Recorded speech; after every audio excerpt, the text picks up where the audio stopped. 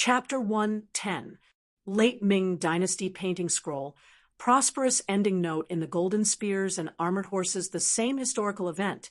A completely different Late Ming Dynasty teamer, 10 Years of Chaos at the End of the Ming Dynasty, book number 1256818 http www. Chijian, com book 1256818, ASBXBS. There's still a chapter of 4,000 words to be written at around 9 p.m. I'm trying to make up for it. Shi Qinghai was in a terrible mood. Ever since his boss arrived in Linhai, his mood had never improved. As a professional, he had been a spy within the Federation for so many years.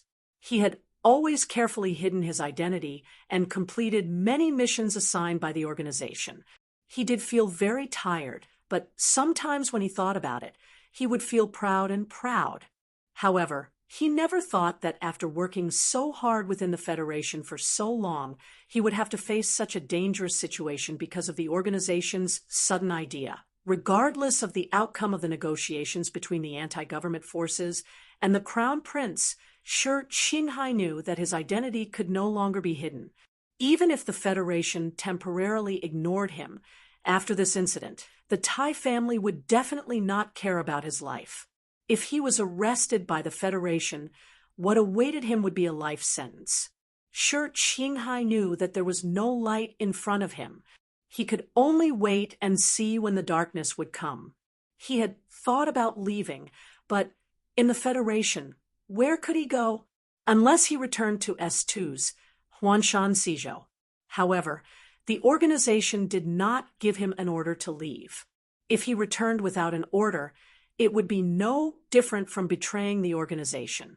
In the anti-government forces cause, people like him were just pawns that could be sacrificed at any time. No one cared about their safety. This fact made him feel very bad. His handsome face was full of gloomy lines. He sat by the Rose River embankment, waiting for the final judgment to come. In the end, he did not expect to see the scene of a girl in a red dress jumping into the river. He pushed Zhou to the ground. Looking at this woman's cold eyes, beautiful face, and extremely cruel expression towards others and herself, Shi Qinghai did not know why he felt extremely angry. He said in a low voice, "I really don't know if you have a brain. It's just a little boy who didn't choose you to be his bed partner. Do you have to live or die?" Zhou, who was pushed to the ground, stared at Shi Qinghai's hateful face. She suddenly struggled and roared like an angry lioness. "It's all your fault. It's all your fault." Zhou was not sure if she liked the Crown Prince brother, because in these 2 years she had only seen him twice. But in these years, everything seemed to convince her that she should like Tai Ziyuan. She had to like Tai Ziyuan. However, today's Double Moon Festival Ball made everything disappear. Thinking of the noble lady who had always been generous with her love for her, and thinking of all these years of waiting, she felt cold in her heart. It seemed that there was nothing worth cherishing anymore. So she left her friends, left the ball, and came to the quiet Rose River embankment. Perhaps she just wanted to commemorate her past in the cold moon, but she did not expect to attract a hungry wolf. Shi Qinghai was a very delicate guy, but he was very strong. Zhou, whose wrist was held by him, could not get up no matter how hard she struggled. Shi Qinghai felt the soft body under him. At the moment when he was ready to die, he suddenly felt a trace of excitement that he had not felt for a long time. After being a playboy for many years, he seemed to have become numb to women. But today on the grass, looking at Zhou's helpless and beautiful face, he gradually had a reaction. In the cold night, this pair of hostile men and women, because of their different experiences, had the same feelings of disappointment and sadness. They rolled on the grass and stared at each other fiercely. Zhou found that she was not as strong as this man. After looking at him quietly for a moment, she exerted strength in her waist and abdomen and bit Shi Qinghai's palm. Shi Qinghai's handsome face twisted, and the back of his hand suddenly bled. He was angry and slapped Zhou Yu's head. He scolded, "Do you think I really have tender feelings for women?" Zhou Yu looked at him coldly and said, "Either you kill me today, or you wait to be killed. Once is enough for this kind of threat." Shi Qinghai stared at the fierceness on the woman's face and suddenly felt very excited. He said in a low voice, "Don't forget how I treated you when you threatened me in the garden." The wound on Shi Qinghai's thin lips proved that the scene in the garden after the ball was erotic and intense. The young man and woman on the thin, snowy grass seemed to have thought of that scene at the same time. Some strange emotions appeared in their eyes, and almost at the same time, they made the same move and kissed each other fiercely. Su Lu stood at the edge of the woods and stared blankly at the scene by the river embankment. He could not understand how the story had developed into such an erotic scene. He thought that Mr. Shi was indeed a hooligan, and that Zhou Yu was indeed a psychopath. He had infinite admiration for them. There was nothing for him to do, and he did not know where to go. He scratched his head and walked to the iron gate of the pear garden. At around 11 o'clock the next day, an automatic alarm rang in a room in an apartment building in Linhai. Shi Qinghai immediately opened his eyes. Although in the hearts of all his colleagues, he was an extremely lazy and depraved playboy, but the good habits of a spy always played a role in certain details. Avoiding the scattered wine bottles under the bed, Shi Qinghai walked into the bathroom. After quickly washing up and dressing up, he made himself a very nutritious breakfast and began to read today's electronic newspaper. After reading the newspaper, he threw the plates into the sink and walked back to the bedroom. He began to stare blankly at the women on the bed, who were still in a deep sleep. Outside the window, it was already cold and snowy, but inside the window, it was as warm as spring. The woman on the bed was completely naked. Her red dress was thrown on the corner of the bed, and the thin red silk quilt was carelessly draped over her, revealing her smooth, jade-like back and the shocking curves of her waist and hips. The woman was sleeping with her face facing the window, and only her graceful back was exposed to Shi Qinghai. Her jade-like skin, contrasted with the red silk quilt, made her look particularly attractive. Half of her plump butt was covered, and her slender, smooth thighs were completely covered. Only the faint lines could be seen, which added to her seductiveness. Shi Qinghai had forgotten how much wine he drank last night. He did not know how many one-night stands he had in his life, but quietly looking at the woman on the bed, looking at her full of seductive curves and her naturally wavy hair, there was a strange feeling in his heart. If it were not for the constant fear of being arrested by the Federation, he might never have had sex with such a troublesome person, especially when he was very clear about this woman's background and her coldness. "Don't pretend to be asleep," Shi Qinghai said indifferently. "I have to go to work today." Zhou Yu lazily turned over on the bed, her eyes still closed. The remnants of makeup between her eyebrows were not ugly, but instead gave off a beautiful feeling like a red flower after the rain. She subconsciously pulled up the thin, red quilt to cover her chest, then slowly opened her eyes and asked, "What time is it?" 11 o'clock. Hearing Zhou Yu's somewhat hoarse voice, Shi Qinghai, the playboy, actually felt a little shaken. He thought of the madness last night, and the woman on the bed, who seemed to be lewd but was actually a little inexperienced. At the beginning, it was hard, but at the end, it was a river. Zhou Yu sat up on the bed, turned around, and began to put on her clothes. She slightly lowered her head and said indifferently, "Don't let anyone know what happened last night." "I think so too," Shi Qinghai said calmly. Zhou Yu's back slightly stiffened. After a moment, she said, "Don't say you know me in the future." "That's what I think too." Shi Qinghai's reply was still as calm and cold as ever. Zoe put on her clothes and walked to the door of the apartment. Then, without any warning, she burst into tears. Her tears washed over her face like rainwater, turning the remnants of the makeup into a field of flowers. A field of flowers. Shi Qinghai looked at her quietly. He knew that this woman was not crying because of his attitude. Maybe she was crying because of something that she herself did not fully understand. He knew that Zoe was really crying, heartbreakingly, desperately crying for the past, crying for the past, crying for herself, crying for others. This rogue official of the Investigation Bureau of the Federation knew women very well. Even when women were crying, they would care very much about whether they looked good or not. Only when they really treated themselves like a broken pot would they grimace with snot bubbles coming out of their noses and contort their facial features in pain, just like Zoe at this moment. Don't cry. I'm about to die. But I didn't cry. What do you have to cry for? Shi Qinghai's expression was particularly gloomy. At this moment, the intercom in the apartment rang.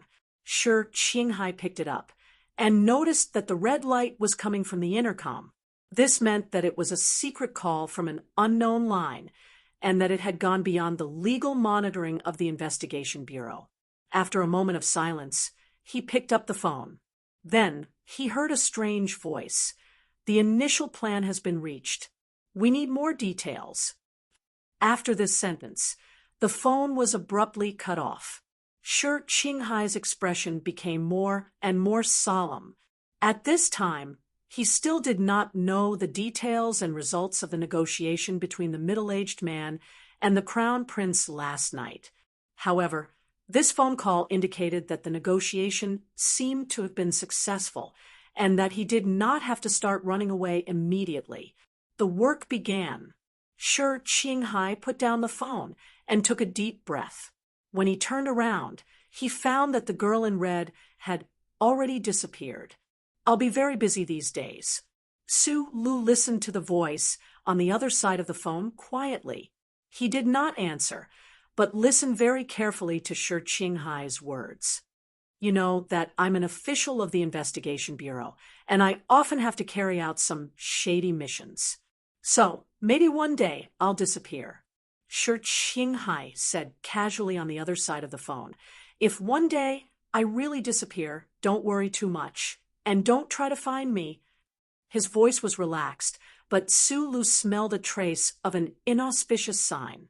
He wanted to ask, but from his friend's tone, he could tell that it was impossible for him to tell the truth. The problem now is that my missions are all secret. If I disappear, maybe the Investigation Bureau will investigate you. Shi Qinghai's voice on the other side of the phone became extremely serious. Just tell the truth. Don't try to hide anything in front of those professionals. You can't hide anything from them. Besides, we're just ordinary friends. They should be able to find out the truth. I don't know how you know Tai Ziyuan, and there's no need to know now. I just want to remind you that if you run into big trouble after I disappear, you can try to mention his name. I believe there shouldn't be too much of a problem. Su Lu had been quietly listening to Shi Qinghai's instructions, but at this time, he couldn't help but ask, no matter how secret a mission is, there will be a day when it's completed. If your disappearance means that you won't come back, I hope you can still let me know. After all, I don't have many friends in the Federation. Shi Qinghai paused for a moment on the other side of the phone, then said, I'll try my best.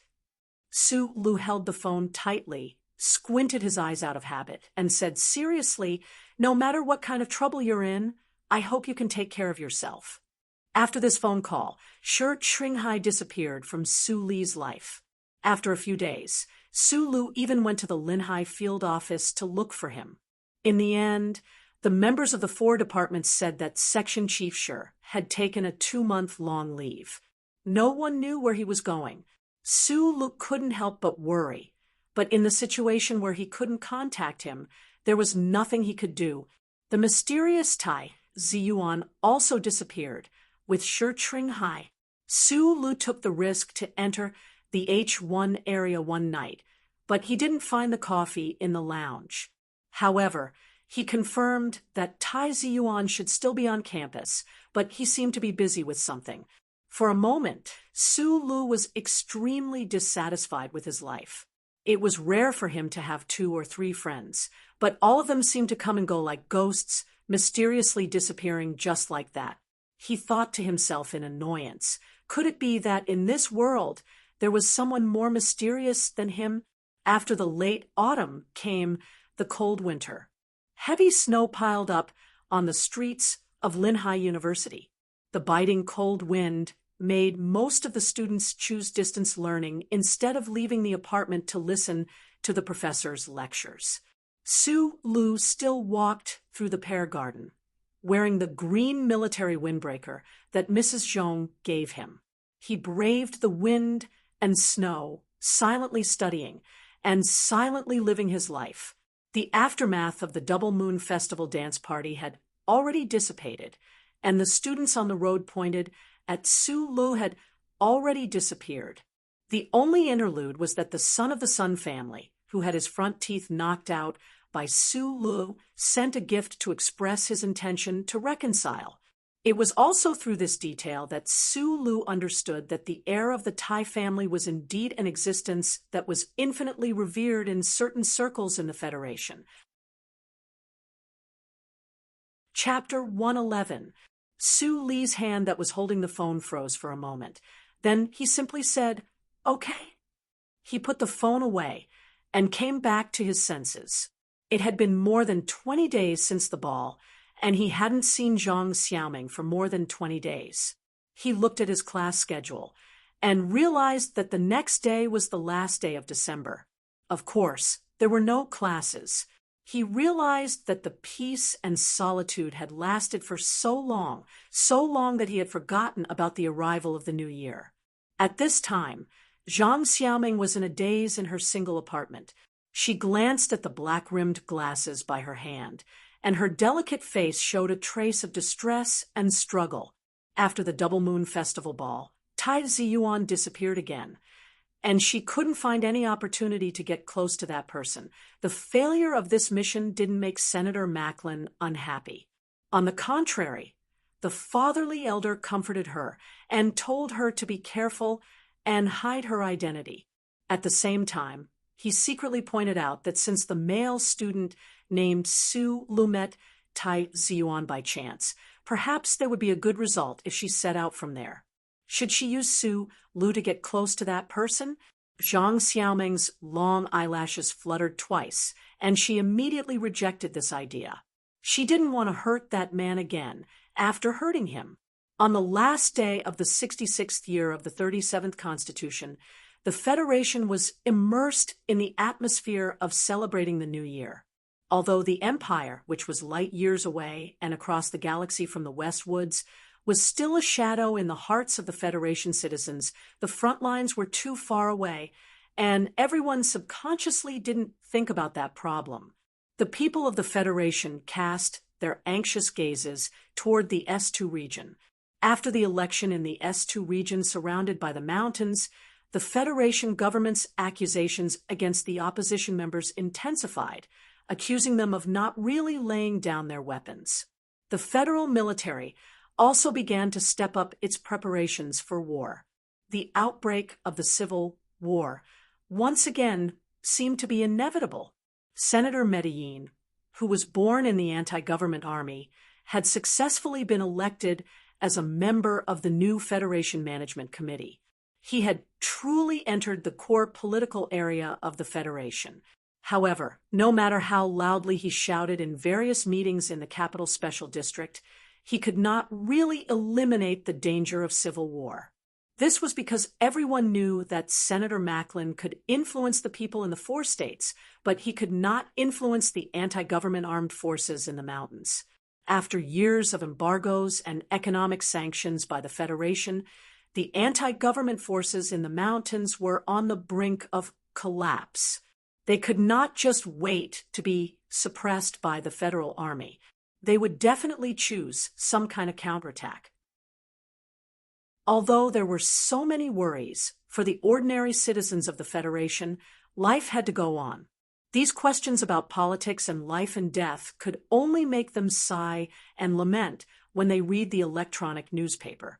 On New Year's Eve, all the famous restaurants were fully booked, and the neon lights of the amusement park began to shine in the daytime, creating a peaceful and happy scene.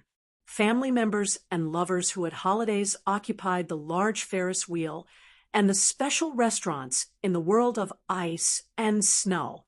Compared to the liveliness, the towering Iron Tower in Linhai had lost its charm as a tourist attraction and became incomparably quiet.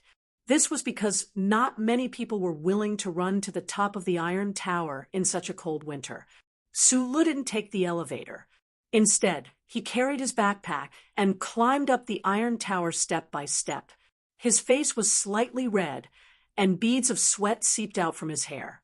However, his breathing was still steady, and he didn't feel tired at all. Today, he could already train his nerves and muscles in his daily life, making the mysterious power in his body more and more peaceful, and also more and more powerful. The cold wind whistled on the sightseeing floor of the Iron Tower.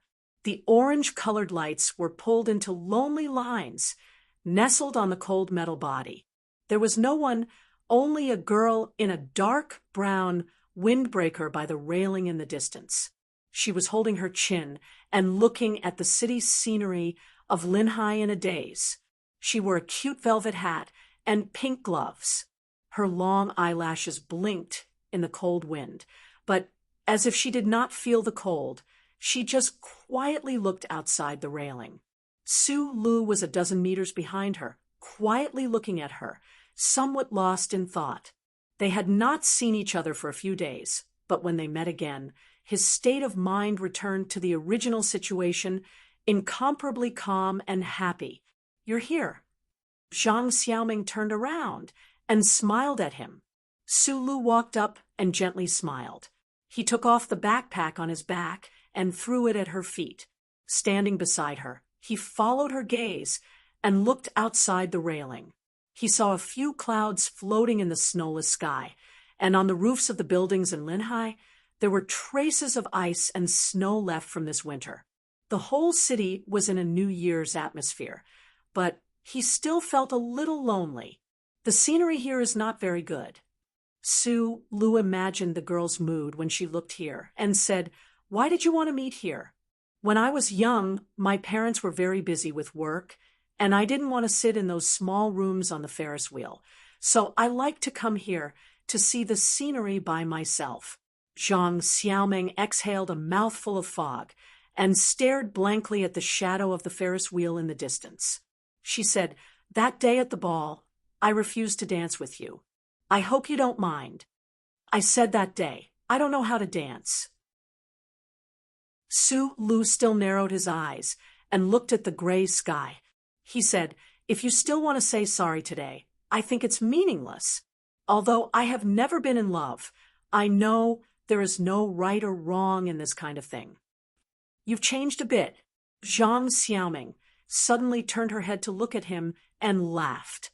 "That time in front of the teaching building, you were much more eloquent than you are now." Sulu also thought of that conversation and said with a smile, "Back then, I saw things too simply." He turned his head and quietly looked at the light flowing in Zhang Xiaoming's eyes. He noticed that she was not wearing her black-rimmed glasses today. He said softly, "Until today, I still think things are very simple. It's just that, other than me, people in this world always have a habit of making simple things very complicated." Zhang Xiaoming did not expect to hear this. She lowered her eyes and fell into deep thought. After a long time, she said softly, "Maybe it's because I am a very complicated person, and you are a very simple person." "No, you are a very simple person, but you want to do very complicated things." Su Li's hand was holding the railing, and he felt that the railing was as cold as ice. He withdrew his hand and exhaled. He asked, What is your secret? Zhang Xiaoming was silent for a long time. She said, "A year ago, I was doing voluntary support work in the office of Senator Medellin in S2. I know that. There are many young people in the Federation who go to the 4 states to do this kind of work." Su Lu said, "You are back, and the government has determined that you are a returnee. This shouldn't be a problem. The problem is, until today, I am still working for Senator Medellin." Zhang Xiaoming suddenly smiled, but her smile was cold. After hearing Zhang Xiaoming's true identity, Su Lu fell silent. After a long time, he said softly, "And then, although I have not received professional espionage training, what I do is actually not much different from a spy." Zhang Xiaoming lowered her head and looked at the heavy backpack by her feet. She said, "I came back to Yue University for only one purpose, and that is to get close to Tai Ziyuan and help the senator establish some kind of direct connection with him." And then Zhang Xiaoming looked at him with slight surprise. She continued, "Other than the Double Moon Festival Ball, I have no other way to get close to the mysterious heir of the Tai family. Oh, right, you might not know his true identity yet." Su Lu shook his head and stopped this question. He asked calmly, and then, no matter what Zhang Xiaoming said, Su Lu only replied with 3 words. And then Zhang Xiaoming looked at him quietly. She took off a pink cotton glove from her hand and put it on his hand. She lowered her head and said softly, "You don't seem surprised at all, and you don't seem angry. Actually, the number of strange things I've encountered in my life is more than you can imagine." Su Lu put on the glove on his left hand, and his right hand naturally held her hand. He looked at her and said seriously, "I just don't understand what these things have to do with what happened between us. I am a spy." Zhang Xiaoming looked at him seriously. She didn't understand and said, "Are you not afraid at all?" Su Lu muttered a few words in annoyance. He thought to himself, "I'm still a fugitive." He sighed and shook his head. He gently parted Zhang Xiaoming's hair under her cap. He looked at her smooth forehead and said with pity, "If this is your secret, I guessed it a long time ago, but I didn't think that the truth I guessed was the truth." Zhang Xiaoming laughed bitterly. She turned her head and looked at the sky outside the railings. She said, "I know I hurt you, and I shouldn't have said these things, but if I don't explain it to you, I will feel very bad. You wanted to get close to Tai Ziyuan, so you left me." Su Lu helped her organize the messy information. After a moment of silence, he said, "And now you realize that I know Tai Ziyuan. If you wanted to get close to him, it would have been more convenient for you to stay by my side. You didn't look for me for so many days. It is clear that you don't want to look back. If I were to return to you under these circumstances, it would be an insult to both of us." Zhang Xiaoming let go of his hand and held her face. Her face was full of relief and determination. "I won't let myself do such a thing." Su Li's mood was slightly better. "You once asked me what I thought of George Carlin's theory and the people in S2. I once said that I sympathized with them and was willing to support them, but I don't understand. Is it because you are willing to sacrifice something? You can sacrifice the love between us." Zhang Xiaoming's nose wrinkled in distress. She sighed and said, "Maybe you think it is funny, but it is my belief, and I will definitely return to S2 in the future. Your dream is to be the chief engineer of the Shell Motor Company. The 2 of us don't have a future to begin with. Let's not talk about the future. Let's talk about the present. You are here today. It seems that the people you serve have new requirements for you." Su Li's eyes narrowed. He said mockingly, "I respect any belief, but a belief that requires one to sacrifice one's feelings and betray one's feelings. In my opinion, it is a disgusting thing." Zhang Xiaoming felt his anger. She silently changed the topic. The pressure on S2 is too great. The soldiers and workers living in the mountains are about to be attacked by the federal military, and the only ones who can change the will of the Federation government are those big families. Tai Ziyuan is the heir of the Tai family, one of the 7 big families. If Senator Macklin can gain his trust, he will be able to help the people in the mountains get through these difficult times. In your opinion, I betrayed the feelings between us for some illusory belief, but in reality, I am doing this for the sake of those fresh lives. After a long silence, Su Lu said, I haven't seen Tai Ziyuan for many days. I may not be able to help you on your side. I just want to confess everything to you. Zhang Xiaoming looked at him. Her eyes were filled with tears. Su Lu took her into his arms. His hands slipped into her brown windbreaker, sticking close to her soft and warm body. He hugged her tightly and refused to let go. He sniffed the faint fragrance around her neck and said, You are my first woman. Zhang Xiaoming leaned into his arms and said, You are my first man. I like you. I like you too. Are you really going to leave me? Yes. Then what is it between us? What was that night? Was it charity for a poor man like me before he died? Su Li's voice suddenly became angry. Zhang Xiaoming lowered her head and held his chin like a kitten. She said faintly, Just think of it as charity for me. Maybe then you won't be so unhappy. Have you ever thought that those big shots who play politics are just using you? Have you ever thought that you're just a girl who doesn't know anything? You're very childish. Su Lu stood up straight, forgetting that she was still a young girl who wasn't even 20 yet. She looked into Zhang Xiaoming's eyes with melancholy.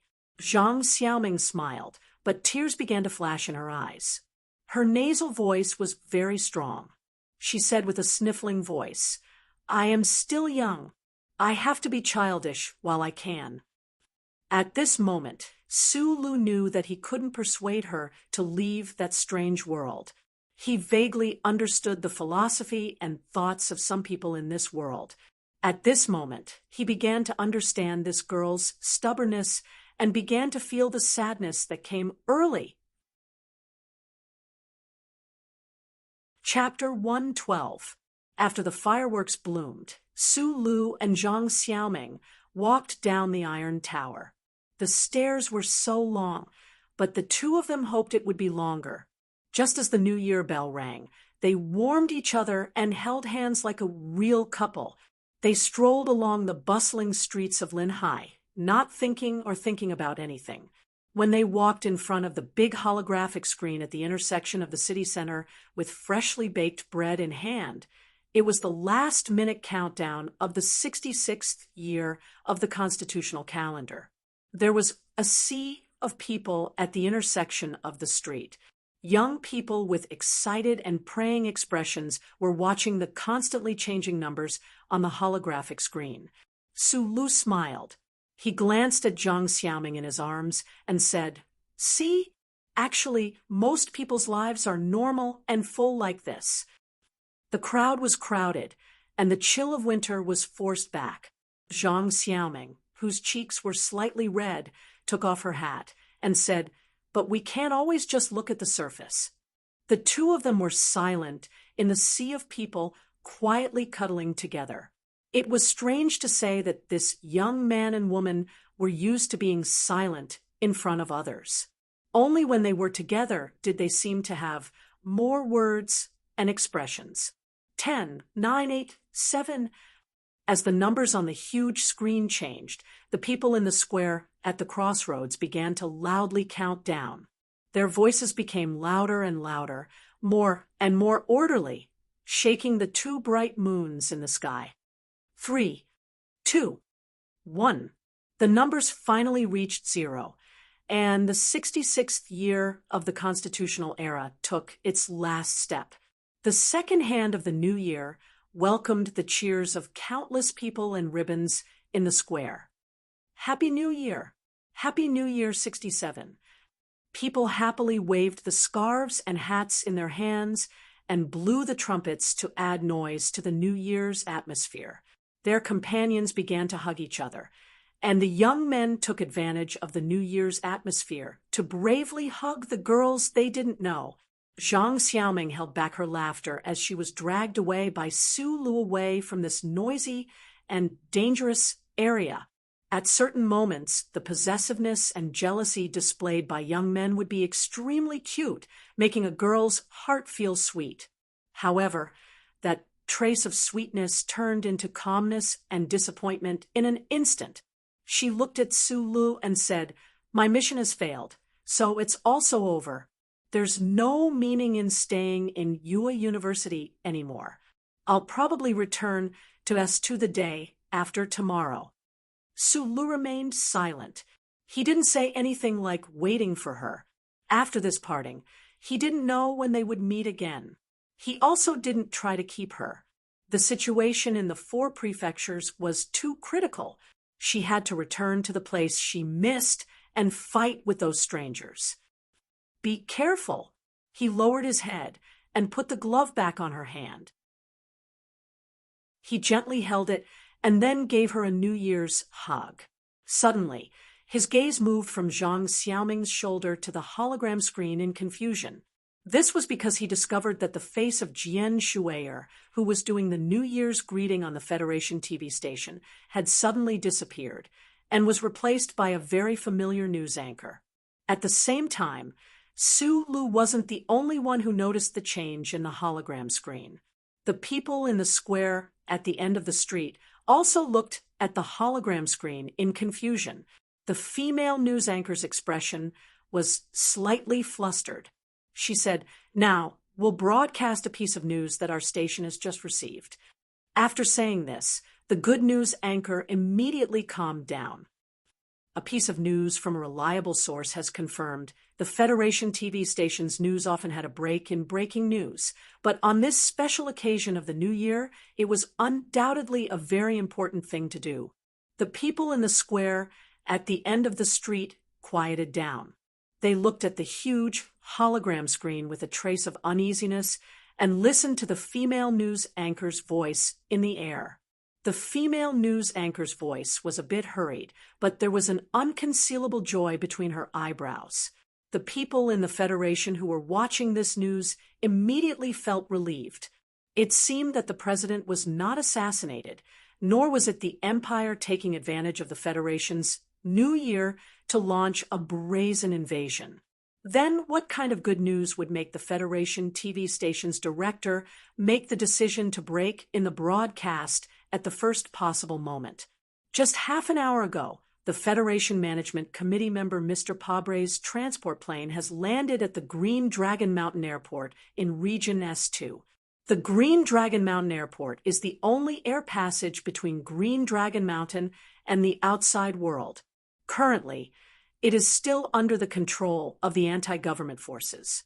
The following is the image that our station has just received. The people in the square at the end of the street looked at the hologram screen in disbelief. They saw a tall man wearing a gray windbreaker, under the protection of several aides, walking down the gangway of a shabby transport plane. And below the transport plane, several leaders of the anti-government forces greeted him with a serious expression. The tall man's face was a bit dark. The lines of his face were as sharp as a knife, showing this person's resolute character. His lips were a bit thick. He was the rising political star of the Federation in the past 2 years, Member Pabre, who was deeply supported by the majority of the middle and lower class people. In the news image on the hologram screen, Member Pabre's broad right hand and the hand of the leader of the anti-government forces were tightly clasped together.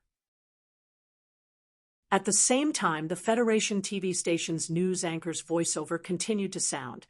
"We don't know when Member Pabre left the Capital Special District and went to the Green Dragon Mountain military area, but according to the press release sent by the member's office, Member Pabre's trip was invited by the anti-government forces leader Nan Shui to negotiate a settlement agreement. According to the latest news, The two sides have reached an agreement on the specific details of the agreement. Within the next 48 hours, the anti-government forces will fully withdraw from the 4 states around the mountain, maintaining an effective zone of peace between them and the government forces. Member Pabre's office has publicly called for the government and the military to maintain a restrained attitude before the settlement agreement is signed. At the same time, they said that the specific provisions of the settlement agreement will be sent to the Management Committee and the President's office in the shortest time possible. Member Pabre believes that this settlement agreement will certainly satisfy the dignity and demands of all parties. According to our station's reporters in the 4 states, before 8 o'clock last night, the anti-government forces had already begun to withdraw, but no one expected that this was to welcome Member Pabre's sudden visit. According to analysts, the reason why Member Pabre's office showed such confidence in the press release is because the member has already obtained some kind of promise from the leader of the anti-government forces, Nan Shui. The anti-government forces will make great concessions in the negotiations and accept the 3 key conditions put forward by the government. The crowd in the square at the end of the street, who had been quietly listening to the news, finally burst into cheers at this time. Whether it was from the news or from Member Medellin's busy lobbying activities, the people of the Federation guessed that the military operation in Region S2 was about to begin, and that a civil war was about to break out. This fact cast a shadow over the new year. However, just after the new year, Member Pabre, who took the risk to travel to the anti-government forces area on a transport plane, brought such a big surprise to the people that they couldn't help but cheer. The President's press release has just responded by welcoming the peaceful intentions shown by the anti-government forces at the arrival of the new year. At the same time, they are grateful to Member Pabre for his tireless efforts for peace, and are grateful to Member Pabre for taking the risk to personally travel to the mountain area. However, the press release also said that Mr. President is temporarily unable to understand the specific contents of the agreement, so he is unable to make a specific evaluation. The Management Committee has temporarily maintained silence. A liaison officer of the member's office, who is willing to be named, expressed doubts about the true purpose of Member Pabre's trip. He also insisted that the action without the authorization of the President and the Management Committee is not legal, and that the legendary reconciliation agreement actually has no legal effect.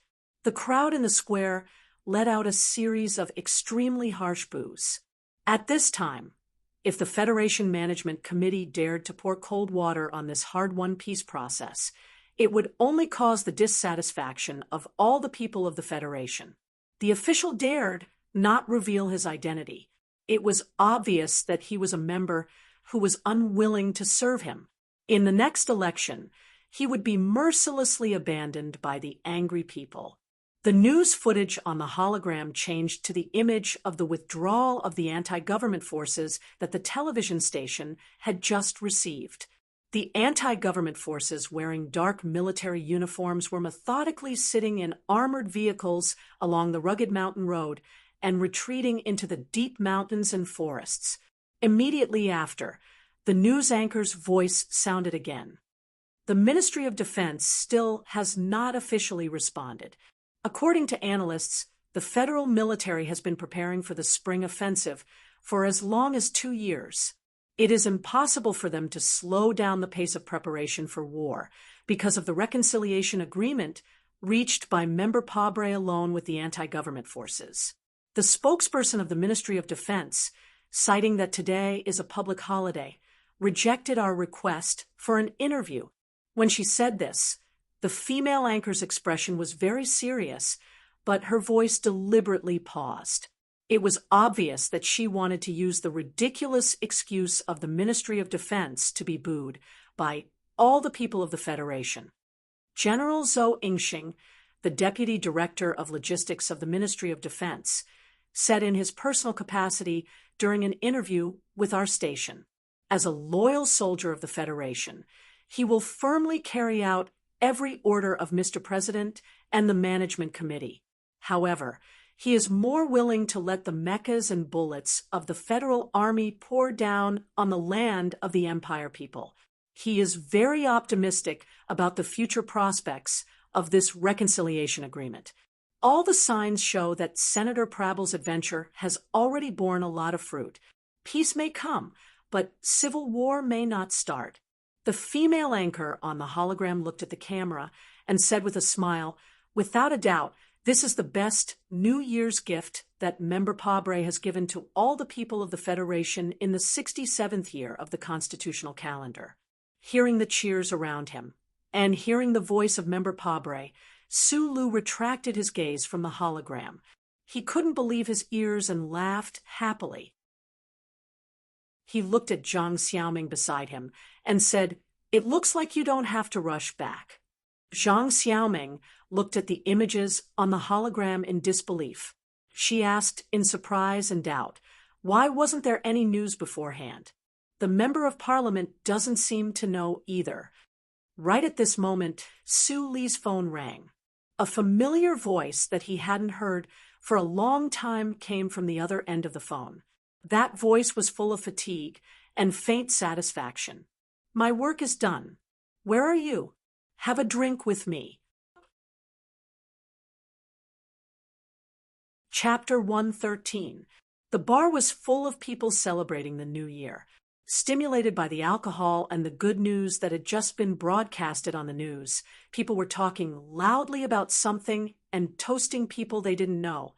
Sulu struggled to walk to a quiet corner of the bar. When he saw the 2 empty bottles of hard liquor in front of Shi Qinghai, he couldn't help but shake his head. Shi Qinghai was still wearing his wrinkled suit, and his whole body was emitting a sour smell. There was nothing on the table except for a few bottles of amber hard liquor, 2 wine glasses, and a bucket of ice. "Zhang Xiaoming didn't come with you?" Shi Qinghai lazily opened his eyes. Although he had already downed 2 bottles of hard liquor, the eyes of this yuppie-looking official from the Bureau of Investigation were still clear and bright, without a trace of drunkenness. Su Lu admired Shi Qinghai's alcohol tolerance the most. He sighed and poured himself a thin layer of alcohol, but added 7 ice cubes. He replied, "She had a party at home today, so she went back first." In fact, Zhang Xiaoming didn't want to go back to that stale home where she only knew how to socialize in high society.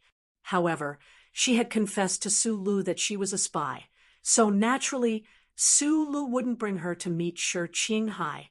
After all, Shi Qinghai was an official from the Bureau of Investigation of the Federation. Thinking of Zhang Xiaoming, Su Li's expression gradually froze. He couldn't completely understand what was on the girl's mind. "We haven't seen each other for a few days. Why did that woman come back to you?" Shi Qinghai saw his expression and frowned. When he found out that Zhang Xiaoming and Su Lu were together over the phone, he immediately guessed that it was related to Senator Macklin. Thinking that the female student might want to get close to Tai Ziyuan by returning to Su Lu, he couldn't hide the disgust in his heart. He said coldly, "Did you forget what happened before the ball?" Su Lu smiled honestly. Although he couldn't guess what Shi Qinghai was worried about, he could tell that he was concerned about him. He avoided the question and said, "Let's talk about you. What kind of secret mission made you leave for so long? I went to the 4th Department to look for you, but even your staff members didn't know where you were." "Well, since it's a secret mission, of course those little bastards wouldn't know." Shi Qinghai raised his eyebrows and said proudly, "Nominally, I just took a 2-month leave and went to the tropical south for a vacation."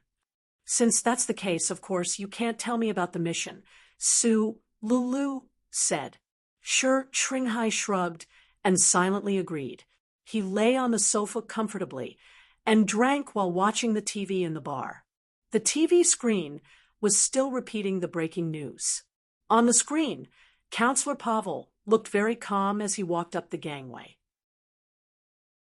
The wind in the S2 green Dragon Mountain area made his windbreaker flutter in the wind. Shi Qinghai looked at the screen and pursed his thin lips. He narrowed his eyes and fell into deep thought. In the past few days, he had been very busy. The communication between the Thai family and the anti-government army was all done by him alone.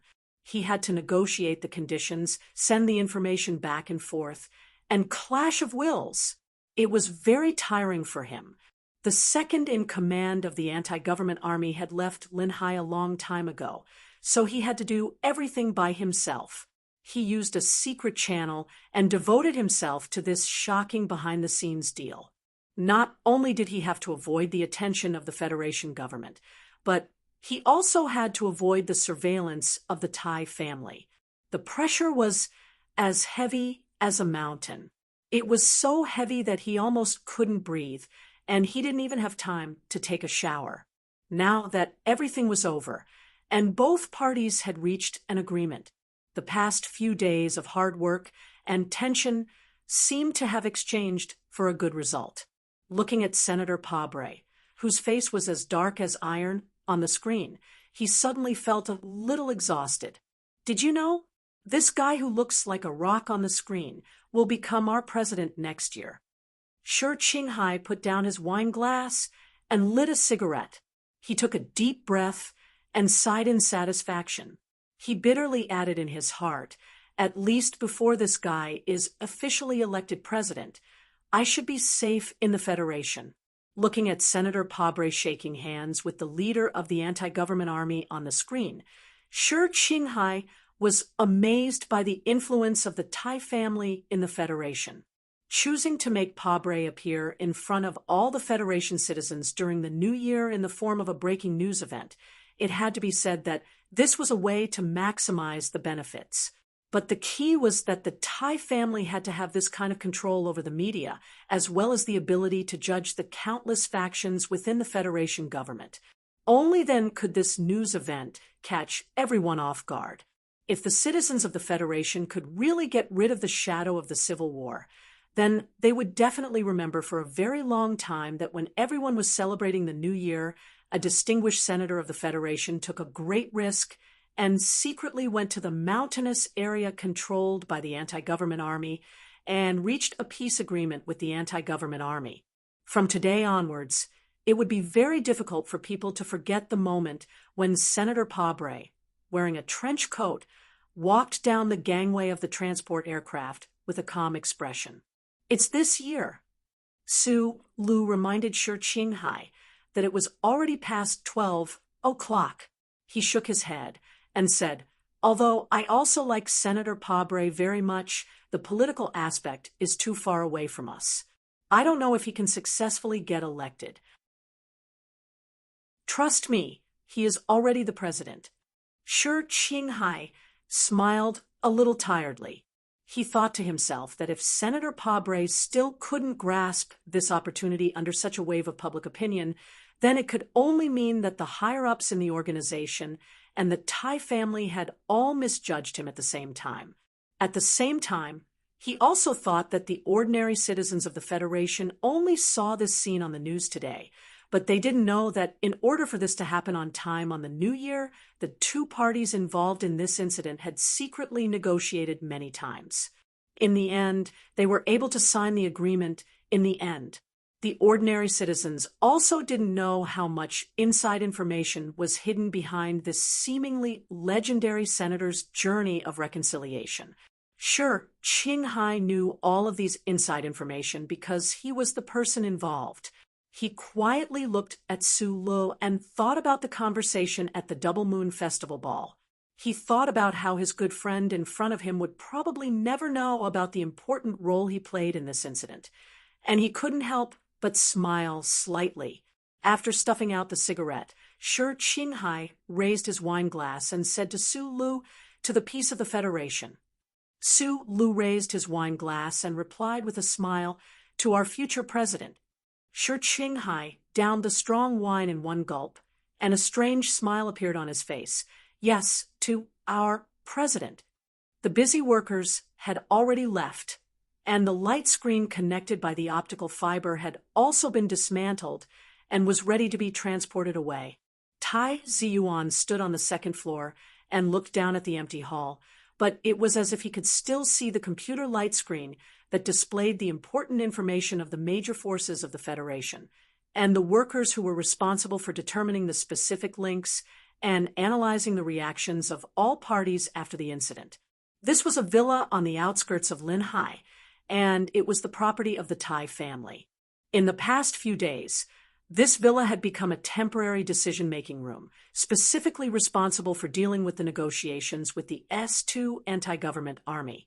In the past few days, the light screen was always on, and the workers were always busy, walking as if they were running. Tai Ziyuan's lips slightly curved, and he smiled. After the coming-of-age ceremony, he finally had full authority. For the first time, he truly began to independently handle a major event that could affect the entire Federation. Under the close supervision of Lady Tai, with the help of countless workers from the family, and after many days of exhaustion, he was finally satisfied to see that his work had a good result. He only saw the news on the light screen once, but he saw the news 4 minutes before anyone in the Federation, and even the president. This was because this piece of news had passed his review and was sent to the news department of the federal television station.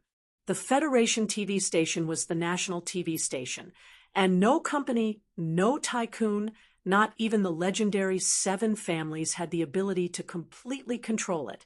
But countless forces would try to reach out their hands in the Federation TV station. And the Tai family, who had always been low-key and steady, was the most important news department of the Federation TV station and had the most powerful influence. Tai Ziyuan held the railing with both hands and recalled the scene in his mind. He was very satisfied with Mr. Pabre's performance in front of the camera. He believed that in the near future, Mr. Pabre's campaign office would definitely choose that scene as the most important poster cover and paste it all over the Federation streets to win him countless votes. Thinking about this, the youth couldn't help but smile, and he was very satisfied with his work these past few days. The negotiations with the anti-government forces were exceptionally difficult because the other party was still unwilling to give in to the 3 most important conditions proposed by the Federation government. And if Tai Ziyuan couldn't convince the other party to give in, then even if he reluctantly signed the agreement, he was afraid that in front of the president and the management committee, he wouldn't be able to get a shred of approval. The negotiations continued until the last moment. At that time, Mr. Pabre had secretly boarded the Tai family's private spaceship and arrived at the mountainous 4 states of Region S2. That inconspicuous transport aircraft was already full of fuel, and the old-fashioned engine was already roaring, but the 2 parties in charge of the negotiations still hadn't reached an agreement. Reaching an agreement was very important, but the timing of reaching an agreement was actually even more important. Both parties knew very well what it meant for Mr. Pabre to choose the time of the new year, so the anti-government forces kept delaying it, inevitably because they wanted to use the time to exchange for benefits. In the end, it was Mr. Pabre himself who spoke from under the transport aircraft. If the anti-government forces still insisted, then he would rather take the risk of becoming a laughingstock in the political world after the matter was exposed and return to the capital directly on the spaceship. It was precisely through this small interlude that Tai Ziyuan once again confirmed that his opinion of Mr. Pabre was correct. This Mr. Pabre did indeed have the sincerity and persistence that was rarely seen in the Federation's political circles. Tai Ziyuan was very willing to see such a person become the president of the Federation. "Young master, we should be leaving." Butler Jean walked up behind him and quietly looked at his side profile, smiling slightly. He knew very well what kind of satisfaction and tiredness a young man would feel after completing such a political operation on his own for the first time. "Yeah, I can finally relax." Tai Ziyuan sighed and said, "What's my schedule for tomorrow?" Chapter 114. Does anyone know my itinerary for the next day? No. Tai Ziyuan looked at Steward Jean and said with a smile, "If that's the case, where is the danger coming from?" According to the internal analysis of the Federation Investigation Bureau, under the current circumstances, the families supporting the presidential candidates should be angry enough with the young master. "It's all just speculation," Tai Ziyuan said. "In a few months' time, I'll be leaving Yue University and heading to the West Woods for military service. Don't tell me you still expect me to be surrounded by bodyguards from my family while I'm in the military camp?" On the first day of the 67th year of the constitutional calendar, the snowstorm in Linhai University town raged, as usual, covering the entire large city group in snow and ice. Families celebrating the new year were happily shopping on the streets, while students who lived alone in other places were more used to hiding under the warm blankets of their apartments and playing games. However, this habit was broken by a concert this year. All the major campuses were quiet, but the comprehensive gymnasium by the Rose River in the northwest corner of the university town was bustling with noise and excitement. Su Lu brushed off the snow on his body and took a deep breath. He raised his head and looked at the huge hologram above the gymnasium. Looking at the familiar purple-haired girl's radiant face on the hologram, he couldn't help but shake his head with a smile. Back in the Donglin region, orphans like them could only stare at the Jian Shui'er on the TV screen and shout unrealistic slogans. Who would have thought that in this lifetime there would be a day when they could see Jian Shui'er with their own eyes on the Capitol ring?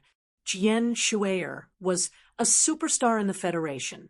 Perhaps using the term superstar was a bit inappropriate because there were as many stars in the Federation as there were stars in the sky, but stars like Jian Shui'er were extremely rare.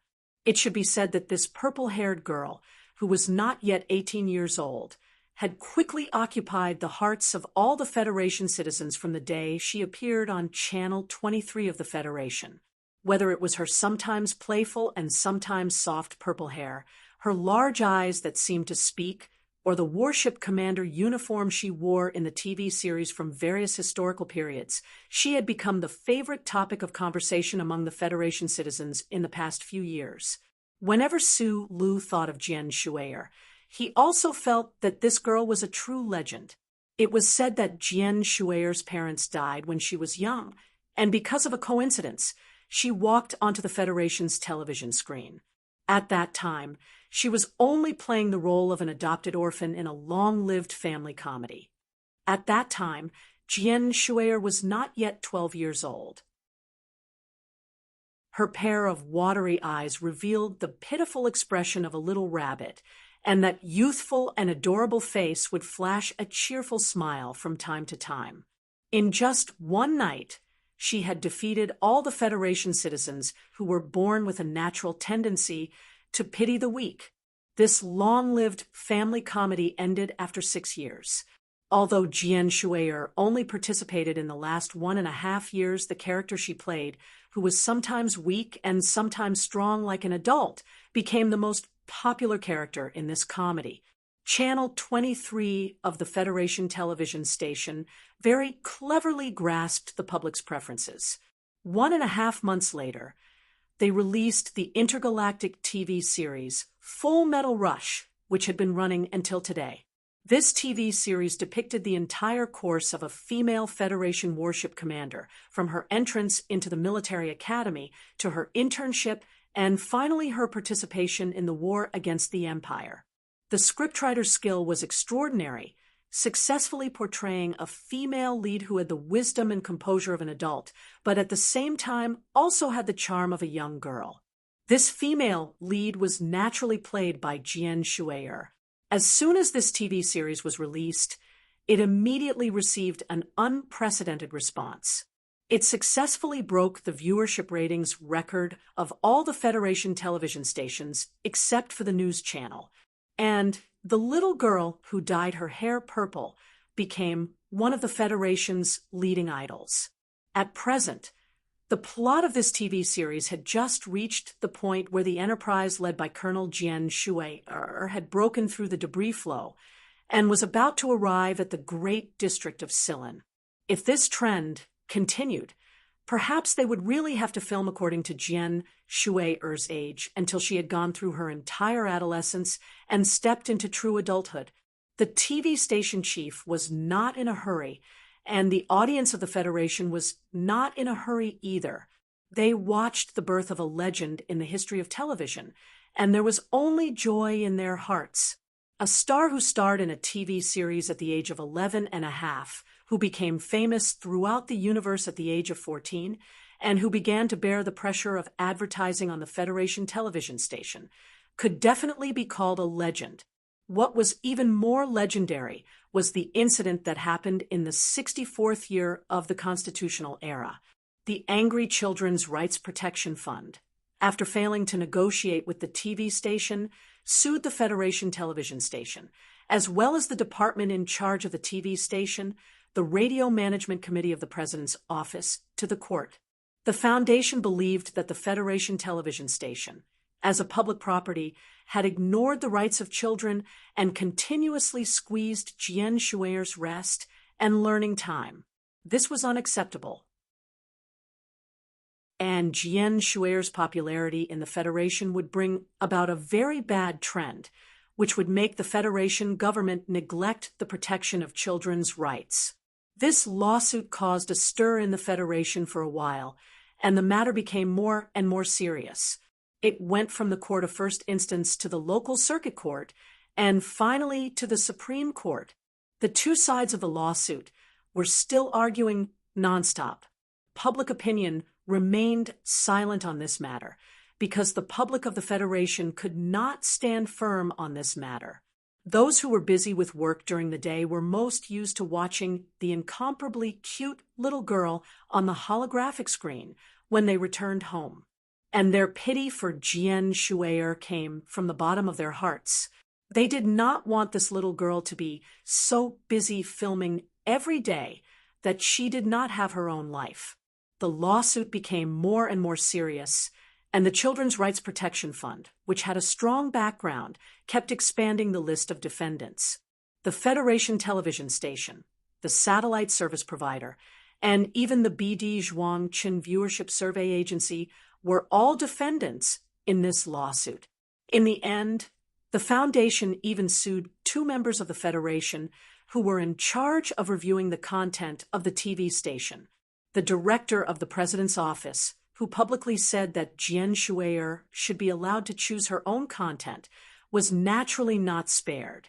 The climax of this dispute in the Supreme Court was in the autumn of the 64th year of the constitutional calendar, when Jian Shui personally appeared in court to defend herself. In the solemn court, Jian Shui, who was dressed in plain clothes, adorably rubbed her fluffy purple hair and said to the live broadcast camera, "I am very grateful for the efforts that the Foundation has made for me. I also understand that the Foundation is worried that the rights of minors will not be fully protected, even without any preconditions. But I just want to say that all the decisions that I have made are my own, and I like them." The three words, "I like them," seemed simple, but it expressed the attitude of the number one star of the Federation. The Children's Rights Protection Fund still did not give up.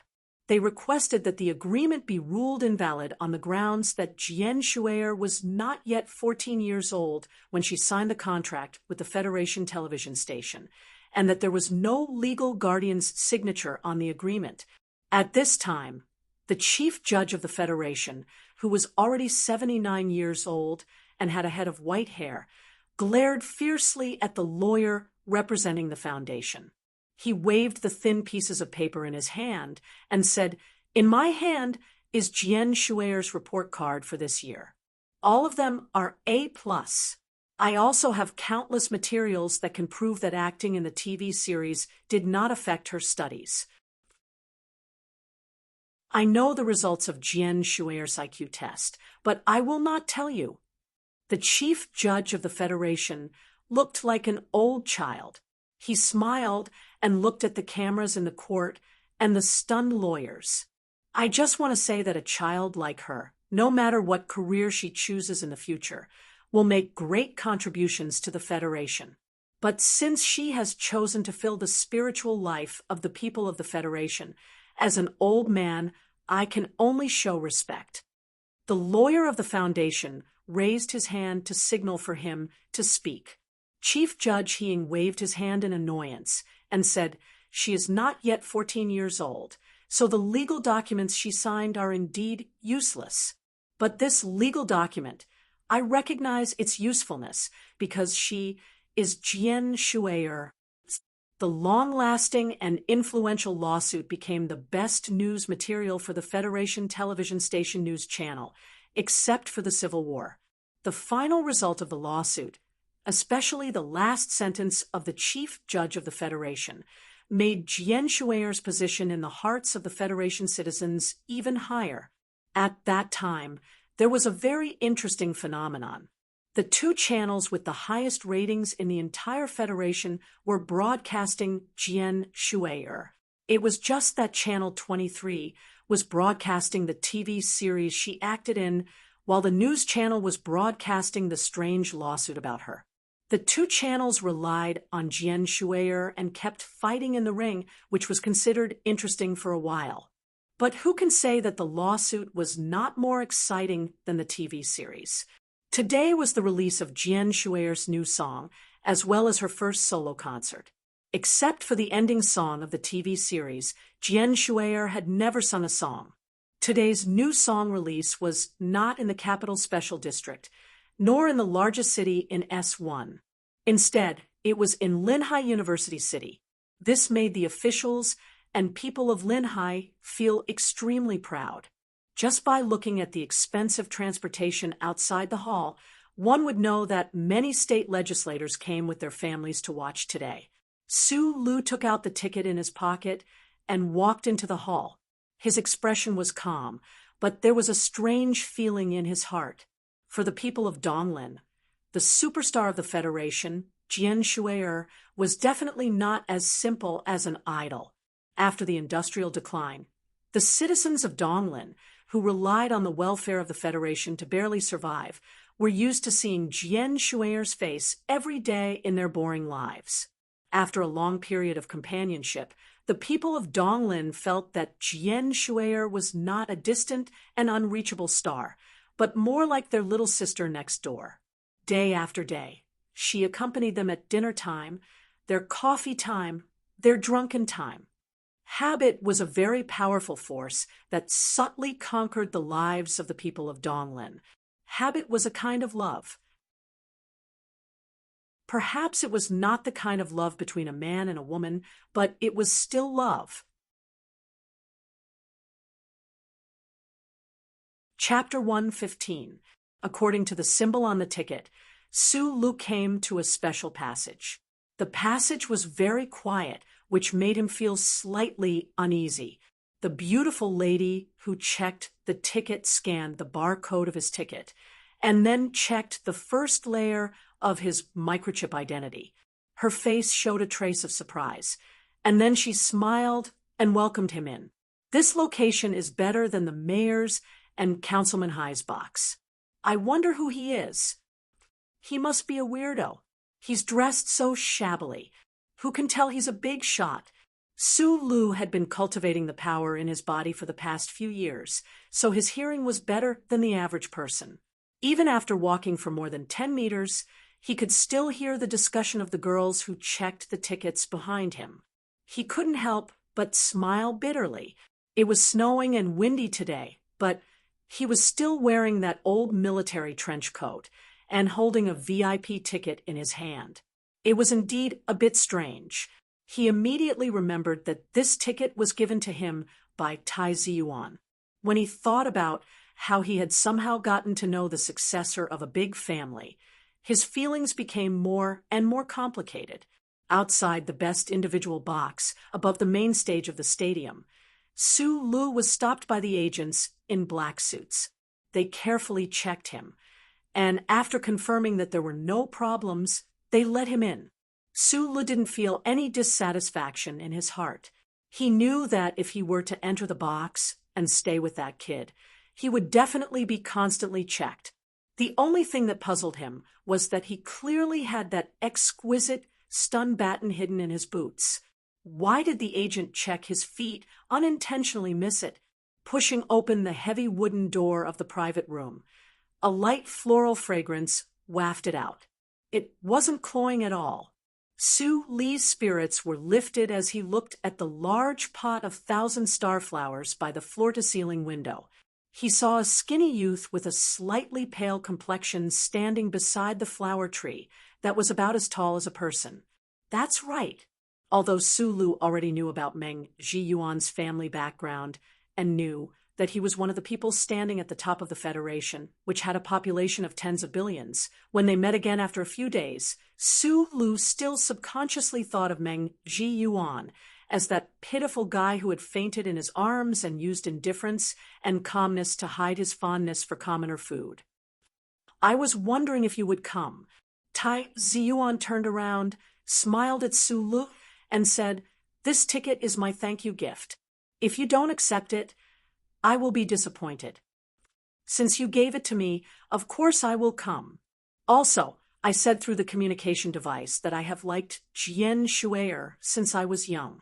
Su Lu walked over to him and raised his knife-like eyebrows. He knew very well that this young man in front of him was not an ordinary person and would not interact with him like a normal friend. This was because in front of others, the other would always naturally reveal that kind of aura. However, he tried to treat the other like a normal person because he believed that this was how friends should interact, if the two of them could become true friends in the future. Tai Ziyuan was not surprised to hear Su Lu answer him like this, because he knew what kind of person Su Lu was. The corners of his lips curled up, and he quite admired how the other was still so stubborn in front of him. He smiled and said, "Jian Shuier is younger than you. If she heard what you said, she would definitely be so sad that she would not be able to eat." Su Lu walked to his side, sniffing the fragrance of the 1,000 starflowers. He looked at the empty stage, not far below the floor-to-ceiling glass, and suddenly thought of something. He asked hesitantly, "Do you know Jian Shuier?" Although Jian Shuier was the most popular star in the Federation, with Tai Ziyuan's status as the heir of one of the 7 great families, it should not be difficult for him to get to know her. Tai Ziyuan shook his head. "I've been transferring schools all these years since she debuted, so how could I know her? But I've seen a few of her TV shows, and she really is a very cute little girl." For him, there were no stars in the world that were worth being infatuated with. In his position, he would look at everything with an appreciative gaze, but he would never be as emotionally invested as Su Lu. Perhaps this in itself was a kind of tragedy. Su Lu smiled and said, "That's good. I was quite worried that I would hear the bloody and teary history of these stars from the mouths of big shots like you. You can't imagine how big of a blow it is to people like us when our idols are disillusioned. You think too much." Tai Ziyuan could hear the hidden meaning in Su Li's words. He laughed and said, "We're not crocodiles that eat people without spitting out the bones. You don't have to always think of us in the dark. Of course, I won't deny that some people like to use celebrities as a symbol of their strength. But those people don't include me." He added in his heart, "Moreover, no one would dare to use Jian Shuier as a symbol of their strength unless those rich young masters were really tired of living." After Butler Jean arranged the food and drinks, he bowed to the two of them and left the luxurious private room. At this time, only the 2 young people were left in the private room. The atmosphere of the conversation suddenly became much more relaxed, and it was more like they were back in the H1 lounge. However, the conversation did not start for long before it came to an abrupt end. This was because Su Li's eyes suddenly froze, and it was as if the wind and snow outside the gymnasium had frozen into 2 icicles. He did not blink and did not move as he stared blankly below the floor-to-ceiling window. The gymnasium was dark. There was only a stage, and there was only one person on the stage. A purple-haired girl under the age of 18 walked out of the darkness and bathed in the light. The music started. This luxurious private room was directly facing the large holographic screen of the gymnasium, and it was not far from the stage. It was the best position to watch the concert. There was no need for binoculars to clearly see the beautiful and cute face of the purple-haired girl on the holographic screen. The voice input alone made it, so that the room could hear the most vivid voice of Jian Shui'er. However, Su Lu still stood by the floor-to-ceiling window in a daze, looking at the distant figure on the stage. He watched as she changed into her costume, watched as she introduced her new song with some difficulty, and watched as she, who should have only existed in his imagination, appeared in front of his eyes. Far away on the horizon, but right in front of his eyes. He did not know how long he had been standing there. Who knew how many times those melodious songs had been played, but Su Li's posture did not change at all. Tai Ziyuan had long lost his patience to keep him company. He sat back down on the comfortable sofa, picked up a glass of low-alcohol wine, and sipped slowly. His gaze would occasionally glance at Jian Shui'er's face on the holographic screen outside the window, and occasionally close his eyes to listen carefully to the first sounds of this most popular celebrity of the Federation. However, most of the time, his gaze would fall thoughtfully on Su Lu, who was standing by the window. He believed that he knew very well what kind of person Su Lu was. He was calm, passionate, sincere, and upright. He was not greedy for vanity and had an innate aversion to seeking connections with the rich and powerful. He was a fellow who was quite lucky to have caught the eye of Professor Jean. This fellow had a talent in mecha that Tai Ziyuan still could not understand, but he was exceptionally low-key. However, at this moment, as he stared at Su Li's back, Tai Ziyuan suddenly found that he could not quite see through this fellow. Why would a young man who had to work so hard to maintain his dignity and composure in front of him lose his composure like this in front of a female celebrity that only young men and women would be madly infatuated with? No, this was not losing his composure. This was a state where he was completely immersed in the performance, forgetting everything else around him. Tai Ziyuan's brow furrowed slightly, especially when his sharp eyes noticed that Su Li's eyes seemed to be a little bright in the reflection of the full-length window, as if they were wet. He could no longer control his surprise. He stood up and walked over to the window. Su Lu stared silently at that incomparably familiar, yet incomparably unfamiliar purple-haired girl on the stage below the window. Watching her release her charms like a goddess under the lights, he felt his entire body stiffen. His fingers resting on the full-length window were somewhat numb, and his heart was beating much faster. In the instant that Jian Shui'er had appeared on the stage, Su Lu had thought of a proverb from the Federation. When a dream becomes reality and appears before people, people will always treat this reality as a dream. At first glance, Su Lu had felt that the purple-haired girl on the stage was not real at all, that she was someone who only existed in his dreams. He felt that everything that was happening now was just a dream. He thought that his disobedient, stiff body and slightly numb fingers were all, because of this reason, that he could not wake up. However, following the sound of the song, Su Lu woke up. He knew that he was in the luxurious box of the Capital Ring Stadium, not outside the coffee shop on Donglin's Bell Tower Street, and not at the top of an abandoned mine. As the song progressed, Su Lu gradually calmed down, but he still stared blankly at Jian Shui'er on the stage, his eyes unblinking. He didn't know how many songs she sang or what song she sang, but he just quietly listened and quietly watched until his eyes gradually became moist. A few years ago, under the green tree in the suburbs of Heshi Province's capital, he had once cried to Jian Shui'er on the hologram screen, saying that he would take her as his wife. But he knew that the tears at that time were only caused by the fatigue of the muscles in his eyes from staring at the components for a long time in the mine's operation room. But now, he really felt very sour in his heart, and had the urge to cry. He finally understood why he had always liked Jian Shuier so much.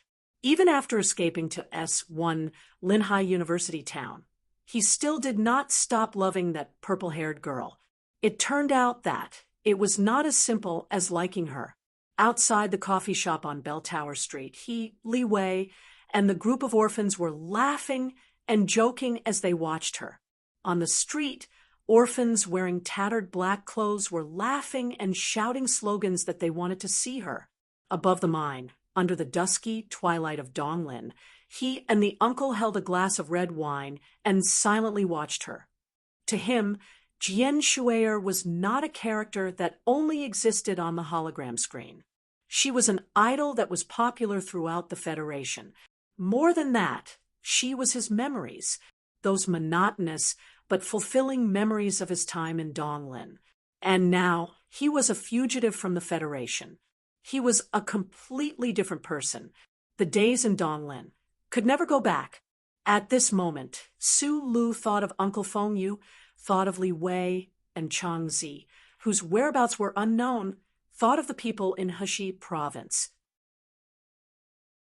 His heart was calm and incomparably sour. "What's wrong?" Tai Ziyuan walked to his side and asked with a frown.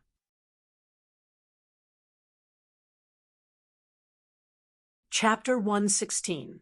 The moment he saw Jian Shuier, Su Li's heart, which had been heavy for the past year, gradually opened a door. He naturally thought of everything that had happened in the Donglin district, and realized that he had never forgotten. That was his past. No matter whose identity the chip behind his neck was impersonating, he was still Su Lu. A smile appeared on his ordinary face, and he quietly looked at the purple-haired girl who was singing the last song. "I have to live well in the future," he said. Tai Ziyuan frowned slightly and looked at him. "I never realized that someone as honest as you actually had the potential to be a philosopher. You only saw your idol, but you actually managed to connect it with how to live. That's because people like you don't know how difficult it is to live." Su Lu smiled. His pair of thick eyebrows, which were raised like throwing knives, began to emit a youthful vigor. The cheers in the stadium were cut off by the wide floor-to-ceiling glass, reducing the frenzied atmosphere by quite a bit.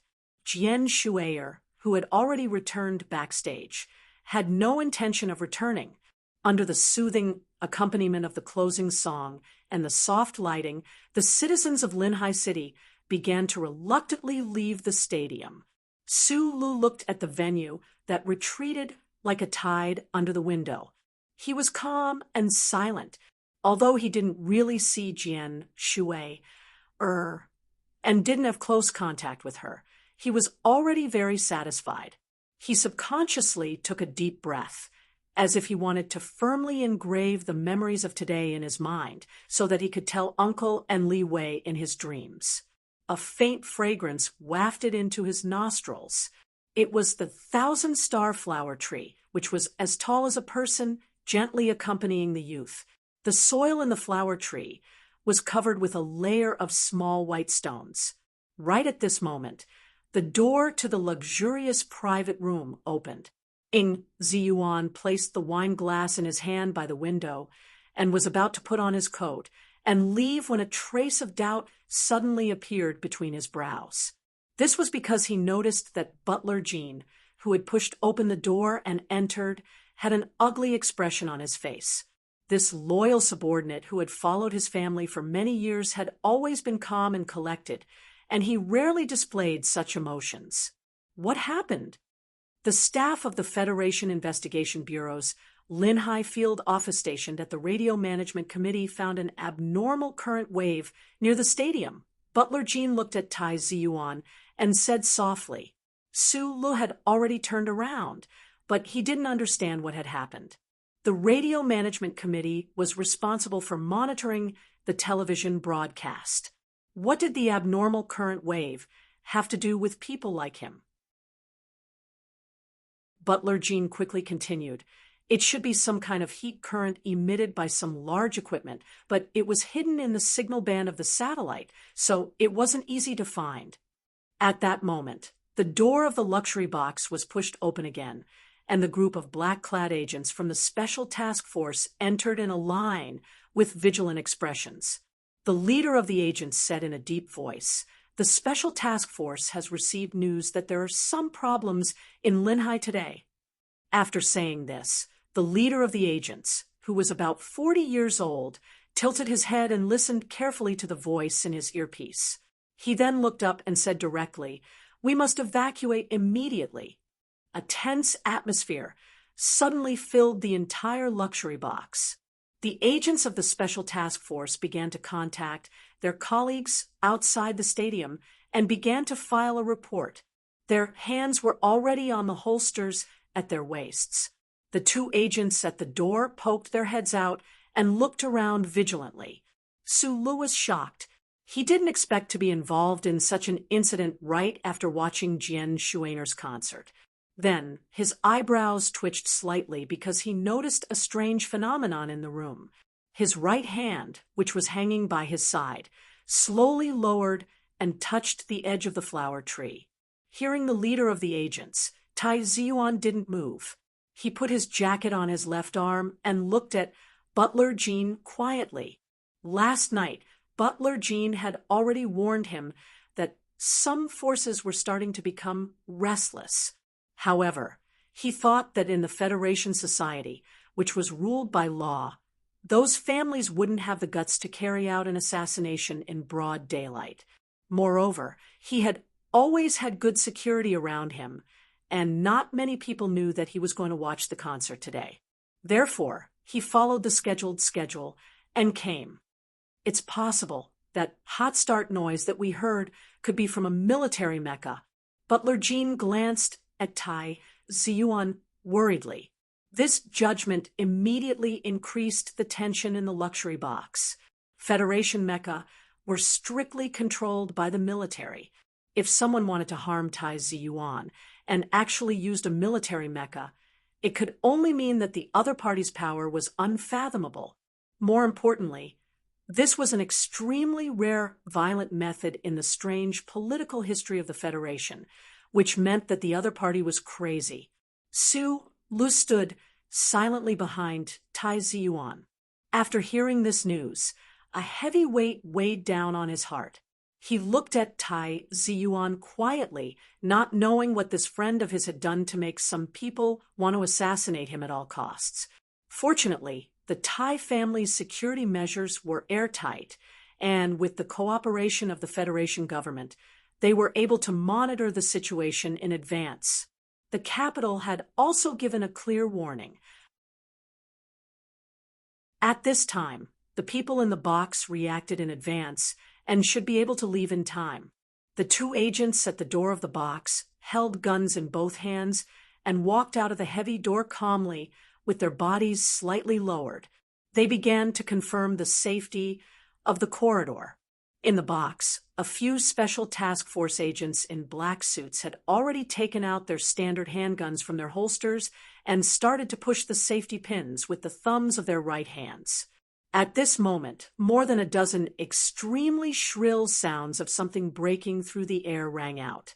More than a dozen hard white stones all smashed into the face of one of the agents. With a loud bang, the agent's face was covered in blood. Blood splattered everywhere. With a muffled grunt, the agent opened fire with the handgun in his hand. He opened fire at Tai Ziyuan.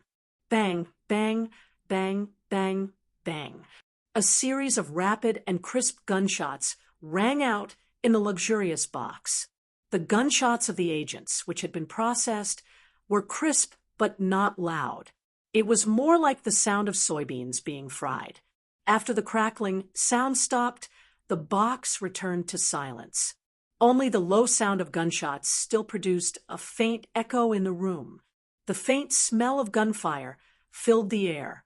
The agent's body lay on the floor in a pool of blood. He had been shot at least 4 times. His face was badly mangled by the stones, and one of his eyeballs had burst open. The 40-year-old Special Task Force leader lowered the muzzle of his gun and looked around the room. He confirmed that the last shot that the agent had fired had only grazed Tai Ziyuan's body and shot into the wall. Only one of his team members had been hit in the thigh by a stray bullet. It was not fatal. Only then did he let out a sigh of relief. The Special Task Force agents reacted quickly when they were suddenly attacked by a mole. They killed that person in the shortest amount of time. However, the Special Task Force leader stared blankly at the body in the pool of blood. He could not believe his eyes. He asked softly, "Balmer, this? Why?" The Special Task Force agents were all vetted countless times to confirm their absolute loyalty to the Federation and the law. Only then were they qualified to be personal bodyguards. Why this agent named Balmer shot at Tai Ziyuan, and when he was bribed to become an assassin had become a mystery. Even if he was still alive, there was no way he could answer these questions. Under the glory of the First Charter, he had assassinated the heir of the Tai family. His fate had long been sealed. Therefore, the Special Task Force leader could not understand how his team member had become a criminal. "We need to evacuate immediately." The Special Task Force leader reported the incident in the private room to his team members through the intercom. At the same time, he changed the evacuation plan. He looked at Tai Ziyuan and said in a heavy tone, "There is a mole, and the evacuation route is no longer a secret." The Special Task Force leader reported the news of Balmer's betrayal to the Special Task Force officers as quickly as possible. Then he raised his head and looked deeply at the young man by the window. He should have been grateful to the young man for not letting Tai Ziyuan die and not letting his team of agents become criminals of the Federation. However, his feelings were very complicated and strange. This was because the young man had discovered Balmer's problem earlier than him and the other professionals. Furthermore, he had only used a handful of stones to interfere with Balmer's shooting.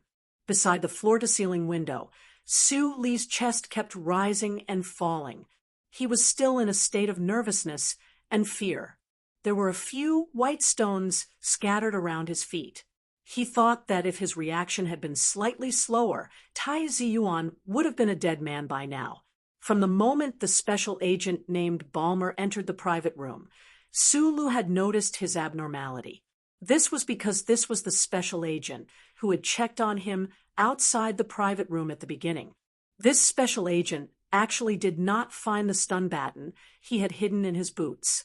It was either the special agent's professionalism was extremely poor, or he had something very important on his mind at the time and missed this part of it. Special Task Force agents were responsible for protecting the president and some important political figures. How could they have such poor professionalism? However, what really made Su Lu wary was this agent's reaction after he had entered the private room. When Butler Jean had mentioned that a military mecha might have already been activated in the vicinity of the gymnasium, this agent had remained as calm as the other agents. However, he appeared to be too calm, so calm that not a trace of doubt or shock could be seen in his eyes. Uncle Feng Yu had once exclaimed that Su Lu had the gift of being able to read people's minds. Throughout his years as a mechanic, he had developed a pair of keen and observational eyes. In the shortest amount of time, he could notice even the slightest changes around him. Therefore, when he saw the special agents take out their pistols and start to push the safety pins, his eyes began to narrow nervously. When he noticed the special agent named Balmer push the safety pin with his thumb, the muzzle of the gun started to move in an extremely inconspicuous manner. When he secretly aimed it at Tai Ziyuan, he moved. Even if it was a misunderstanding, he had to move. His right hand, which was hanging by the side of the flower pot, grabbed a handful of small white stones. The burning sensation in his body and behind his waist surged and turned into a powerful, trembling force. It traveled from his skin to his palm, and he threw it out with all his might. The white stones were mixed with the mysterious power in his body. At that moment, they became as sharp as bullets. Thus, there was an additional corpse on the floor of the private room. Its eyes were split open, and its face was mangled.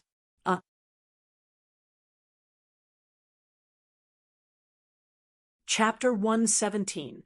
Did you see that? My life isn't easy either. Tai Ziyuan didn't look at the corpse on the ground. A person who couldn't speak wasn't worth paying attention to. He smiled as he spoke to Su Le. This sentence was obviously directed at Su Le, who said that people like him didn't know how hard it was to live. Su Le tilted his head and didn't say anything. In fact, he hadn't completely recovered from the shock of what happened earlier. Although he was the first to notice the abnormality of the agent, the gunfight in front of him made the originally spacious, luxurious private room seem extremely small. The gunshots ended too quickly, so quickly that he didn't even have time to be afraid of stray bullets. Tai Ziyuan didn't say anything like thank you for saving his life again. He couldn't use his own life to repay the favor of saving his life, so it was fine as long as they both kept it in mind. We should go.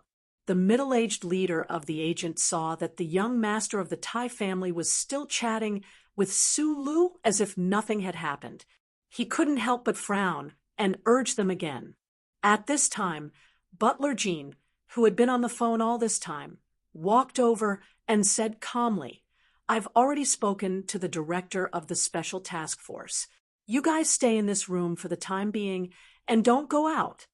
The leader of the agent was slightly stunned, but he immediately understood the meaning of the old butler's words. There was a traitor in his team, and the Tai family no longer trusted them. At least under the current circumstances, they had no choice but to choose not to trust them. He was silent for a moment and decided that this was the only thing he could do at the moment, so he nodded. Butler Jean looked at Tai Ziyuan's side profile and said, the personnel of the security team have entered this area of the stadium and are currently exchanging fire. They should be able to clear this area in 3 minutes. Since that phone call, Tai Ziyuan's security had been transferred from the special task force to the Tai family's own security team. Since the enemy could even infiltrate the special task force and possibly use mechas, then the road leading out of the stadium would definitely be filled with assassins responsible for sniping. At this moment, the members of the Tai family security team had already started exchanging fire with these people. Since Butler Jean had given them 3 minutes, he must have been very confident in his subordinates. Tai Ziyuan listened quietly and then suddenly said, Can you find the location of the military mecha in 3 minutes? No. Butler Jean watched from the corner of his eye as the special task force agents began to make their way to the room beside the private room. He replied softly, It's precisely because we can't that we need to leave as soon as possible. After a moment of silence, Tai Ziyuan shook his head. Looking through the floor-to-ceiling windows at the stadium below, he said softly, There are over 30,000 spectators. Even if they were to evacuate urgently, it would still take more than 10 minutes. I'll be out in 3 minutes. If that military mecha had chosen to attack at that time, how many people would have died? I don't want innocent citizens to be my meat shield. When Sulu heard this, a sincere and appreciative smile appeared on his face. Tai Ziyuan looked at him and smiled. He calmly sat back down on the sofa and said to Butler Jean calmly, The enemy must have taken your reaction time into consideration. If we were to leave now, they might be waiting for this moment. If that's the case, why don't we wait? After all, they should be more anxious than us. Butler Jean was silent for a long time. Then he turned around and left. The phone in his hand was connected again. He continuously issued orders in a low voice, asking for support from the family. At this moment, his phone call represented the will of the Tai family. Every order would be carried out effectively. Every message delivered would cause an unquenchable shock within the Federation. You surprised me. Su Lu sat on the other side of the sofa. He held a glass of wine and took big gulps to suppress the anxiety and nervousness in his heart. Other than when his uncle was being hunted down by the Federal Army, he had never experienced such a big scene in his life. You don't have to praise me. I know that I'm in a privileged class with a strong sense of morality. Tai Ziyuan took a sip of wine and said with a self-deprecating smile, "Actually, you surprised me more. Not to mention your reaction earlier. At least you still have the guts to stay here and drink with me. That's really something. I don't know if I'll be turned into a hornet's nest once I leave the room. Since that's the case, I might as well stay here with you. I think it's safer here." Su Lu smiled bitterly and said, "Honestly, actually, I'm very nervous." At this time, the members of the Tai family security team had completely taken over the work of the agents. The top floor of the stadium had been confirmed to be safe. However, there were still occasional sounds of gunfire coming from outside the VIP room. The people who were slowly leaving the stadium definitely didn't notice these sounds. However, the two young men in the VIP room knew very well that these sounds were the sounds of special guns firing nonstop. 2 minutes had already passed. The Tai family security team was gradually clearing out the path of retreat. However, no one felt relaxed. According to the reports of those team members, the people on the other side seemed to be a group of well-trained professional soldiers. Then they thought about the military mecca that had been running hot for more than 10 minutes and still hadn't found its exact location. Everyone was very nervous. Su Lu was also the same. Although he had experienced some things before, such as personally witnessing a hair-raising mecha battle in the valley in the suburbs of Heshi State Capital, and even having a black gun barrel pointed at his temple several times, he was still very nervous right now. After all, he was just an ordinary young man who had lived a normal life since he was young. This kind of invisible danger was like some kind of chemical fog, making the air in the VIP room seem heavy, making it difficult for him to breathe. "I'm very sorry to have dragged you into this." Tai Ziyuan looked at Su Lu quietly, but there was a hint of meaning in his smile. He said with a smile, "Right now, your face seems to be even paler than mine. That's because I'm hungry." Su Lu wasn't lying. Earlier, when he used that mysterious power in his body, his stomach instantly felt hungry. He ate a few snacks and drank a few glasses of wine, but his face still didn't have much of a red flush. However, he didn't know that the sight of him casually eating and drinking on the sofa was in the eyes of Tai Ziyuan and Butler Jean, a sign that he had a clear mind and was not afraid of external things. "It seems that important people like you live a very dangerous life." Su Lu shook his head and said, "But are you really not afraid at all?" Tai Ziyuan was silent for a long time. He smiled and raised his left hand that had been resting on the sofa's armrest. That hand, which was as thin as a woman's, trembled slightly in the air. "Of course I'm afraid. Because I'm still young, I'm destined to do many great things in this life. I can't bear to die, so I'm afraid of death. But I can't let others know that I'm afraid." He paused for a moment, then said with a smile, "To be honest, I don't have many such incidents in my life. For me, being assassinated is a very strange experience." "Not even once in the past?" Su Lu asked curiously, as if he wanted to use the conversation to ease the tension in his heart. "When I was young, I hid my identity and studied in a primary school in the capital. At the time, I was in the same class as Zhou Yu." Tai Ziyuan's eyes suddenly became blank. He recalled, "Then, one day in the 6th grade of primary school, I was preparing to get on the bus when a heavy truck suddenly rushed over from the other end of the street. The truck rushed all the way over. I thought that I was going to die, but unexpectedly, the last tire of the truck suddenly burst. The truck forcibly changed direction about 10 meters in front of me and crashed into a large tree. It wasn't a traffic accident. Later, the police determined that the nature of the accident was a hit and run. The truck crashed into 4 cars on the street, including our school bus. Just looking at the scene, it did look like a car accident.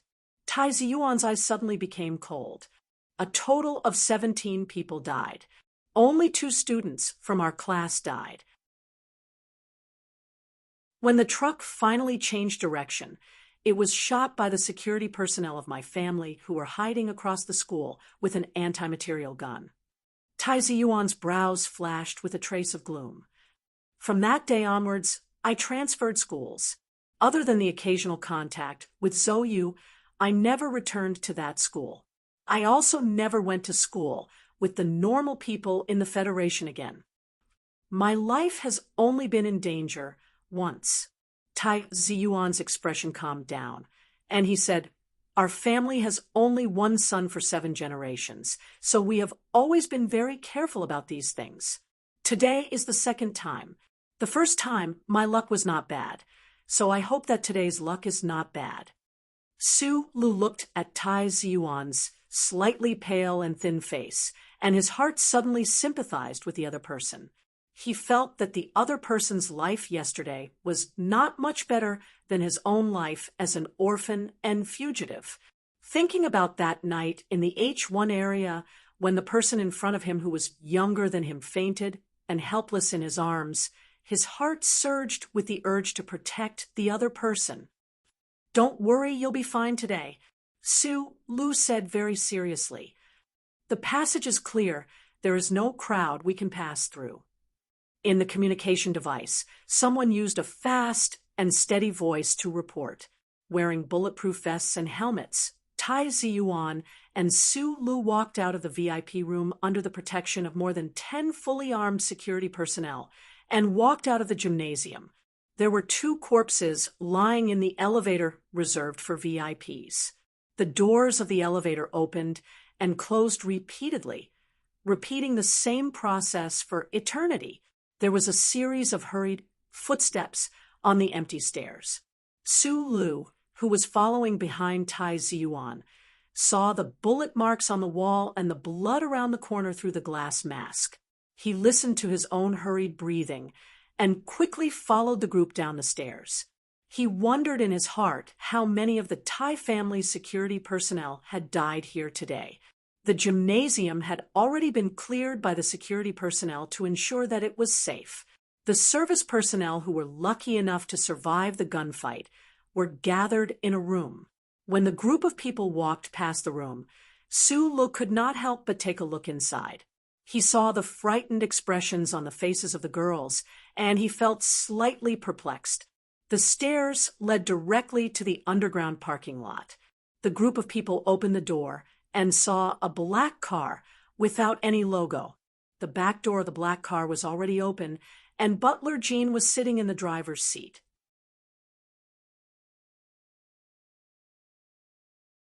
Chapter 118.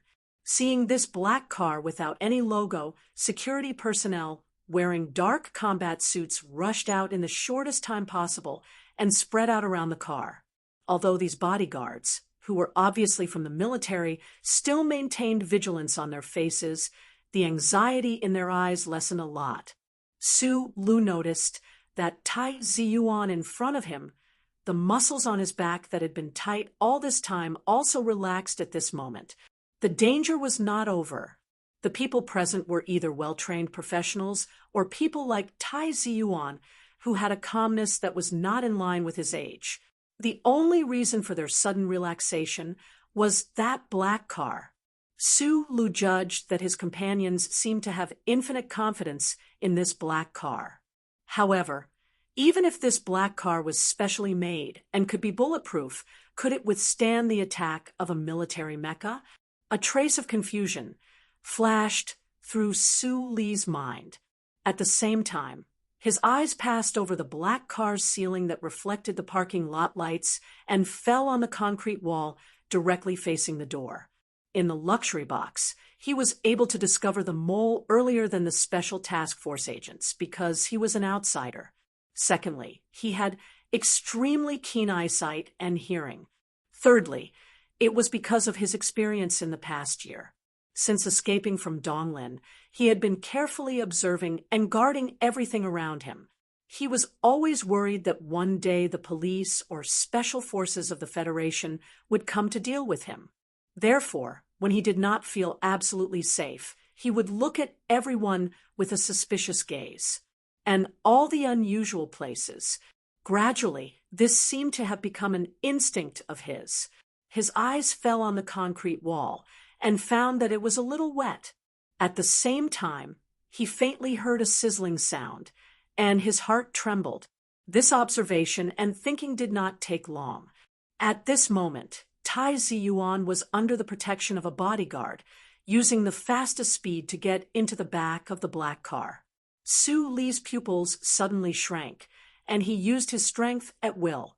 The burning heat broke out again behind his waist, causing him to stomp his feet on the concrete floor. Like a fierce tiger, he pushed Tai Ziyu onto the ground and shouted, "Be careful!" His reaction was still a moment too slow. A black metal tip suddenly grew out of the slightly wet cement wall opposite the door. It hummed and rotated, and in a very short time, it pierced through the entire cement wall. It was very easy, like a knife piercing through a thin piece of paper. The cement wall couldn't withstand the force of the metal drill and instantly fell apart, scattering into countless pieces of cement and flying in all directions of the underground parking lot. A black mech, about 5 meters tall, slowly walked out from behind the broken cement wall. This scene was extremely shocking.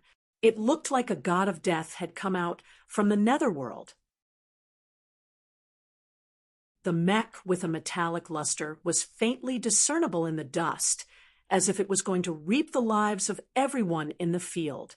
The black mecha's left mechanical arm was still spinning at high speed, while the right mechanical arm's Darlin's standard rotary gun began to spray bullets at the black cars and the surrounding Tai family security personnel. Darlin's rotary gun spewed out 6 brilliant blue flames, and countless metal bullets began to dance in the air. Su Lu only had enough time to push Tai Ziyuan to the ground. He only had enough time to shout that one word before the black mech's firepower reverberated throughout the entire underground space. The bodyguard who had been following Tai Ziyuan all this time was instantly pierced through by those high-speed bullets. He was reduced to a pile of flesh and blood that enveloped the side of the black car. The black mecha's gunshots were very strange and dull, as if countless balloons were exploding. Puff, puff, puff, puff, puff. It wasn't that terrifying, but the bullets dancing in the air in the underground parking lot were abnormally terrifying. The military mecha's frightening speed of firing made the bullets cover the entire area like raindrops. Loud whistling sounds, the sound of bullets piercing through the air, the sound was terrifying. The black mecha's right mechanical arm spat out endless gunfire, cutting through the air and making ear-piercing screeching sounds. The bullets carried enormous kinetic energy and lethality, and in an instant, the cement walls of the parking lot were smashed into pieces. Countless sharp cement shards fell off and flew in an irregular pattern, shooting in all directions. The Federation's technology combined with the military's killing machine at this moment fully displayed its infinite power. No matter how well-trained a soldier was, in front of this black mecha that walked out from the dust, they would only feel their own insignificance and endless despair. As for the elite security personnel of the Tai family, they didn't even have the time to feel despair. Within the first second after the black mecha broke through the cement walls, they were all shot into countless pieces by the black mecha's gunfire. The Tai family's security personnel had already carried out full control of the underground parking lot. They also knew that in the surrounding areas of the gymnasium, there might be a mecha that had already completed its warm-up activation. However, No one would have thought that this standard military mecha had actually been hiding under the gymnasium all this time, just waiting behind that slightly wet cement wall. That cement wall was obviously newly built. It was even possible that after the other party found out about Tai Ziyuan's whereabouts, they built it overnight last night. If the Tai family had more time to react, more time to prepare, they might not have made such a mistake. If the Federation's Rapid Response Department had more time, perhaps they would have already found out where the mecha was hiding. However, there were no ifs in this world. A mecha that had wandered out of the control of the military was in itself an inconceivable matter. Who would be able to fully understand the layers and layers of inside information behind this? And the faction that planned today's operation against Tai Ziyuan was actually able to come up with such a meticulous plan in such a short amount of time. They even had the ability to secretly transport a 5-meter-tall mecha to Lin Hai and into the underground parking lot of the gymnasium right before Jian Shue'er's concert. All these signs indicated that the person who planned and executed this assassination plan was not only as crazy as Tai Ziyuan had described, but also had a kind of genius or idiotic imagination. The appearance of this standard black military mecha had undoubtedly hit the weak spot of all the countermeasures of the Tai family. The most crucial part was the timing and location of its appearance. In just 1 second, that black mecha had eliminated all the enemies. Its strength was really enough to make people despair.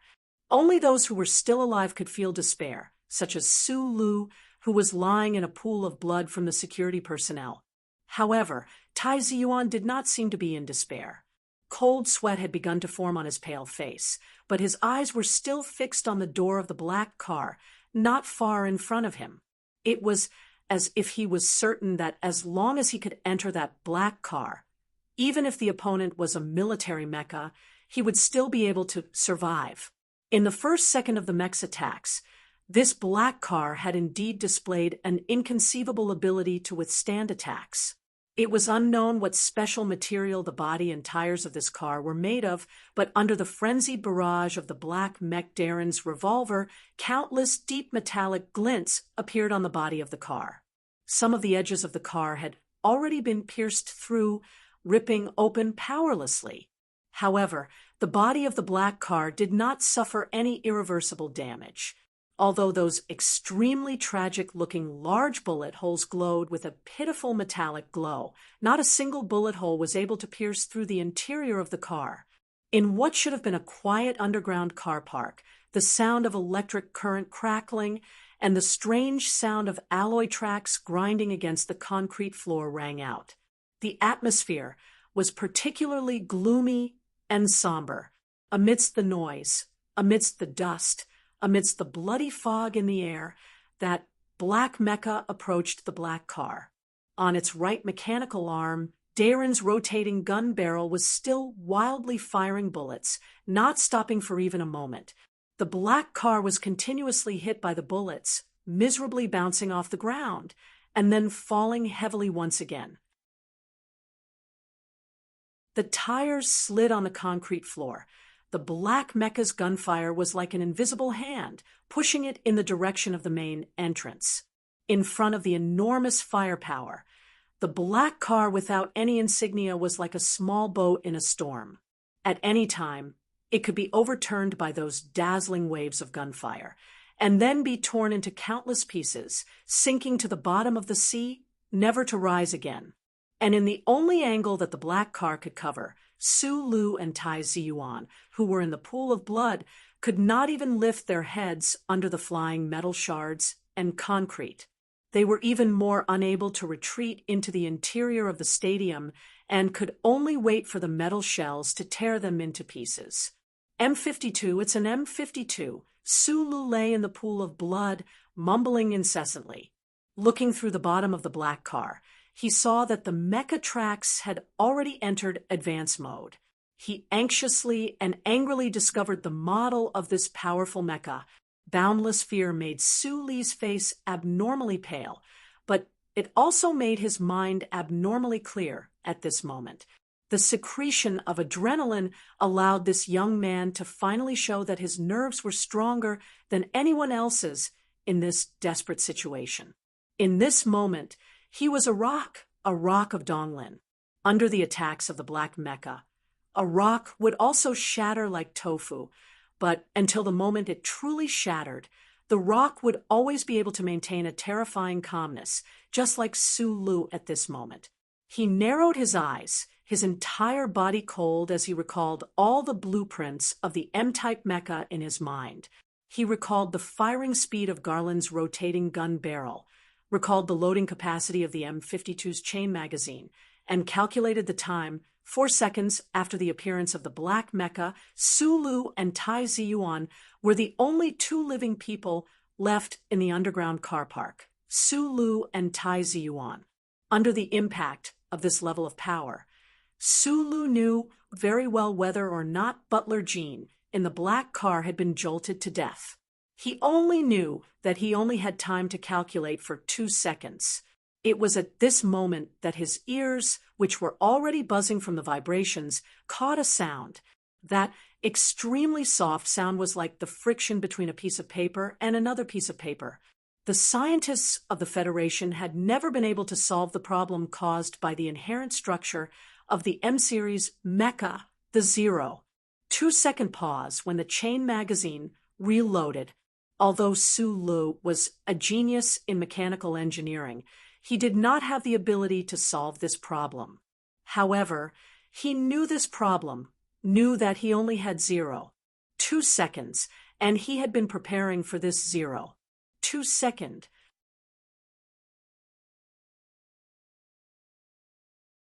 Chapter 119. A pause of 2 seconds. If a human was not able to focus, they would not be able to notice it at all. Even if they did notice this pause, they would not be able to react, unless this person's reflexes and the ability of the body to achieve this speed were different from the rest. Coincidentally, Su Lu was such a person who was different from the rest. In that instant, the muscle fibers in his body twisted and stretched, exploding with terrifying strength.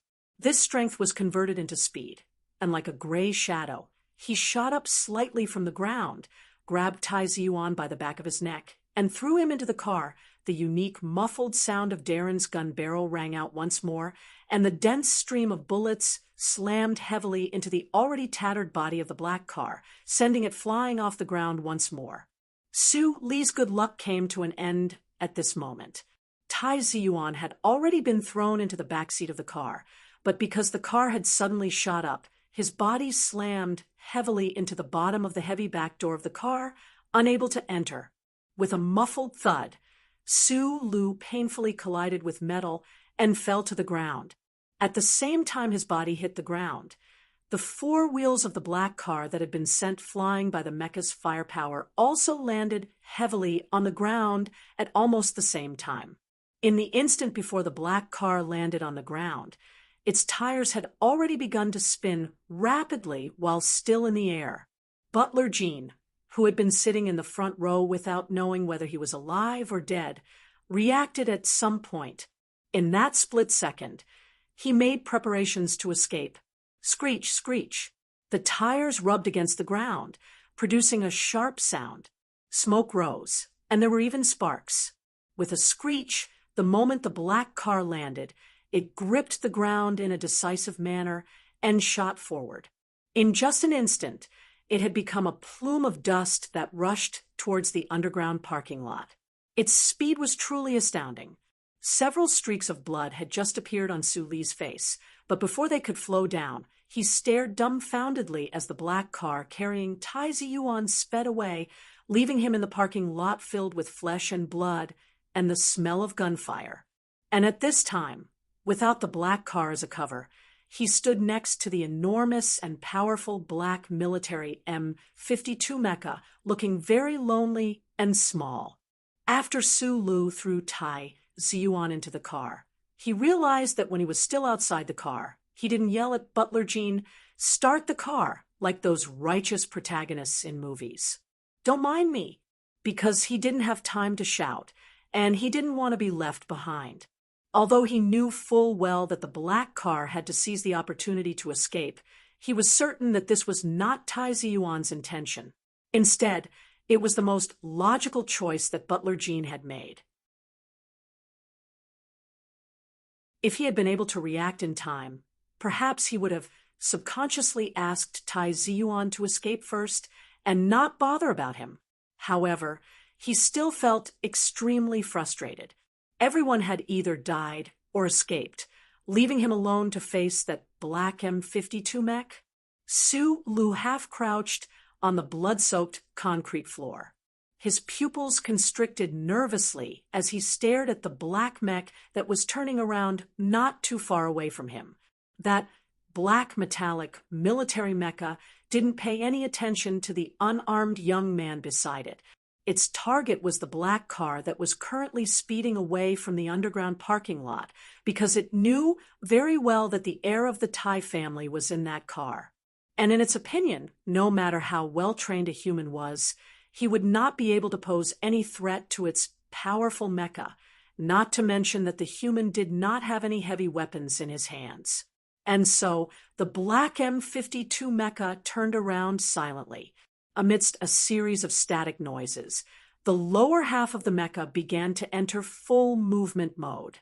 Meanwhile, on the right mechanical arm of the mecha, a metal barrel-like component had already protruded, aiming at the black car that was already 50 meters away and was about to reach the underground parking lot. Su Li's entire body was in intense pain. He stared in disbelief at the movements of the black mecha in front of him. In an instant, he recognized the component protruding from the mecha's right mechanical arm. It was the main cannon. Tai Ziyuan awkwardly squeezed into the car, but was immediately jolted up by the violent vibrations.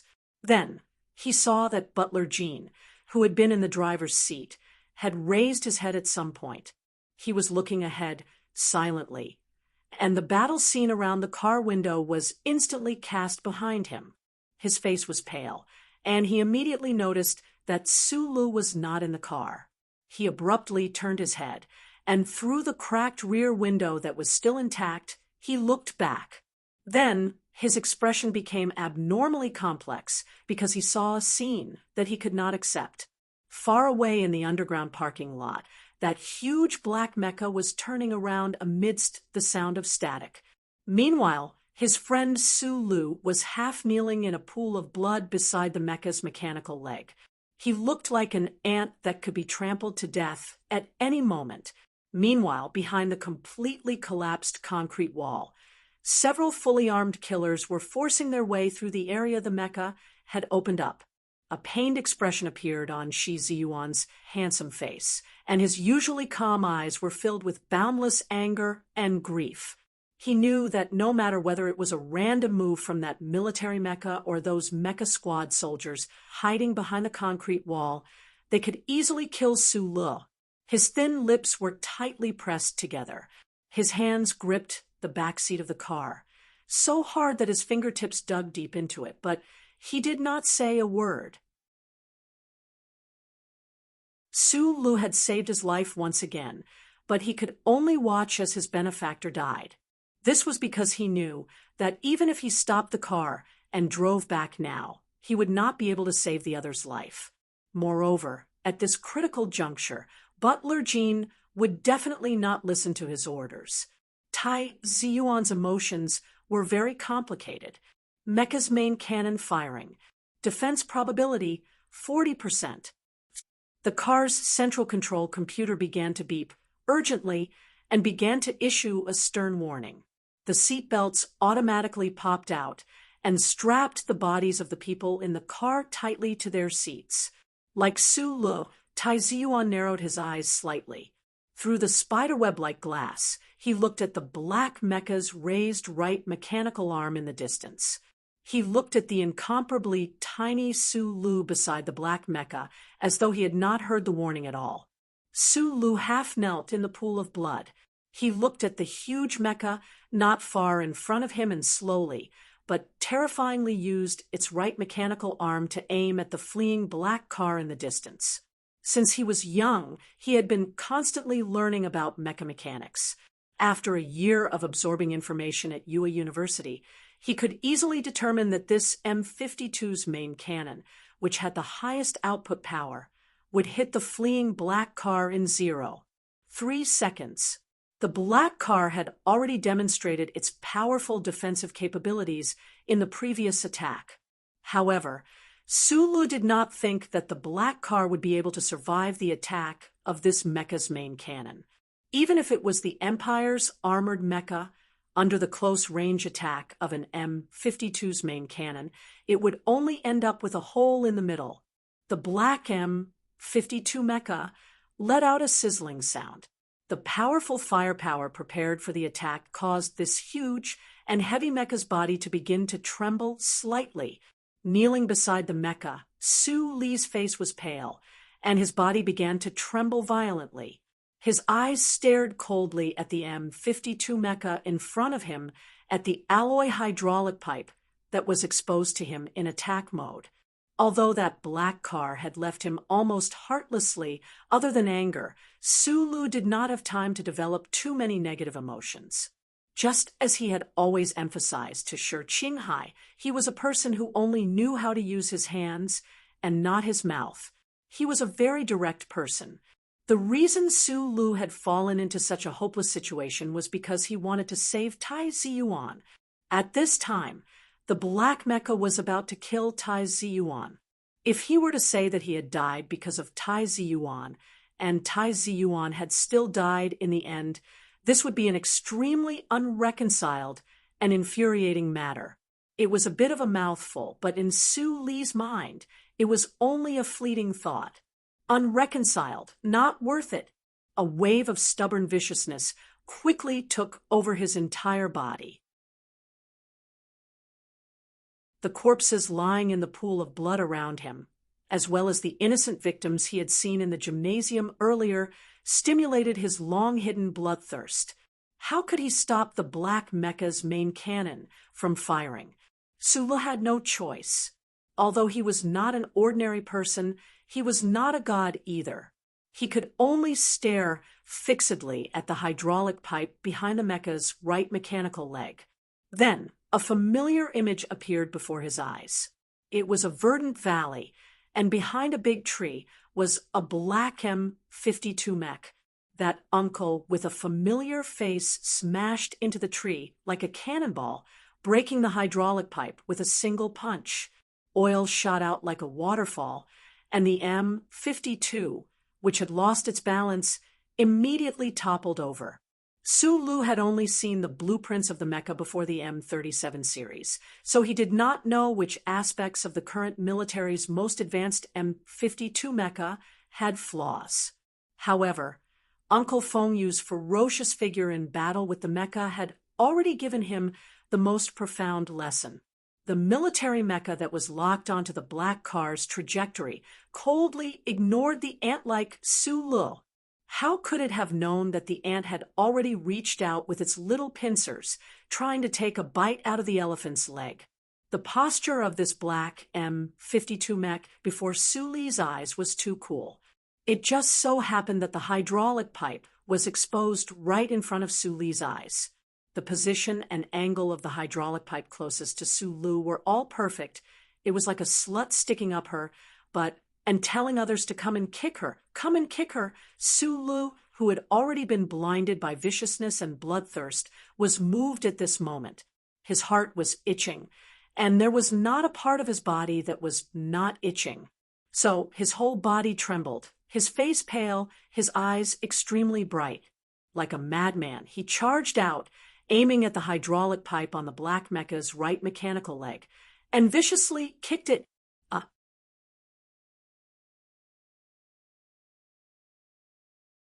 Chapter 120. He was an orphan who lost both his parents and his younger sister. He was a sincere and kind young man who liked to help his neighbors and help old ladies cross the road. He was a genius in mechanical engineering. He was an auditing student who had set many records in UA University. He was a small character who was sincere to others and honest to himself. He was a capable, virtuous, and responsible youth. However, he was also a youth who grew up in the darkness of the mines and underground tunnels. He was a fugitive from the Federation who possessed a mysterious power within his body. Sometimes, even he himself forgot that many years ago he was already a silent youth who dared to kill. On that deep and weeping night, the 10-year-old Su Lu used the tip of an abandoned mechanical suit's elbow hydraulic pipe he found in the junkyard to kill a Hushi prefecture mafia boss. In the underground parking lot filled with the stench of blood and an oppressive atmosphere, the not yet 20-year-old Su Lu leapt up from the ground like a leopard. Like a streak of black smoke, he rushed to the bottom of the military mecca. Without thinking, his entire body trembled as he viciously kicked that conspicuous hydraulic pipe that deserved to be kicked. In his life, perhaps he really did have a lot of affinity with this type of hydraulic pipe. Every time, he would be able to witness his most fearful, most ruthless, and most ruthless moments. No matter how the Federation's scientists used their imaginations for such a large mechanical body like a mecha, the most critical linkage of the control system and structural system was still the same as it had been countless years ago, all of them the most primitive type of hydraulic system. There had been scientists who had proposed other designs before, but the cold and merciless battlefield experience had long since proven that only the most primitive type was the most reliable and sturdy.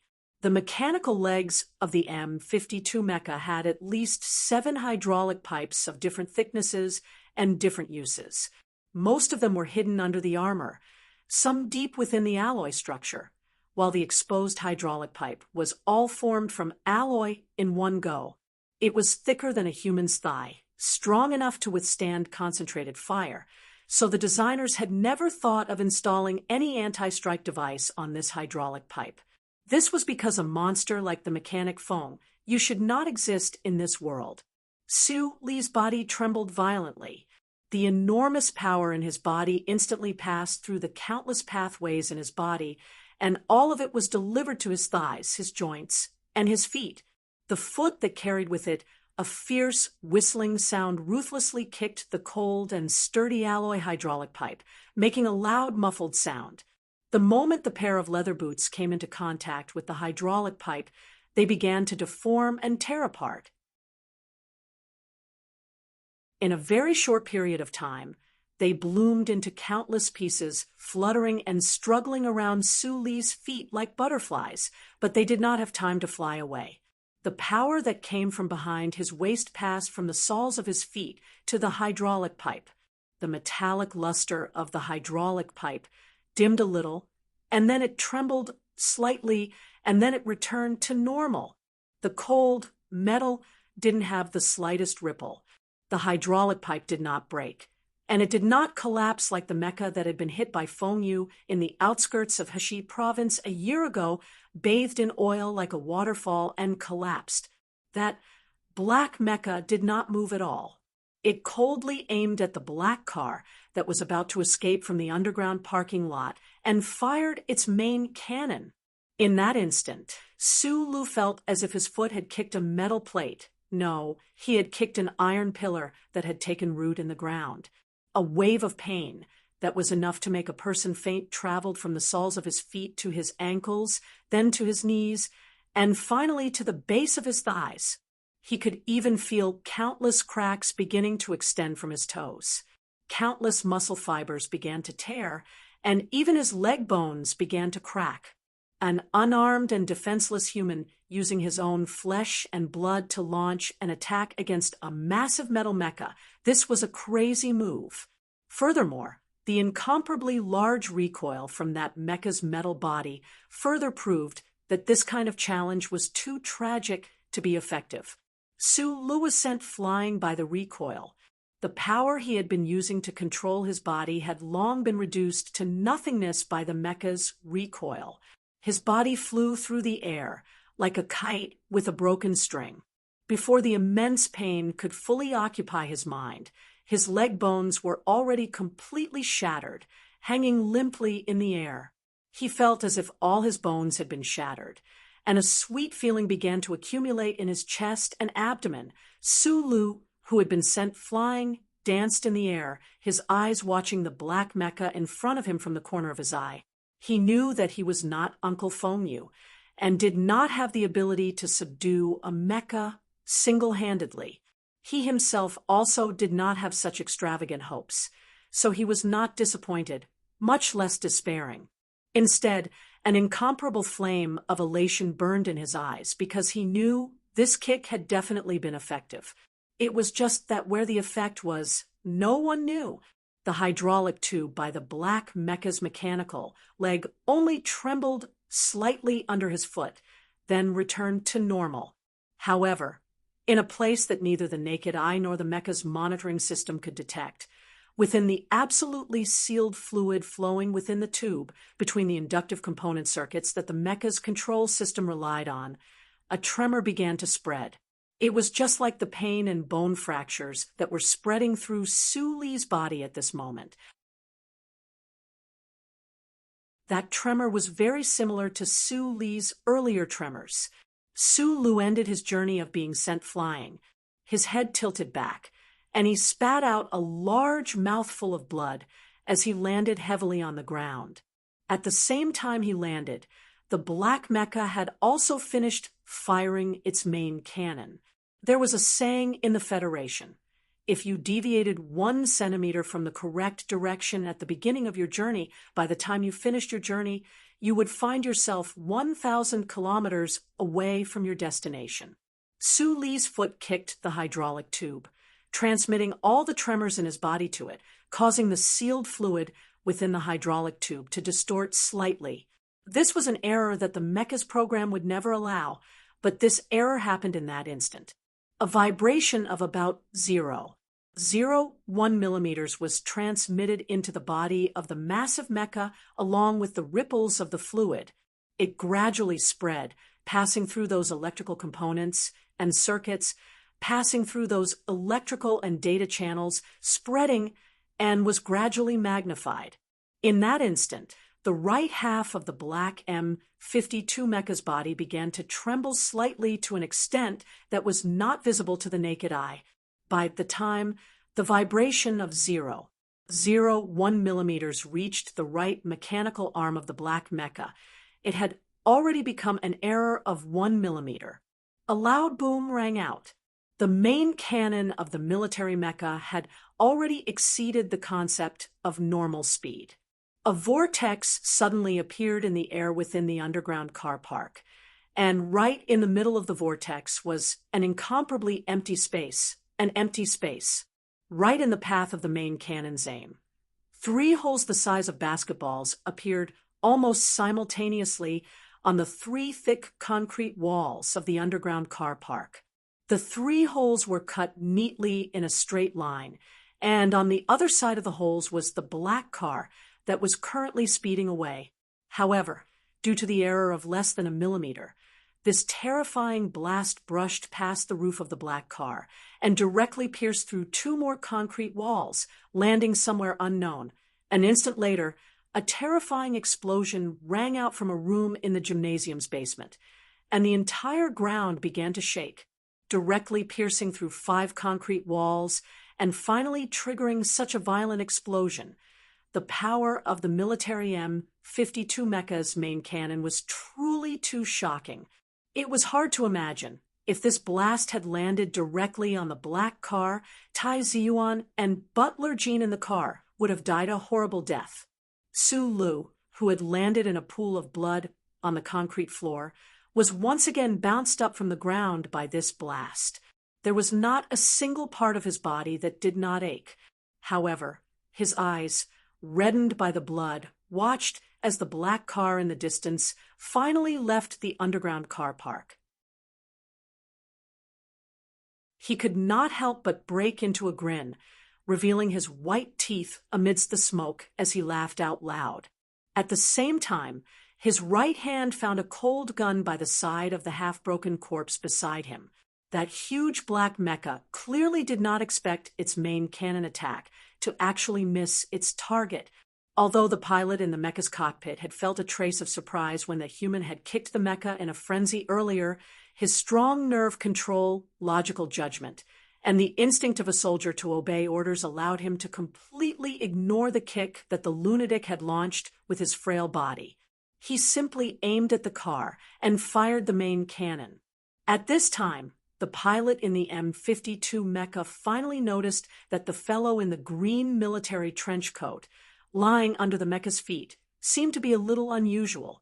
However, he did not have the time to find out what was so unusual about this fellow's body. Just as the black car disappeared from the underground car park, this mecha warrior used his communicator to issue orders to the soldiers accompanying him. At the same time, his hands moved like the wind as he entered 17 data commands on the touch-sensitive holographic screen. Amidst the loud roar of the motor, this huge mecha began to move abruptly. Like an ice skater relying on the caterpillar equipment on its alloy legs, it started to move rapidly in the cramped underground car park. In an instant, it increased its speed. The black metal mecha glided beautifully forward as it chased after the human towards the exit of the underground car park, leaving behind only the piercing sound of air vibrations. The black M52 mecha chased after the human so resolutely, so decisively, so coldly. It did not even spare a glance at Su Lu, who had piqued its interest immensely. Su Lu, who had used a human's body to successfully cause his main cannon to miss. Other than the special class ace pilots of the federal military, who else could make such swift reactions and control so beautifully? The huge and terrifying black mecha chased after the car Tai Ziyuan was in, accompanied by the sound of dust and air vibrations. It disappeared from the exit. At this moment, Su Lu was in a state of shock, but he could not worry about Tai Ziyuan's survival at all. This was because, right now, he could only worry about his own survival. In the quiet underground parking lot, the smell of burnt flesh and blood filled the air. The surrounding concrete walls that had been flattened by the mecha's firepower still continued to fall with pieces of concrete and steel. There were 5 shocking, round bullet holes in the concrete wall that separated the parking lot. Smoke was rising from them. The lights in the car park had all been extinguished long ago. This was because the automatic fire extinguishing system in response to explosions and high temperatures kept spraying water as if it was raining. This scene was extremely similar to that rainy night when Su Lu had killed for the first time.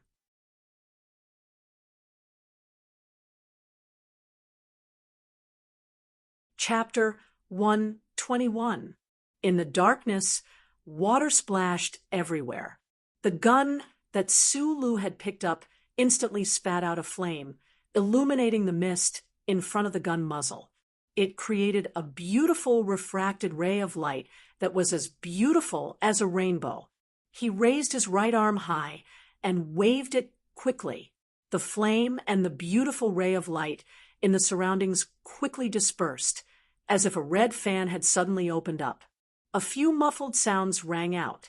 It was unknown how many bullets had hit the militants, and how many bullets had hit the hard concrete walls.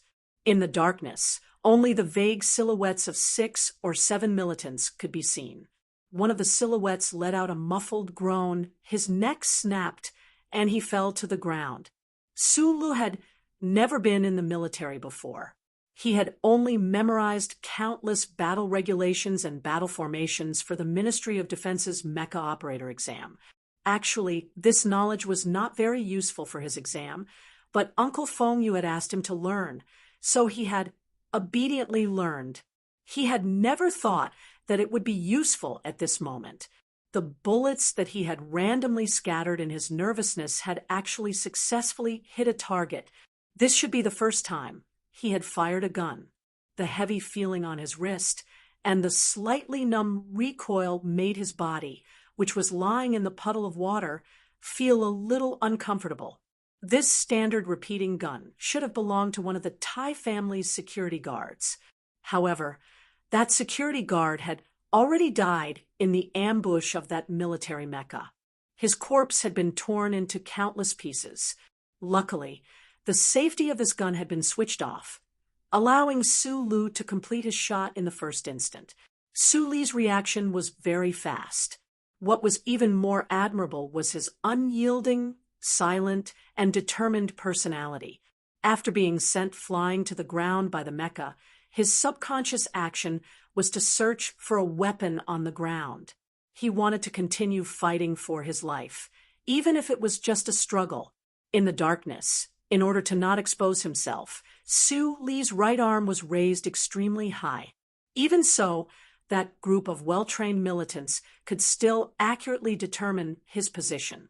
A rapid rain of bullets rang out, and the sharp sound of bullets breaking through the air rang out. Countless splashes of water and concrete were sent flying everywhere. He had only been bitten by a mosquito. Su Lu leaned against the back door and breathed rapidly. His chest heaved up and down as he felt the pain in his right arm. He knew that he had been shot by the militants before he slipped through the door. However, in the darkness, he did not know where he was shot. He only knew that there was a bullet wound on his right arm. Blood was flowing out, and the pain was destroying his nerves. He was only bitten by a mosquito. In the darkness, his face was pale, but no one could see it. His eyes were bright to a terrifying degree. He breathed heavily, not caring whether the militants could hear him or not. He kept repeating the words about mosquitoes, convincing himself not to care about his injuries, convincing himself that he could still survive in such a difficult time. What was more serious than the gunshot wound was the injury to his right leg. Earlier, in order to shake that large and heavy mecha, he had focused all the strength in his body on his leg and kicked out. Although he had successfully destroyed the attack of the mecha's main cannon, the recoil from that huge force had directly destroyed his right leg. Right now, his right leg was twisted in a horrible position. The broken bone inside was cutting into his red and swollen leg muscles. It was very painful, but the pain was numbing. Su Lu couldn't feel it at all. The rainwater in the underground parking lot was still spraying out. The smell of blood was slightly lighter than before, but the burnt smell was getting stronger. It was unknown whether the room that had been hit by the mecha's main cannon was currently burning with a raging fire. Su Lu lay on the ground, silently gripping that unfamiliar metal gun. On the other side of the door were several militants who had participated in the assassination. These militants clearly had a military background and were used to following mecha in group operations. However, they were also no strangers to individual combat. This silent and tense standoff didn't last long. At least, it didn't last as long as Su Lu felt. The group of militants didn't have much time to waste with him. They needed to retreat before the Federation's powerful forces could react. However, under the light of the First Charter, even if they retreated, it would probably be difficult for them to leave the Federation. The sound of gunfire rang out again. Countless bullets struck that heavy door, sending sparks and fragments flying. If this door in the underground parking lot wasn't made of metal, it was likely that Su Lu, who was behind the door, would already have been turned into a hornet's nest by now. Behind the door, Su Lu shrunk his body as much as possible to avoid being hit by the stray bullets flying in all directions. He didn't dare to raise his head at all, and he didn't dare to move. However, that gun was consciously raised by him and aimed at a certain angle beside him. This was completely based on his intuition. The gunshots had just stopped when a fierce figure pounced in. Su Li's index finger flicked lightly, and a bullet sprayed out from the barrel of the gun in his hand, knocking down that figure directly. However, after he flicked his finger, he found that he was wrong. This wasn't one of the militants, but the corpse of a security personnel whose body had been sliced in half by the mecha's shrapnel. Su Li's pupils contracted. He knew that he had reached the moment between life and death. In his originally empty body, a new surge of strength had unknowingly surged up. With a muffled grunt, he used his only intact left leg to push against the back of the door, forcefully sliding half a meter to the side on the ground. Just as he slid, a black gun barrel quietly poked out from behind the door and hit the spot where he was originally standing, setting off a series of sparks. After narrowly dodging the shot, Su Li's slightly narrowed eyes emitted an extremely bright light. He suddenly lunged to the side and fired the gun in his hand again. The militant who rushed in with the submachine gun in both hands was immediately enveloped in a rain of bullets.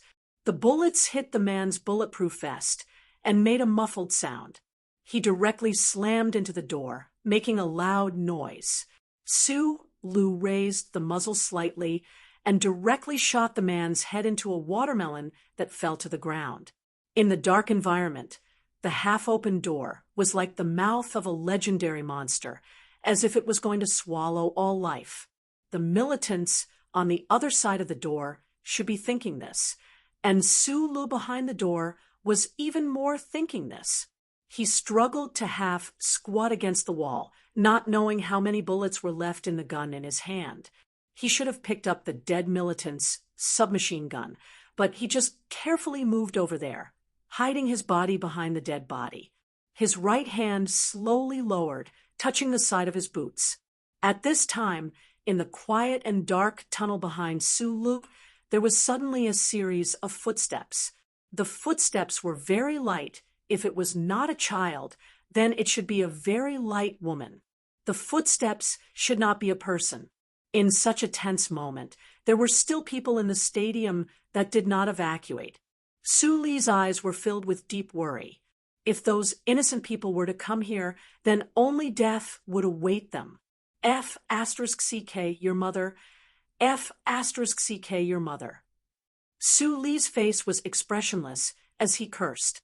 No one knew what these curses meant to him, but his pair of always smiling, seemingly incomparably sincere eyes became brighter and brighter, more and more determined. "Don't come over," he shouted to the owner of the footsteps behind the darkness.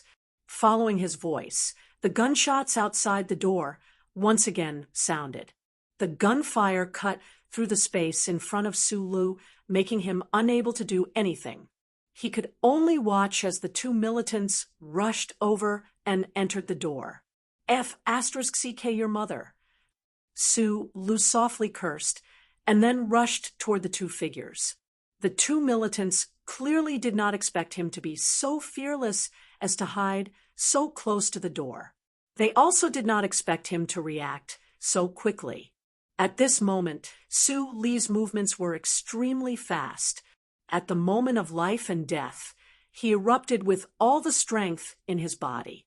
The trembling began to squeeze his already exhausted body, as if it wanted to squeeze out every drop of strength from his muscle fibers. He was like a gray shadow pouncing forward. In an extremely short distance, he pulled the trigger and shot down the militant who was slightly further away. He instantly threw away the gun in his hand, and at the same time the gun left his hand, his body suddenly crashed into the other militant. Suddenly, his elbow struck the cartilage of the opponent's throat, using the hard bone of his waist. He fiercely struck the vital point of the opponent's crotch. Extending his fingertips fiercely pierced the opponent's eye socket. From the time he started training in the mine to the time he became a janitor in Yue University, he did not slack off for a single day. The arduous training made the 10 postures that Uncle Feng you taught Su Lu become an instinct of his body. At this moment, his strength completely erupted, vividly displaying it. That comfortable and ruthless feeling made him forget that he was dragging a crippled leg and had been shot several times. They were all strange and heroic body techniques. His throat was broken, his mouth was shattered, his eyeballs were split open, and his blood and juices were splattered everywhere. The militant did not even make a sound as he fell in front of Su Lu. However, at this moment, his body was already exposed at the door. Su Lu did not stop in the slightest. Carrying the militant's corpse, he silently and bravely rushed out. The sound of gunshots rang out. A metal tool suddenly appeared in Su Li's right elbow. With a press of his finger, a faint blue electric arc suddenly illuminated the corner of the underground parking lot. A militant on the side was struck by the electric arc, his body twitching as he fell. The submachine gun in his hand was still firing, but it hit the thigh of one of his companions. Su Lu rushed over, the tip of the stun baton in his hand already reaching out, directly stabbing at the fellow who was kneeling on the ground. However, these militants were worthy of being called elite soldiers of the army. Although Su Li's sudden appearance had inexplicably killed several of their companions, this fellow who was accidentally injured by his companions still displayed the outstanding individual qualities of the Federation soldiers at this crucial moment.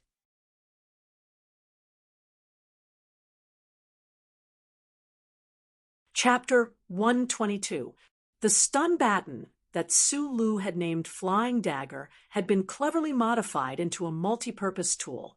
The electric shock effect at the front was still intact, but the back of the handle was designed with a retractable dagger tip. Earlier, he had electrocuted one of the militants unconscious. With a swipe of his right elbow, he held the dagger tightly between his thumb and index finger and stabbed towards the throat of the last militant. Unexpectedly, at the last moment, the militant actually turned the submachine gun in his hand into a cold weapon and directly blocked his wrist. As a soldier who had undergone many years of cruel training, his body possessed great strength, especially when he was holding a gun, while Su Lu was only holding a small dagger. When the two were compared, Su Lu felt a strong vibration coming from his wrist in an instant. It made Su Lu feel that something was wrong. At this time, he, who was heavily injured, had no strength to use. Those strange postures that he had trained hard for many years were like water without a source. Also, he was burdened by his injury and could not use any strength. In the faint light, looking at the cold and bloodthirsty eyes of the person close by, Su Lu felt his whole body go cold. It was as if he was exposed to the wind and snow of Linhai province outside the stadium. At this critical moment, a strength of unknown origin once again emerged from behind his waist and quickly surged towards his upper body. It directly passed through a certain area behind his neck and transmitted to both of his arms. Su Lu did not have time to enjoy this dramatic change. With a muffled groan, he spat out a mouthful of blood. A burst of intense and bone-deep pain exploded at the back of his neck. The explosion caused his eyes to turn red and his pupils to constrict. His lips trembled incessantly. The skin exposed to the outside was painful, as if it was about to split open, and his brain felt as if there were countless needles piercing endlessly. Su Lu, who had been silent all this time, was used to being silent. Even when he thought that he was going to die, he would only curse softly or in his heart. Under this unbearable and immense pain, he finally cried out. Following this mournful howl, he placed his left hand on his right wrist and pushed forward along the pain. With a puff, in front of the heavy and incomparably sturdy mecha, Su Lu was just an ordinary person. No matter how strong his strength was, he could only make the mecha tremble slightly compared to ordinary people. He, who had been taught by Feng Yu for many years, was actually more like a machine than those soldiers who were made of iron.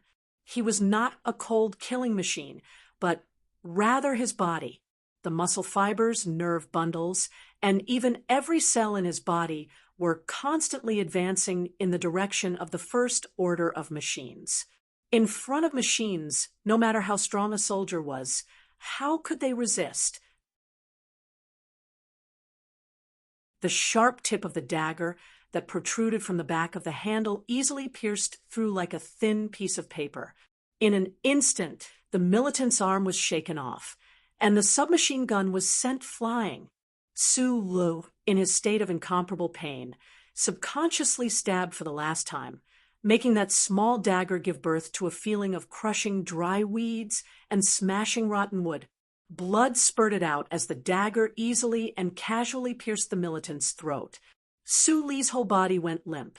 His eyes turned slightly black as he collapsed to the ground.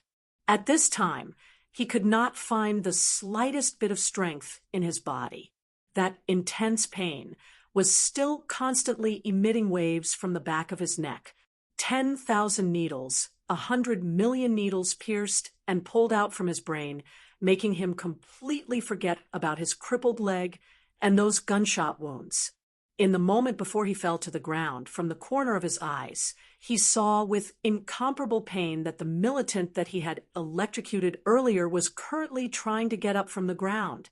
It seemed that the combat suits worn by these soldiers also had a certain degree of resistance to electric current. Su Lu knew that he was about to faint and would not be able to wake up again. This was because, other than fainting, there was no other way for his body to withstand the pain at the back of his neck. This was a natural, instinctive reaction of the human body in order to protect the brain. If that militant got up and faced him while he was unconscious, then Su Lu would definitely die. In the instant before he fainted, he somewhat helplessly thought of his incomparably tragic end. At this time, at this place, there was no one who could save him. He would definitely die. In the instant before he died, many people's images flashed through Su Li's mind. He thought of many things, just like in a movie, but he sorrowfully confirmed that this was not a movie. It doesn't matter. Everything doesn't matter. I've seen Jian Shuier, and I've also had a woman. Even if I die, this life can be considered complete. Don't people live to do the right thing? Death, not because of Tai Ziyuan, not because of the political strife or the black screen that I don't know about, but because those people are doing wrong. So I should stop them. But I'm still so young. Su Lu was influenced by Shi Qinghai. Using the title of Little Master, he quickly told himself his last words in his mind. Then he fell heavily on the cement floor full of dirty water. His eyes turned black, and he fainted. That ordinary face that had fallen into a coma still had a trace of a bitter smile. The bustling university town of Linhai became a lot more deserted because of the cold winter and the snowstorm. But today, Jian Shuiyer's first concert in the Federation brought prosperity and liveliness back to this large city group. After watching the concert, people left the stadium still in high spirits.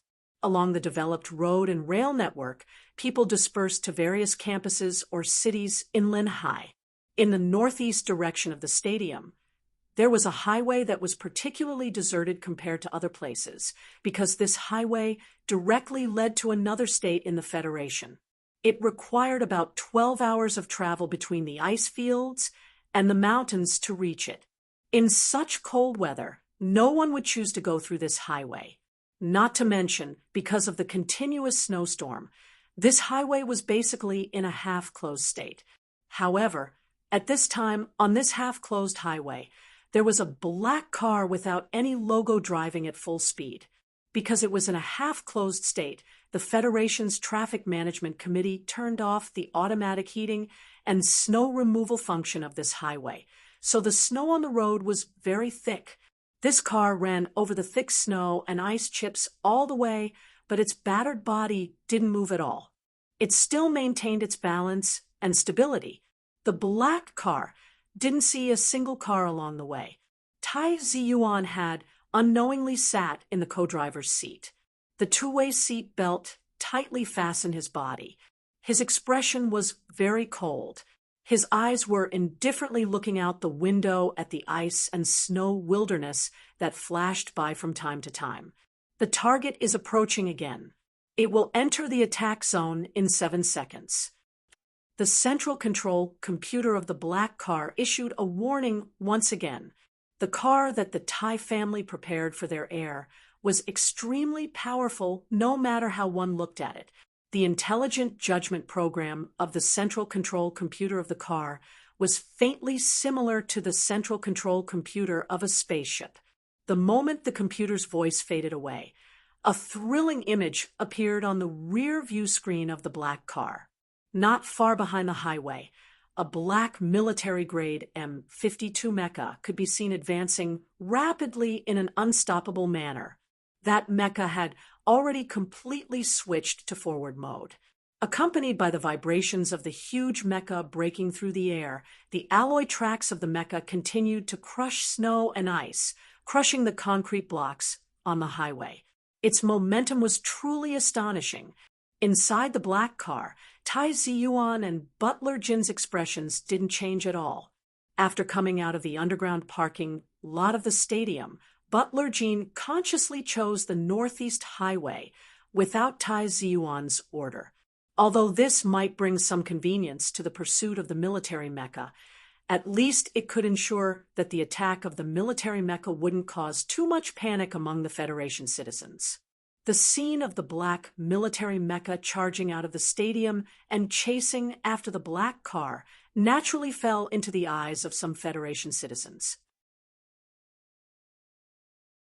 However, as long as the war didn't happen in a densely populated area, it could always be covered up in the future. Once the heavy military mecha's horsepower was at full power, it could easily overtake tanks or armored vehicles on open plains. Even on a civilian highway, it wouldn't be hard to believe that it could catch up to the expensive sports cars of the Federation. However, the black car that the TIE family's security personnel used as a source of confidence was, of course, a specially made product. It shouldn't only be able to reach a speed of 100 kilometers per hour.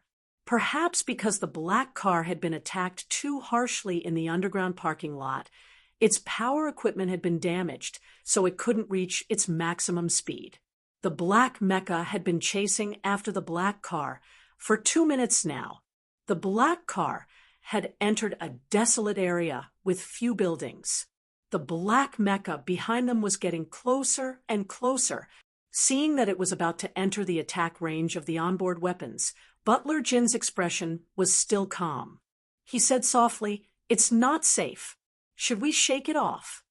It seemed that it wasn't that the black car of the TIE family couldn't shake off the black mecha behind it, but that it had been holding back for some reason. No. Tai Ziyuan's eyes stared at the snow outside the window. His heart was even colder than the snow. His hand gripped the handrail of the car window tightly. His knuckles were slightly white. Just a moment ago, his heart suddenly trembled and ached. It was as if something had happened in the stadium that he didn't want to imagine. People from the military are involved in the assassination of civilians. This is equivalent to treason. Tai Ziyuan's pale face was expressionless. Under the light of the first charter, they are prepared to die at any time. They won't give up any information. If that's the case, don't give them a chance to escape to the Great Triangle. Let them all die, especially this mecha. Butler Jin was silent for a moment, then nodded. Right at this moment, a few strange chirps came from the horizon. It seemed that some kind of flying object was rapidly approaching. Moreover, it was flying at a low altitude. That was why the air was buzzing and the snow on both sides of the road was trembling. Butler Jin's eyes narrowed slightly. He said softly, "They're here." As he spoke, 7 black dots on the horizon at the end of the snowy road were rapidly approaching. They rapidly expanded in their field of vision, revealing their true identities. With a buzz, the snow on both sides of the road shattered. 7 of the most advanced fighter jets of the Federation flew at high speed in a low-altitude combat mode. They flew towards the black car and the valiant black M52 mecha behind it,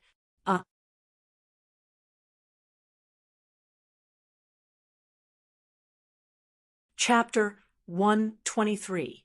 The black M52 Mecha drove out of the stadium's underground parking lot at high speed and chased after the black car all the way to the snow-covered highway. The pilot who was piloting this mech had always maintained an absolute calm and a strong determination to complete the mission, but his mentality had already undergone some subtle changes.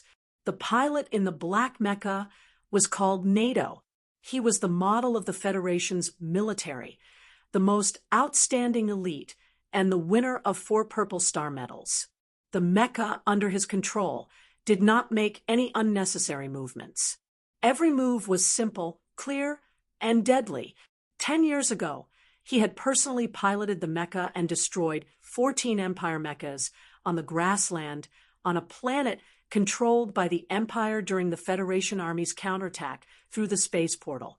The black mecha he piloted appeared for the first time. Like a demon, it broke through the thick concrete wall and appeared abruptly from the concrete blocks and smoke. In just 1 second, it had eliminated all the TIE family's security personnel except for the area around the black car. The black mech perfectly controlled the angle of its fan-shaped shooting, trying its best to maximize the lethality of each bullet. With his ability, he should not have given the opponent any chance to escape after lurking for an entire night and using a mecha to ambush a Federation citizen. However, there were 2 accidents during the assassination. These 2 accidents were out of his control and were not his responsibility. The first accident was the black car. NATO, the major in the black mecha, had never imagined that the Federation would have such a sturdy car. Although he knew very well who his target was and how powerful the family behind that young man was, it was still a black car, not a mecha. How was this possible? Even after using up the chain magazine of the M52, such terrifying firepower had only left behind those ugly, deep metal craters on the car's body and had not penetrated the car's body. It was because of the black car's terrifying defensive capabilities that Butler Jean had survived. It had also given Su Lu and Tai Ziyuan, who had reacted quickly, a chance to survive. For Na Duo, the second surprise of the day was the young man in the Westwoods uniform. This excellent pilot did not know why a soldier from the Westwoods would suddenly appear beside his target, but he did not care about the non-target at first, until the other party valiantly and crazily kicked his mech's mechanical leg. The situation at that time was very much like a Federation proverb. On the highway, a poor insect is holding up its armored arm, trying to show off, trying to stop a speeding vehicle. However, this seemingly crazy and foolish action had successfully interfered with the black mecha's main cannon. Na Duo did not understand why the mecha in his hands, which had always been incomparably stable, would suddenly tremble slightly in that instant. Regardless of whether it was the automatic balancer or his own manual control, neither of them could complete the final calibration. As a result, the first shot from Jia Gong's main cannon had actually deviated from its target. This was a strange thing that Na Duo had never encountered in his 20 years of military service. How much force did that young soldier from the West Woods need to be able to shake the multi-ton body of the M52? And how did the force of that kick interfere with the internal control system of the mecha? Even at this time, driving at high speed on the snowy road, Na Duo still felt that the M52 mecha, which had always been like his own body, seemed to have some sort of wave interference. This caused his control of the mecha to not be particularly smooth, so he kept following the black car, but was unable to quickly close in. Most of the citizens of the Federation were materialists, especially the citizens of the 3 administrative planets of the capital ring. Na Duo felt that there was a small problem with his mecha, but he would never have guessed that the young soldier from the West Woods was still affecting it. His instincts told him that the black car of the TIE family in front of him was using some sort of interference device. It had been some time since the pursuit began in the underground parking lot. The black mecha seemed to be in a fierce pursuit, but it was always unable to reach the effective range of its attack. The mecha still had plenty of power, but it did not have much ammunition left. Na-Duo treasured every shot he fired, and did not want to waste it. Although the half of his face that was exposed outside of the black helmet was still cold and calm, a very bad feeling had begun to form in his heart. The confidence of this elite soldier of the Federation was slowly fading. He felt a trace of panic and a faint sense of despair. Although this pursuit happened on the deserted highway, it was still in the core area of the Federation, Area S1. The response of the powerful departments of the government would arrive soon. His mission today could only end in failure. Right at this time, thunder seemed to roar in the distant sky. Na-Duo stared at the 7 light marks that appeared on the holographic screen in front of him. He confirmed that these were the fighter jets of the Federation. He confirmed that these 7 advanced fighter jets had flown at low altitude and avoided the surveillance radar equipment of the mecha that covered a radius of 20 kilometers. The internal warning of the mecha rang, reminding him that the fighter jets had locked onto his body and could be attacked at any time. These were the K-12 fighter jets that the Federation was most equipped with. They could carry a maximum of 9 air-to-ground missiles. 7 fighters meant that there would be 63 missiles. In just an instant, this number appeared in Na-Duo's mind. However, at this time, he instead calmed down. Even if he failed today, it would not be the fault of the battle. Instead, it would be those strange accidents and fate that were interfering with his work. At this moment, the resolute lines of the soldier's face became as sharp as a knife. Countless movement commands were inputted into the touch-sensitive holographic screen. Meanwhile, the mecha, which had been maintaining full speed all this while, also began to rapidly change form amidst the loud electrical noise. The tracks on the bottom left their tracks, and the mechanical legs reached out once more, carving deep marks into the concrete ground. Amidst the whooshing sounds, more than 10 gray lines shot over at high speed from the horizon. These were the standard Oxdale air-to-ground missiles that the Federation fighter jets were equipped with. These missiles brushed past the edge of the black car in front, shooting towards the black mecha that was rapidly moving in a strange posture behind it. Right at this moment, the black mecha's mechanical legs abruptly stomped on the ground. The entire mecha suddenly leaned forward at high speed, as if it was about to fall to the ground. However, the body of the mecha relied on inertia to flip around in the air, performing a beautiful movement similar to a fighter jet's wing. Amidst the dense barrage of missiles, the mecha found the only path and glided forward, actually dodging all of them. Those terrifying missiles brushed past the black mecha's massive body and struck the surface of the highway, exploding.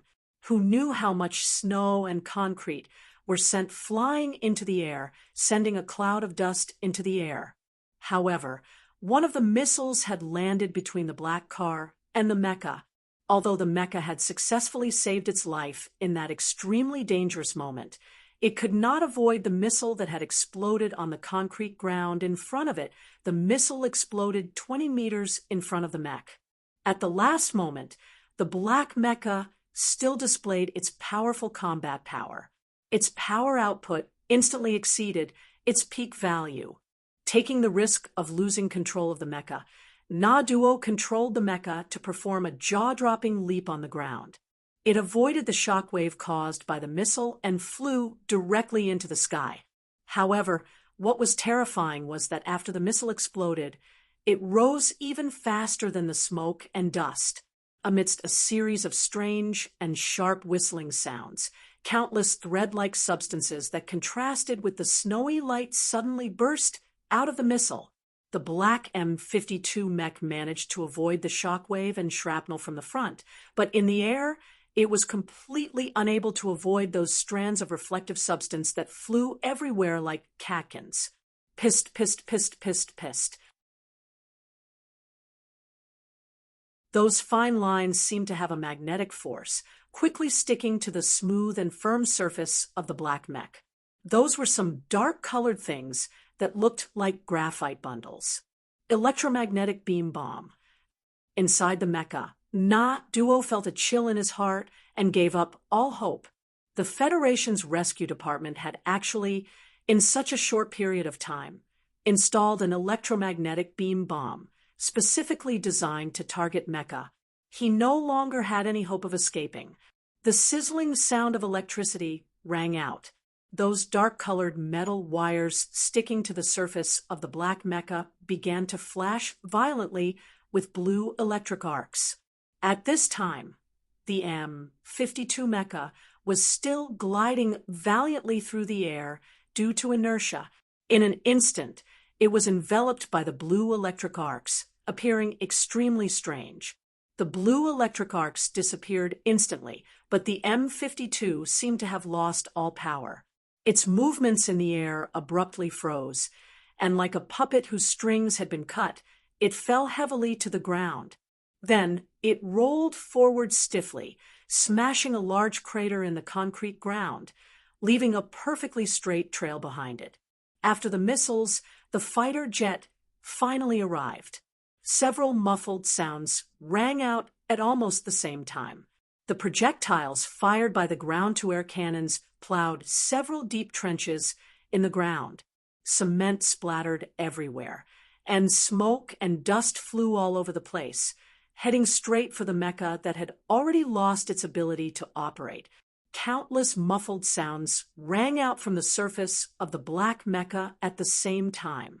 Those sturdy alloy armor of the mecha began to deform, begin to be penetrated, begin to be damaged, begin to become an existence akin to trash. Without the sound of sirens, the Special Forces team of the Federation's 1st Military Region approached the black mecha in the middle of the road in silence and vigilance. Behind them, the armored vehicles with full firepower reserves were ready.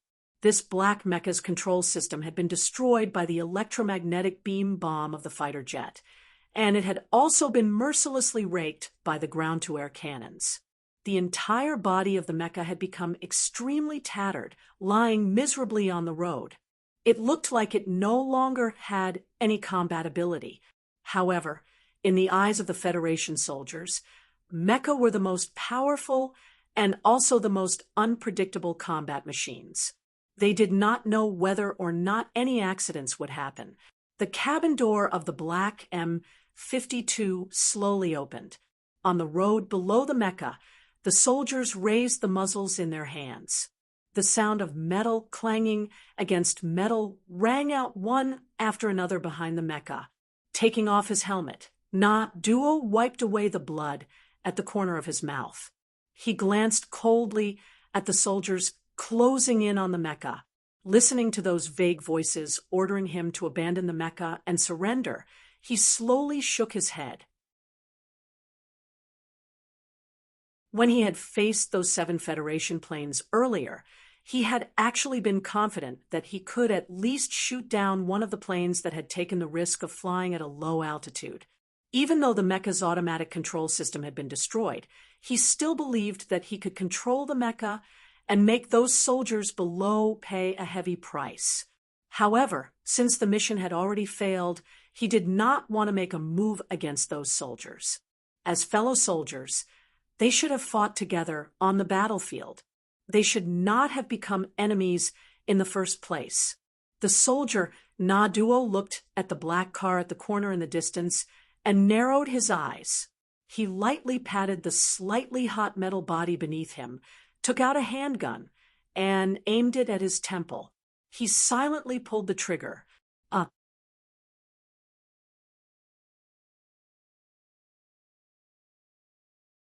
Chapter 124. Speaking softly, I'm also in the middle of the night today. Slay the dimples and says cutely, I'm still writing the next chapter, but the content is more critical, so I'm writing it too slowly. It might be a bit late, Everyone has leaders who need to sleep early. So, sleep early. You can come and read it tomorrow, but please leave your monthly ticket. But this pig of mine doesn't seem to have dimples, so I'll slay the fat face." The crisp sound of gunfire echoed in the ears of the nervous soldiers moving forward, reverberating on the quiet highway in the northern suburbs of the university town, reverberating between the snow-covered sky and earth. Tai Ziyuan retracted his gaze from the screen and tightened his coat around him. He looked at the heavily damaged black Mecca in the distance and frowned, not saying a word for a long time. He didn't know the name of that dead soldier, but he figured that he would find out soon enough. This soldier was clearly an ace pilot of the Federal Army. From the initial ambush in the gymnasium to the subsequent operation on the highway, it all showed this person's incomparable military prowess. Tai Ziyuan looked at the other side of the highway, a trace of heaviness flashing across his slightly pale face that didn't match his age.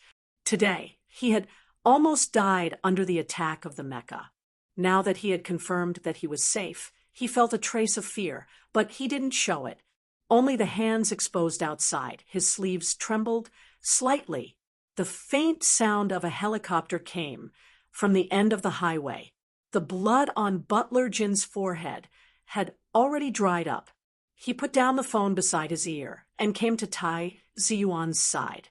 He lowered his voice and said, "The soldier in the Mecca is Major NATO, a recipient of 4 Purple Star medals. He is a war hero and belongs to the 2nd Military Region's Special Mecca Brigade. He is the deputy commander. He was supposed to be in the Special Capital Region today to participate in a training session hosted by the Ministry of National Defense." Tai Ziyuan was silent for a moment, then asked, "The 2nd Military Region. The Ministry of National Defense's spring offensive should be using the 2nd Military Region as the main force. If my guess is correct, this Major NATO must have had many comrades who died in the encirclement of the anti-government forces. Yes, this training session in the Special Capital Region is for the upcoming spring offensive against the anti-government forces base in the Green Dragon Mountain region." Butler Jean glanced at the young master's side profile. "Yesterday, Councilman Pabre reached a preliminary agreement with the anti-government forces. Today, there's an assassination attempt against you. It seems that the Eagle faction is very angry about the family's interference this time. Don't be in a hurry to find out who the suspect is. The investigation and trial after the incident is the responsibility of the Federation government. Although I'm angry, I can't go above the law and declare someone guilty." Tai Ziyuan's eyes were as calm as ever. If this matter is related to the reconciliation agreement, there should be many people who don't want the government to reach a reconciliation agreement with the anti-government army. Butler Jean nodded. Although the two of them didn't say it out loud, they both knew that this was the most shocking assassination attempt in the Federation in the past 20 years. The mastermind behind it was definitely not that simple. Councilman Pabre had already taken the most solid step on his path to becoming the president of the Federation. The families and economic tycoons in the Federation all had their own partners among the candidates for the presidency. If this assassination attempt was to eliminate Councilman Pabre's greatest support in the Federation, then the shadows of those families might also be involved. At this time, the simple phone in Butler Jin's hand rang again. He picked up the call and listened in silence for a long time. Then, he said to Tai Ziyuan in a soft and apologetic voice, "The police and the Federation Investigation Bureau have already sealed off the stadium's underground parking lot. The family representatives have also entered, but for the time being, they haven't found the whereabouts of your friend." Haven't found him? Previously, when they were still being pursued, Tai Ziyuan had already asked Butler Jean to follow the government's handling of the stadium. He wanted to know whether Sulu could actually survive such a desperate situation. Hearing the words, "haven't found him," Tai Ziyuan raised his voice slightly and said angrily, "We can see him when he's alive, and we can see his body when he's dead. What do you mean by haven't found him?" The firepower of the military-use mecha was too strong. The body left behind is basically incomplete. Butler Jean glanced worriedly at Tai Ziyuan as he adjusted his tone. The government personnel are currently cleaning up the scene, so it's normal that they haven't found anything in a short time. According to the reports from the other side, based on the situation at the scene, even if the chip identifies the body, it will still take a long time. Therefore, they may use the biomarker identification program, but that will take 2 weeks. Tai Ziyuan's usually calm eyes suddenly dimmed. Thinking that Su Lu might have already become several pieces of broken flesh in the dark underground space, his stomach began to churn. If Su Lu had been lucky enough to survive, he should still be in the stadium's underground parking lot right now. If he unfortunately died, he forced himself to calm down and turned to look at Butler Jean.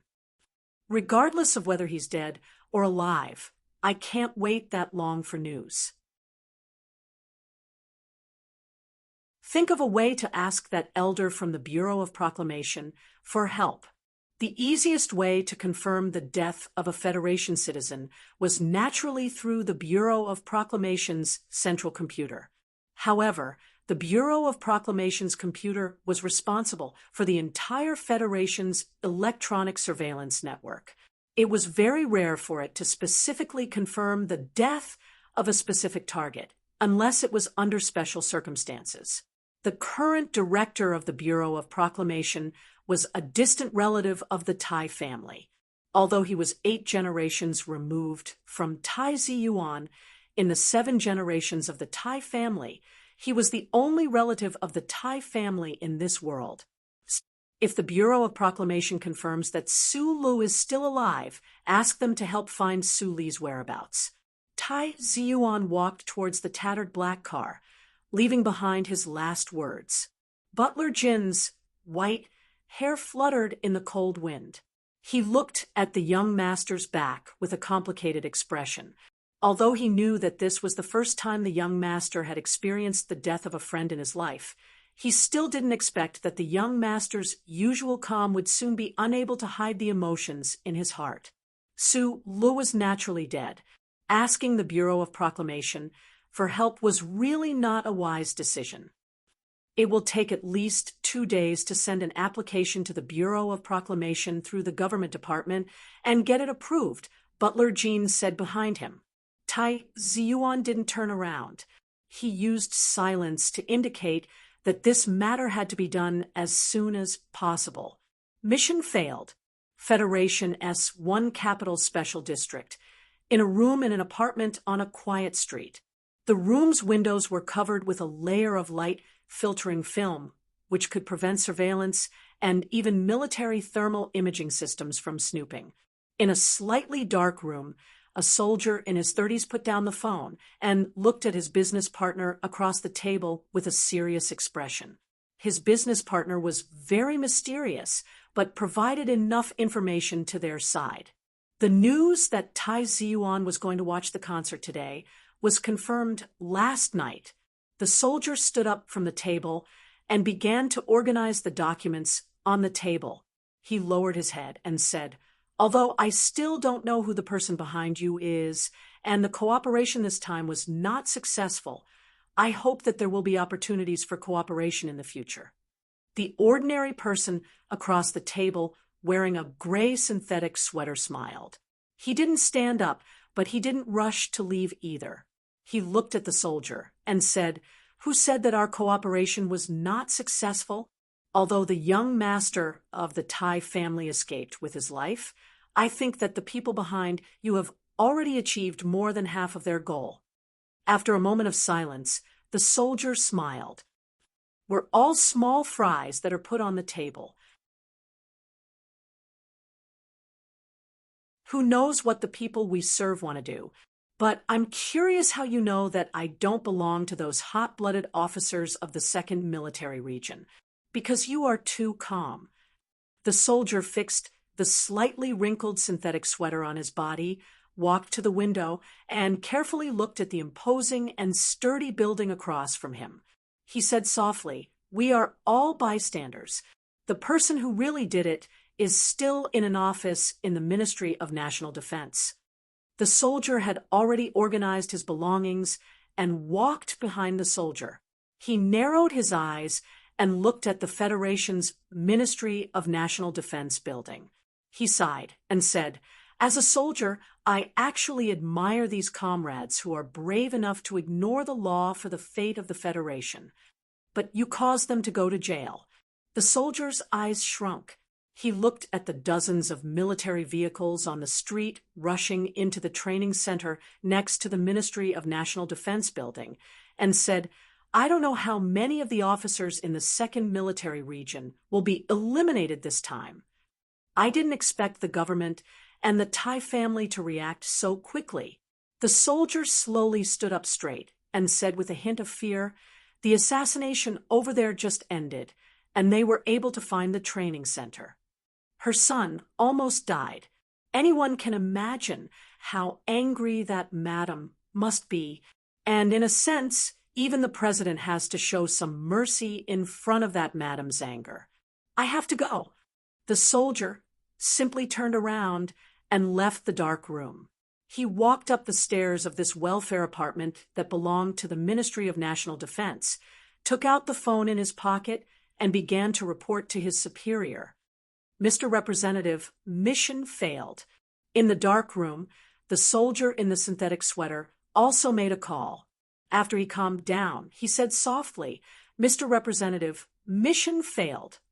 After a moment of silence on the other side of the phone, an old voice sounded, "Throw out the bait. I don't want to become the victim of the Thai family's anger. I think you don't want to either." The soldier's expression suddenly became very shocked. He didn't expect that the senator would be so afraid of the Thai family. He didn't even hesitate to cut off his biggest supporter in the Federation government. The soldier and the soldier in the synthetic sweater were just like what they said. They were just insignificant people in the Federation. But the people they served were the people with the most power and influence in the Federation. They didn't know each other's names and identities. They only worked together temporarily for a common goal. They reached an agreement with some important people in the federal military and started to carry out the most unbelievable assassination in the Federation in the past 20 years.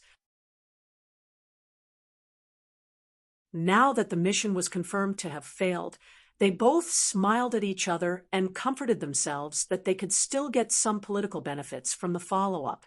But they knew that a failure was a failure, and it was a complete failure.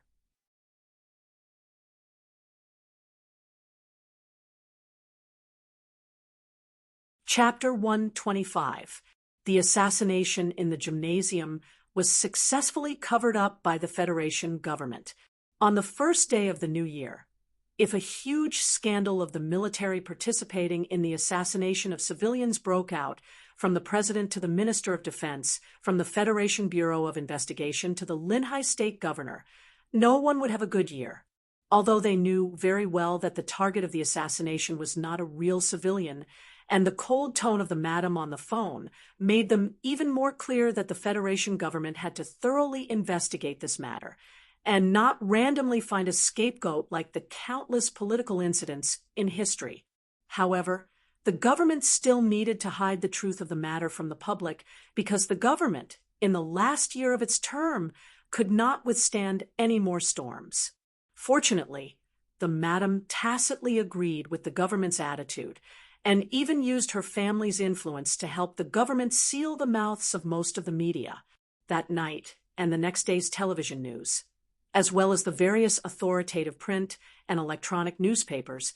There were no reports of the assassination in the gymnasium in Linhai State's university town.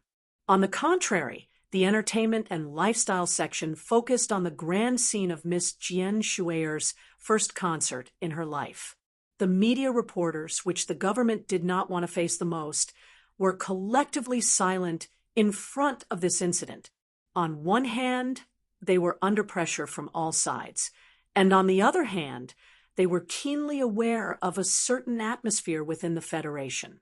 They were waiting to see if the government would give the media and the public some sort of explanation. However, some of the citizens who dispersed later had personally witnessed a black mecha break through the walls of the gymnasium in the wind and snow, charging onto the highway in the northeast direction. These people could not erase their own memories. They were puzzled and did not see any answers in the newspapers, so they could only let these memories become some rumors circulating on internet message boards, as well as shocking headlines in the usually extremely unpopular tabloids. On the day of the assassination, the investigation of the powerful departments of the Federation had already begun with great urgency, because the officers of various departments and bureaus had all received calls from the President's office or some important members of the Management Committee to personally investigate. The enormous national machinery of the Federation government began to operate, and in the shortest amount of time, they found even more information from the pilot named NATO. How did a Federation war hero, the recipient of 4 Purple Star medals, become a shameful assassin? This required historical critics and writers to develop their ideas. The investigators of the Federation government did not pay attention to this. Instead, they directly investigated the Capital Special District. Shortly after the assassination, Special Task Force agents and officials from the Federation Investigation Department, under the protection of the Military Police Headquarters of the Ministry of National Defense, rode in a dozen military vehicles and rushed into the training center next to the Ministry of National Defense building. Under the shocked gazes of countless Federation soldiers, they arrested a total of 93 officers of various ranks from the 2nd Military Region who had come from the front lines of Region S2. The interrogation began quickly that night. There was no interrogation by torture or electric shock. There were only bright lights, surveillance equipment everywhere, and interrogators and recorders who were as cold as metal. The interrogation did not yield any results. The officers who had returned from the front lines and sacrificed their youth and sweat for the Federation coldly stared at the officials in front of them. Their eyes were filled with anger and disdain. The officers who felt that they had been insulted began to curse. After a stalemate for half a night, the interrogators gathered the officers together. The director of the 4th Department of the Federation Investigation Department, who was in charge of the investigation of the assassination, looked coldly at the arrogant and fearless officers in front of him. After a moment of silence, he said, "As a soldier of the Federation, there is a reasonable way to express your wishes. No one disrespects what you have done for the Federation. However, as a soldier, you should respect the law. Some of you know, and some of you may not know.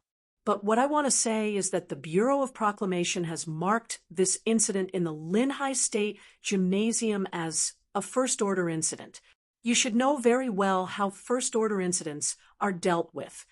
The high-ranking official of the Federation Investigation Department narrowed his eyes. The coldness in his eyes grew. "Do not try to cover up or quibble for your crimes. That will only make your families suffer more humiliation." These officers were escorted back to the training center by the fully armed military police. However, at this time, their identities had become criminal suspects, and they were no longer pillars of the Federation with a bright future ahead of them.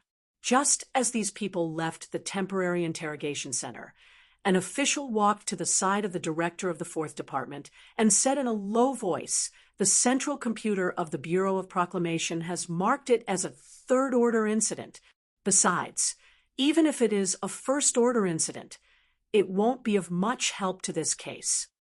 Those old ancestors of the Bureau of Proclamation are the best at playing mysterious." The director of the 4th Department lowered his head slightly and said, "How would these officers know anything about the sequence of incidents? I'm just giving them some time to think, to be afraid. In the early hours of the next day, perhaps it was because they instinctively had endless respect for the glory of the First Order, or perhaps it was because these officers had a clearer understanding of the majesty of the law. But in any case, the trick of this high-ranking official of the Federation Investigation Department was clearly effective. No one turned themselves in, and no one gave an account of who had organized this assassination, how the black M52 Mecca belonging to the 1st Military Region had ended up in the hands of Major NATO, and what kind of orders the small military team sent to the gymnasium had received. 7 officers committed suicide in their own rooms, and no one could be saved.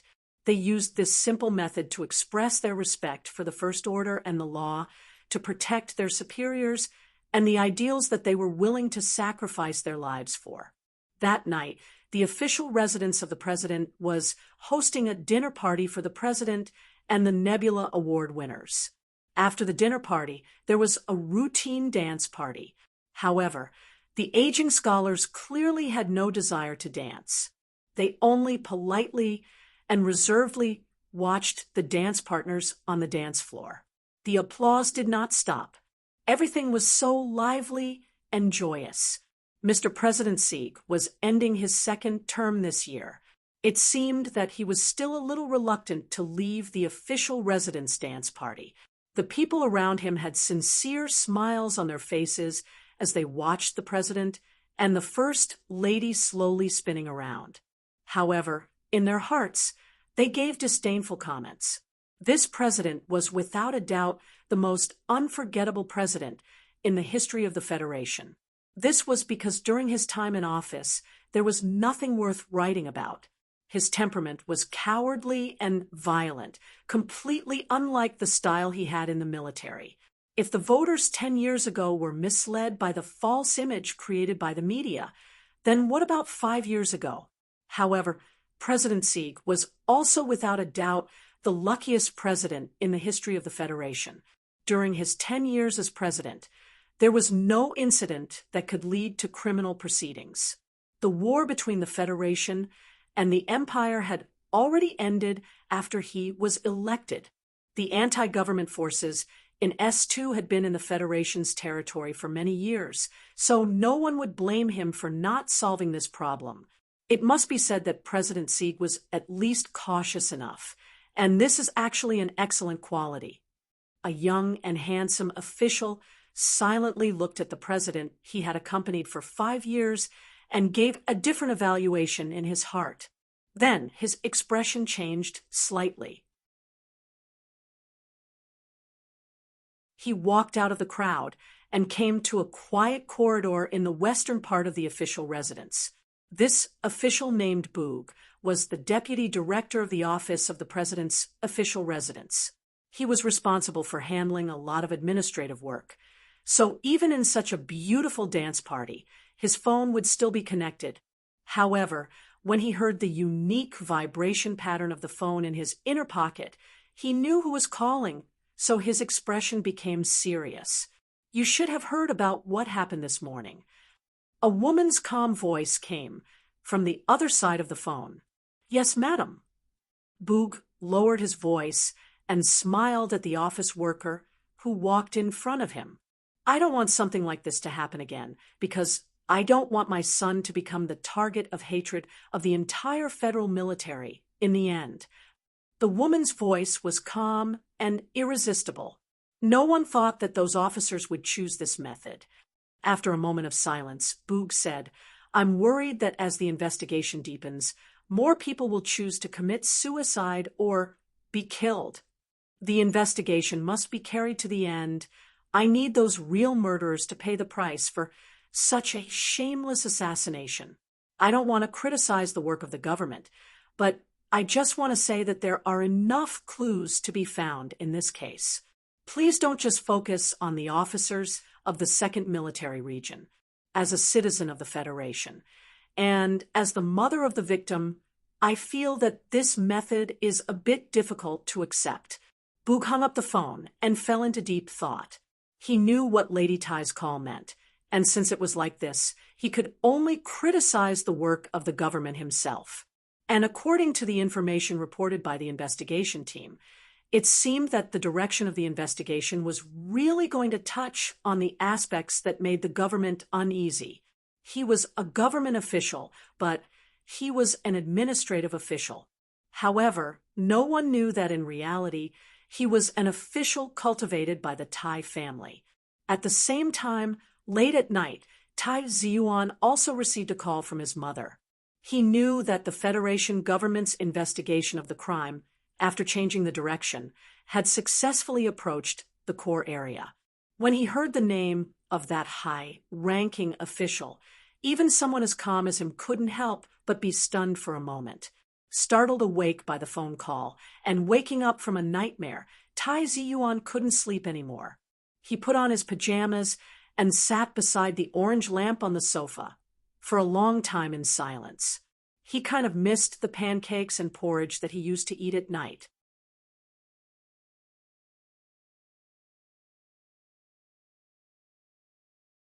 Chapter 126. Under the Sky of the Federation.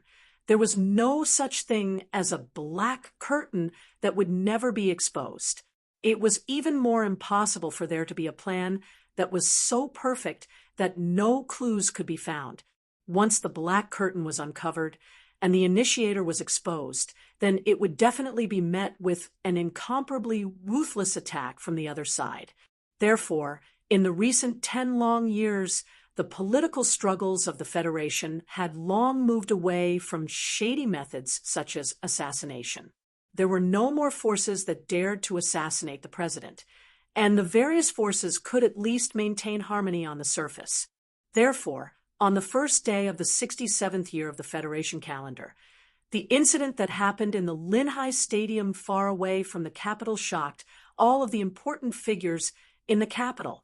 This was already outside the rules of the game, and was a method that was not accepted by the entire class. At this moment, all of the forces vaguely expressed their support for the Tai family, or at least maintained their neutrality and silence. The investigation of the Federation government made important progress that morning, although the suicide of the 7 officers of the 2nd Military Region brought pressure to the work of the Federation Investigation Bureau. Those staff members only changed their direction and continued to investigate. The identity of the militants that attacked the VIP area of the stadium had been identified. Those militants that all died were soldiers from the Linhai Garrison Special Forces. However, as to who gave the direct order to attack, and who was able to turn those soldiers loyal to the Federation into shameful assassination tools, for the time being, no one was able to find out. However, the attentive officials of the Federation Investigation Bureau dug up another valuable clue from the newly built concrete wall in the underground parking lot of the stadium. The engineering team under the Northern Hemisphere Command of the 1st Military Region received this mission the night before the incident. Although the person who gave this order had carefully erased the information that represented their identity in the message, the second layer of information used by the military system was ignored by the person who gave the order. A special agent of the Federation Investigation Bureau keenly captured this point and found a few letters that indicated their identity in the core sentence of the command document. This special agent had a nickname within the Investigation Bureau, called Harry Ball, because he liked to wear a synthetic sweater all year round. The Federation Investigation Bureau used the second layer of information to investigate, and all of the spearheads were pointed at a male secretary in the building of the Ministry of National Defense. On the morning of January 3rd of the 67th constitutional calendar, the Ministry of National Defense building was as solemn and empty as ever. The bright marble floor of the building hall was painted with gold powder with the military emblem of the Federation. Silent and relaxed officers and women walked on this emblem. Inside the incomparably large building, it looked like the other side of the Federation's electronic wall on the boundless grassland. A few fine horses passed by from time to time. The higher-ups in the building already knew what had happened the day before yesterday. Most of the people in the building already knew what had happened in the training center next to the building yesterday. As for the news that after the officers of the 2nd MR were collectively arrested, 7 officers committed suicide, presumably the middle-aged woman in charge of cleaning the building already knew. However, the personnel in the core area of the Federal Army still maintained a relaxed expression and a suitable smile on their lips because the enormous machine would never collapse on itself because of a loose part or rust. The design style of the Department of Defense building was mainly a cold style. The outer wall did not use glass curtain walls that could absorb solar energy. Instead, it chose gray-black natural stone. The entire building was squarish, and the height of 17 floors made this squarish architectural style look a little stiff, like a box. In the internal conversations of the Federation government, it was customary to use the word box to refer to the Ministry of National Defense. This was because, in the eyes of the general affairs officials, the soldiers of the Ministry of National Defense were like people in a box. Whether it was the way they walked or the way they talked, they were always so square and angular. On the penultimate floor of the Ministry of National Defense building, there was a very quiet and luxurious office at the end of the corridor. The Deputy Minister of National Defense, Yang Jingsong, worked in this office. Today, he came to the room half an hour early as usual. After drinking a cup of tea to refresh himself, he pulled up the military map of Region S2 on the holographic screen and zoomed in on the area around the mountains. He narrowed his eyes and carefully examined the map to confirm the Federal Army's spring offensive and to minimize as many command problems as possible. Half an hour quickly passed, and his secretary still didn't knock on the door. Then she brought in a sandwich. Deputy Minister Yang gently pressed the remote control in his hand, and the map on the holographic screen disappeared. He silently walked to the window and glanced at the beautiful winter scenery of the capital outside. Then he turned around and sat on the sofa. His secretary hadn't arrived yet, but the phone on his desk rang. Deputy Minister Yang picked up the phone and listened carefully for a long time. He didn't say a word. Then he sat back on the sofa again. This time, he didn't pick up the teacup. Instead, he found a bottle of liquor from the bookcase, poured himself a glass, and slowly sipped. While drinking the amber liquid, this important figure of the federal military narrowed his eyes and thought about something. He didn't realize that the alcohol he hated the most was so harsh on his throat. His secretary had been invited to investigate, and it seemed that she would never come back. The news he just received on the phone was that the president's security advisor had already entered the Department of National Defense and was about to take the elevator to his office. Deputy Minister Yang's slightly weathered eyebrows slightly furrowed. He took out a document from the cabinet next to him and began to read it in a daze. Regarding the assassination at the Linhai State Gymnasium, although he didn't participate in the investigation, the details of the incident and the progress of the investigation would be sent to him at a certain time. Watching the other party approach him step by step was not a good feeling. After knowing that his secretary was arrested, the deputy minister's mood became more relaxed. Everything that happened on the first day of the 67th year of the constitutional era was all under his instructions and instructions. After Deputy Minister Yang Jingsong came back from the front line, he held many positions. Among them, the most respected position was the Dean of the First Military Academy. With his status in the Federation, the important figures who cooperated with him, and even Mr. President himself, would protect him at all costs. Just like the 7 officers who committed suicide the night before yesterday. But he didn't want to do this. He put down his wine glass and came in front of the computer. He wrote an email and sent it to the relevant personnel with the authority to receive it. 40 years ago, I was an ordinary soldier in the 2nd Military Regions Mechanic Company. I once saw with my own eyes countless Federation soldiers sacrifice themselves on the land of Green Dragon Mountain for a great goal.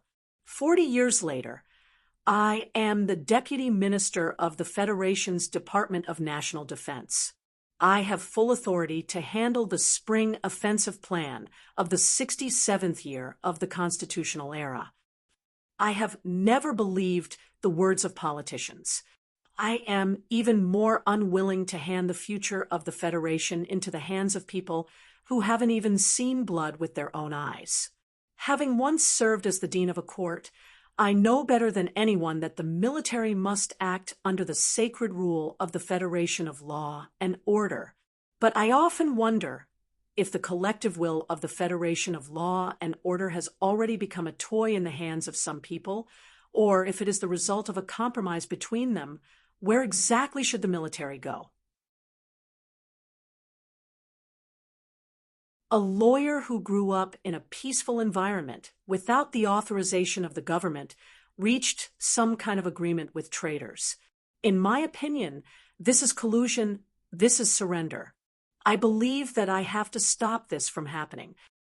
Perhaps history will judge that I am wrong, but I will never admit that I am wrong. After the email was sent, Deputy Minister Yang sighed softly. Many of his comrades who had sacrificed themselves in the war with the anti-government forces appeared in his mind. His gaze once again landed on the document in his hands. The assassination this time was to prevent the so-called reconciliation agreement from being reached. If Tai Ziyuan was killed, that family with a long history would naturally fall into decline or even collapse. And in this situation, Representative Pabre, who they supported, would definitely not be able to be elected president. Then, on the night before the new year, the agreement between Representative Pabre and the anti-government forces might never come to fruition. The reason why this deputy minister chose Tai Ziyuan and not Representative Pabre, whom he disdainfully called a lawyer, was because, in his opinion, if he killed Pabre, the Tai family, who was cowardly in their bones and ready to surrender at any moment, could still choose other political partners. It wouldn't solve the problem from the root. The deputy minister's calm gaze landed on an inconspicuous name on the document. If there was any regret in his heart right now, it would naturally be because the assassination plan that his loyal subordinates had meticulously prepared actually didn't succeed. The heir of the Tai family actually survived under the attack of the Mecca, according to the post-incident investigation. The person who played the most critical role in this, the person who had saved Tai Ziyuan's life twice in a row, was undoubtedly the young student who had already died. Sulu, deputy minister, Yang downed the strong liquor in his glass in one gulp, then opened the drawer and took out the old-fashioned handgun that had accompanied him for many years. He turned the muzzle of the gun, somewhat clumsily, and stuffed it into his mouth. He paused for a moment, took a few deep breaths, and then pulled the trigger. The muffled sound of the gunshot echoed throughout the entire floor. The door to the deputy minister's office was forcefully pushed open. The white-haired presidential security advisor and the Minister of Defense pushed aside the military police in front of them and squeezed to the front. They looked at Deputy Minister Yang's corpse on the sofa chair, then at the large pool of shocking red on the snow-white wall behind the chair, and were speechless for a long time. "He can't stand trial," said the Federation security advisor in a low voice. "Perhaps this is the best result."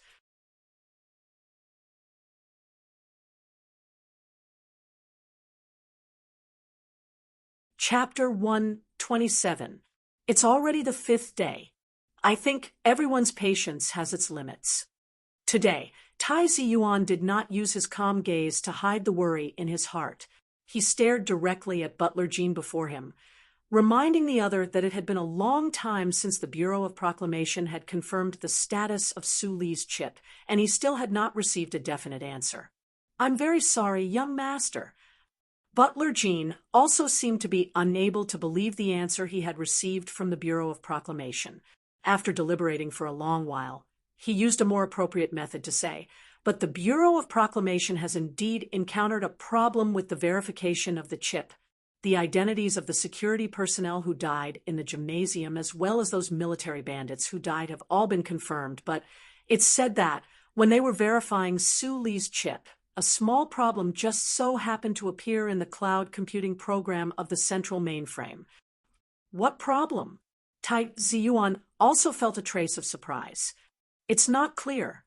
The scientists and staff of the Bureau of Proclamation are not sure either.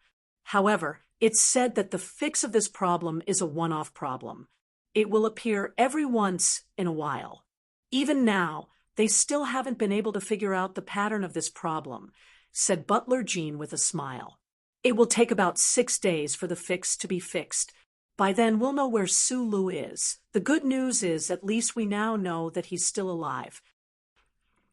Knowing that Su Lu was still alive, Tai Ziyuan's mood instantly relaxed.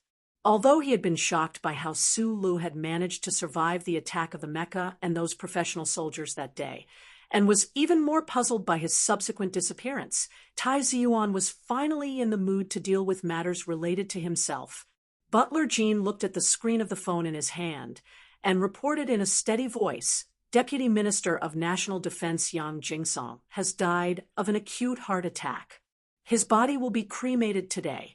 The Minister of National Defense has nominated Zhou Yingxing to take over the position of Deputy Minister.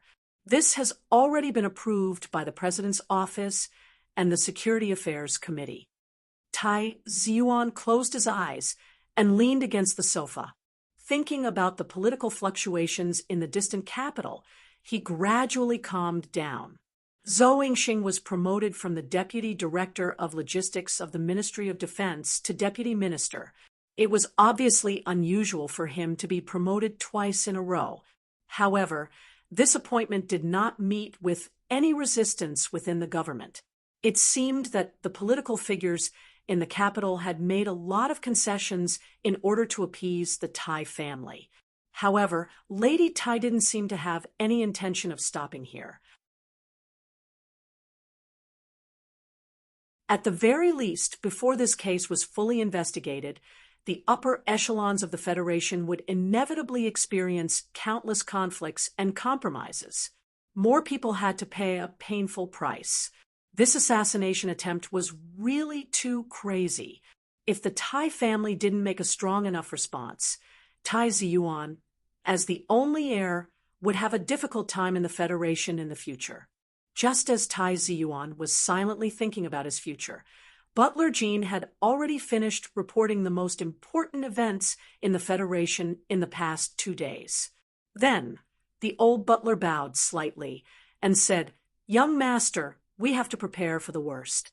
If Mr. Su Lu is really unfortunate enough to pass away, we should at least inform his family." Tai Ziyuan was silent for a moment before saying, "Su Lu once told me that he doesn't have any family left in this world. He doesn't even have many friends." The corners of his lips curled up slightly as he smiled bitterly. "He's a very pitiful guy. Should we inform Zhang Xiaoming and Shi Qinghai?" Butler Jean asked. Regarding Shi Qinghai's identity as a spy, there weren't many people in the Federation who really knew about it. Among them were Tai Ziyuan and Butler Jean. Tai Ziyuan was deep in thought. His eyebrows slowly knitted together. Because of these two names, he thought of something else. Where did the news of him going to Jian Shui's concert come from? Deputy Minister Yang had committed suicide, so the military's lead had long been cut off. His knitted eyebrows suddenly smoothed out, and he said coldly, "No need." The Federation Bureau of Investigation's Linhai Field Office building was brightly lit. Shi Qinghai, who had smoked 3 cigarettes in a row in the coffee room, walked to the sink and splashed his cheeks with cold water. He felt a little better, pushed open the door, and walked in the direction of the forensics department. For the sake of the reconciliation agreement between Representative Pabre and the anti-government forces, he was the bridge and information channel. In the dozens of days before the new year, he was under heavy pressure and abnormally busy. He was already very tired. The incident at the stadium on the first day of the new year made the entire field office more nervous than ever. The inside story of this assassination was not known to all Federation officials, but this vicious incident happened in Linhai, so the Linhai field office had to take on a lot of work. Shi Qinghai was responsible for the 4 departments, which actually didn't have much work to do, because until now, they hadn't found any connection between this incident and the anti-government forces in District S2. Their main task was to filter the large amount of information that was monitored in Linhai and try to find any clues. However, Shi Qinghai was still very tired because he was worried about someone. Evidence A1-419. Shi Qinghai walked to the outside of the forensics department's warehouse and said to the staff behind the glass wall. At the same time, he handed over an evidence transfer form. The staff member carefully checked the signature on the form and checked the electronic secondary authentication on the internal work network. Then, he slowly got up and walked into the warehouse. The staff member didn't know why Section Chief Shi was so interested in this evidence and had asked for it several times. However, this piece of evidence was not very important to the case of the stadium. It was just a modified military electric spike. The real key evidence had been sent to the Forensics Department of the Federal Bureau of Investigation in the capital 3 days ago. Shi Qinghai took the military electric spike that was sealed in a vacuum bag, calmly said thank you, and then returned to his office. He closed the office door and began to stare blankly at the military electric spike in the bag. It looked a little rough, but it was cleverly designed. In the Linhai Stadium case, Su Li's existence was intentionally or unintentionally covered up by someone. Even with Shi Qinghai's level, he shouldn't have known that Su Lu had appeared in the stadium. However, Shi Qinghai knew, because at midnight on New Year's Eve, he was happily drinking with Su Lu in the bar. At the same time, he heard Su Lu happily say that he was going to visit Jian Shu'er with the crown prince of the Tai family tomorrow. He was Su Li's friend, no, brother. Therefore, he knew a lot about Su Lu, such as Su Li's strong fighting skills and Su Li's interest and talent in mechanics. He stared at the military electric spike in the bag and confirmed that Su Lu must have been involved in this matter and played an important role in it. It was written very clearly in the transcript that this military electric spike had already fired an electric arc once, and it had finally appeared in the throat of a militant. That militant was the deputy captain of the special company of the Linhai garrison. Shi Qinghai's private phone rang. On the other end of the phone came the calm voice of the director of the Linhai HTD Bureau. The director is dead.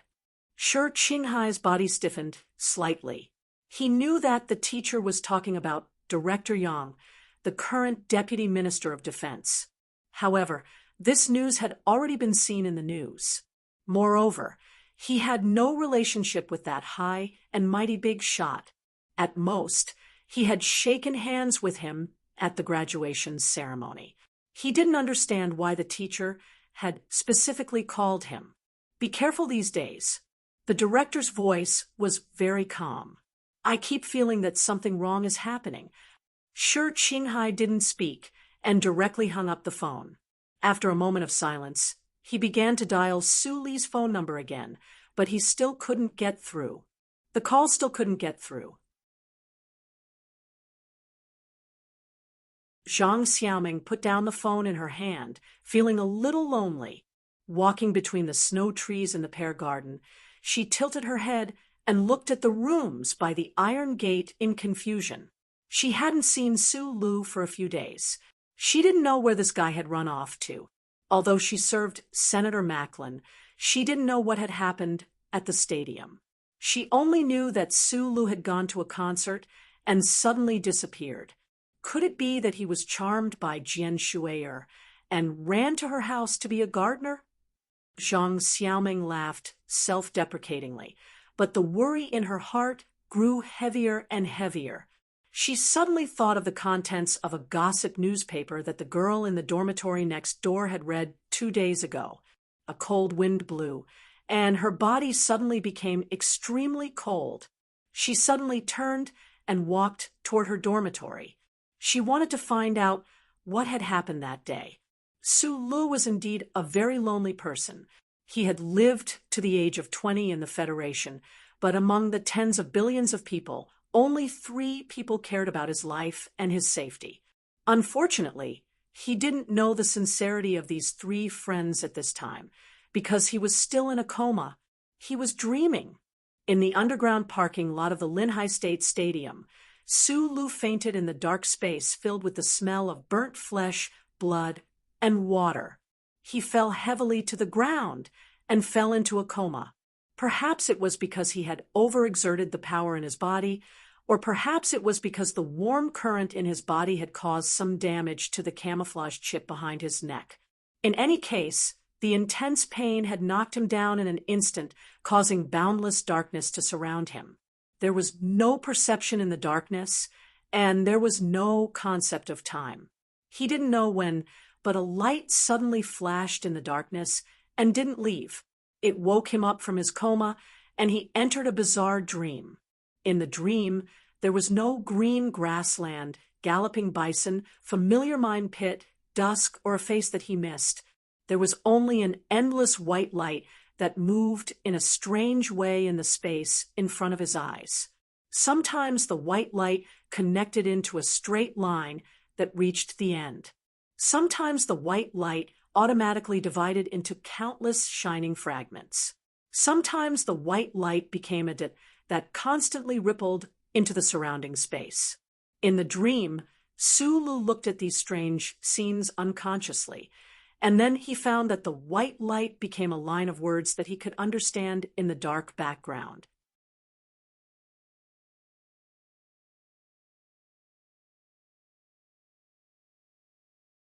Chapter 128. At the moment of life and death in the underground parking lot of the gymnasium, Su Li's willpower played a crucial role. His body, which was like a dried-up well, without water, actually erupted with power once again. The source of the mysterious power at his waist began to violently spew out the energy he had accumulated for 5 years, but never had the opportunity to truly erupt.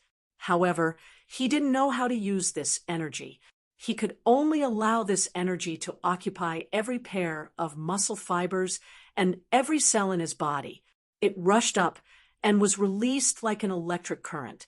Perhaps it was bioelectricity, or perhaps it was an even more miraculous existence that transcended matter. But in any case, after this energy helped him destroy the militants in front of him, it also invaded his brain and nerves, bringing him unbearable pain. Most importantly, when the energy traveled up his back, it passed through the chip that every citizen of the Federation had. It caused great interference to the microelectronic calculations in the chip. This led to Su Li's coma and the cloud computing error of the Bureau of Proclamation's central computer. This situation should have never happened in the history of the Federation. However, it was unknown whether or not Uncle Feng Yu had encountered such a coincidental situation back then. It was this extremely rare and bizarre state of the chip that directly caused the Bureau of Proclamation officials to be nervous and the enormous central computer to constantly scan, search, locate, and repair the chip. At this moment, Sulu was the Sulu in his dreams, the Sulu in his instincts. He was neither happy nor afraid. He just stared blankly at the line of white words in front of him, not understanding the meaning of this sentence. Establishing active contact. Do you accept? Sulu understood what active contact was. He, who was in this dark space, wanted to contact someone. He didn't even know why he stayed in this boundless dark space. He even forgot who he was. The line of characters condensed from white light in front of him slowly dissipated, and then condensed again at an even faster speed. However, it was getting closer and closer to his vision, establishing active contact. "Do you accept?" Sulu didn't respond. The white characters disappeared again and condensed again, getting closer. "Initiate contact. Do you accept?" Sulu still didn't react because he didn't know how to accept it. He just looked at the white characters in the dark background in astonishment. He wanted to open his mouth, but didn't know where to open it. He wanted to reach out to touch the beautiful light and shadow in the dreamscape, but didn't know where his hand went. The line of white characters disappeared and condensed again, as if it would never get tired of it. This dream occurred 3 days after Sulu had fainted. At that time, he was lying on a strange bed, his body twitching nonstop, his forehead burning, his eyes closed, but in that black dream space, he stared blankly at the white characters in front of him, completely unaware of what was happening in the outside world and what was happening because of him. That day, in a quiet building on the outskirts of the capital, the staff of the Bureau of Proclamation were monitoring the Federation according to the classification of events. Among them, there was a document marked as a Level 3 sequence event. It was entered into the central computer and listed as a priority.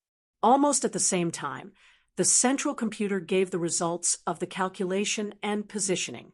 Separated by a thick partition wall, the staff of the Bureau of Proclamation looked with satisfaction at the several pieces of white paper spat out by the terminal output device.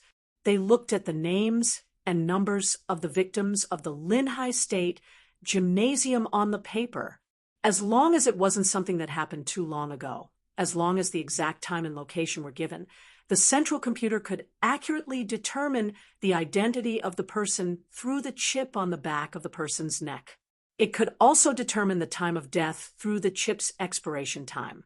Comparing the two, it could give a death list that was close to the truth. First, the glory of the charter enveloped the entire Federation. The Bureau of Proclamation wasn't omnipotent, but the orderly development and harmony of the Federation was separated from the central computer of the Bureau of Proclamation. This staff member compared the list of events sent by the government with the list in his hand and suddenly found something strange. Because the name in the list of events that was specifically marked in red didn't appear in the positioning results of the central computer. The person called Sulu still wasn't marked. Under the harsh terms of the first charter, the central computer of the Bureau of Proclamation would rarely continuously locate a single person who wasn't a Level 1 sequence event. But in the case where the name and identification number were known, it was always very easy for the central computer to determine a person's survival status. This staff member's expression became serious. He held the document in his hand and walked into the elevator. After an unknown amount of time, the elevator stopped. He walked into the assistant director's office and reported to the middle-aged civil servant behind the desk, "There's a problem." "Is it serious?" The assistant director of the Bureau of Proclamation didn't even raise his head.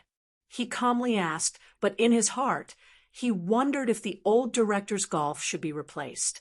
Every afternoon, the director would go for a walk on the lawn, but he threw the complicated work of the Bureau to him. It was very tiring, but he was also very happy. "I don't know if this matter is considered serious."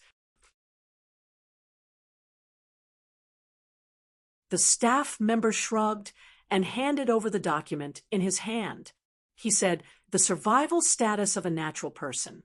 The old man actually couldn't immediately find an answer. When the assistant director heard the first half of the sentence, he raised his head in shock. This was because all work in the Bureau of Proclamation was carried out according to a fairly standard process. The events in the Federation were divided into 12 sequences. How could this subordinate say something that he didn't know if it was considered serious? However, when he heard the second half of the sentence, the assistant director's brows furrowed.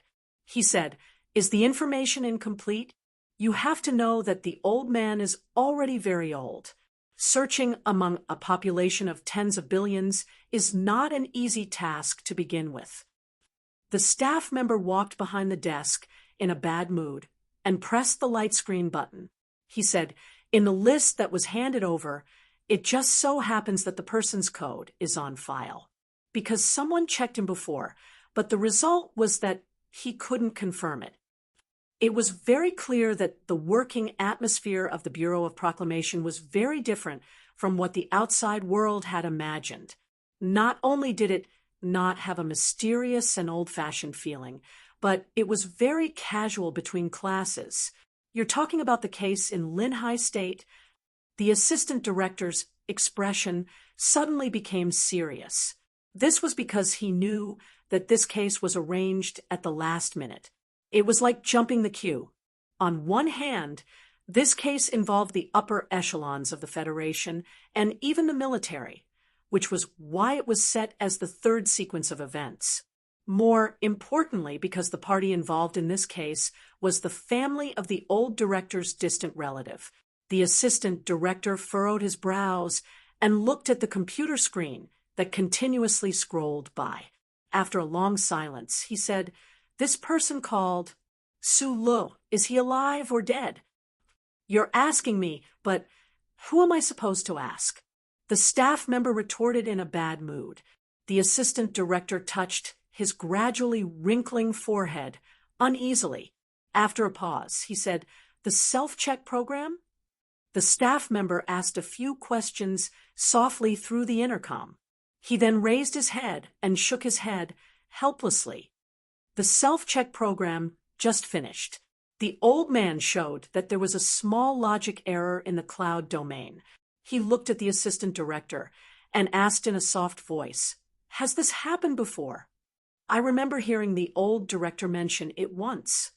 The assistant director painfully rubbed his temples and kept searching through the memories in his mind. "It seems like it will take 6 to 7 days for it to automatically fix itself." The core area of the Bureau of Proclamation was extremely deep underground. The 5-person team that designed the underground structure of the Bureau of Proclamation very proudly announced that in the imaginable era of civilization, no weapon could destroy the core of the Bureau of Proclamation in a short period of time. The core of the Bureau of Proclamation was the central computer, which was the old thing that the staff of the Bureau of Proclamation talked about. This computer had a very long history. Judging from its age, it was old enough to be the ancestor of everyone in the Bureau of Proclamation. Therefore, in its long and boring life, the cheerful staff of the Bureau of Proclamation gave it such a cute and affectionate nickname. The core area was too deep underground. Although the air conditioning system was constantly working, the psychological problems still made it difficult for most people to adapt to this atmosphere. The good thing was that the central computer never needed the help of humans for its processing and information collection. In a sense, from the director to the cleaning lady of the Bureau of Proclamation, all the staff of the Bureau of Proclamation were serving the central computer, the old thing, and the old thing was serving the entire Federation. There was not a single person in the spacious room. A solid and thick physical barrier separated the central computer's display screen from the busy workers. The two-dimensional information display screen in midair constantly flashed the radio wave signals, video signals, and audio signals captured by the electronic surveillance network from all corners of the Federation. The images flashed extremely quickly and turned into beams of light or data streams. Those beams of light or data streams were sometimes like a straight line, and sometimes they were divided into countless segments. Sometimes they were blossoming like waves on the two-dimensional information display, integrating, combing, and retrieving the data in a way that only they could understand. the abnormal logic error in the cloud computing domain did not interfere with the daily work of the Federal Central Computer. It still silently and loyally filtered all the images that it could see, calmly waiting for orders from humans.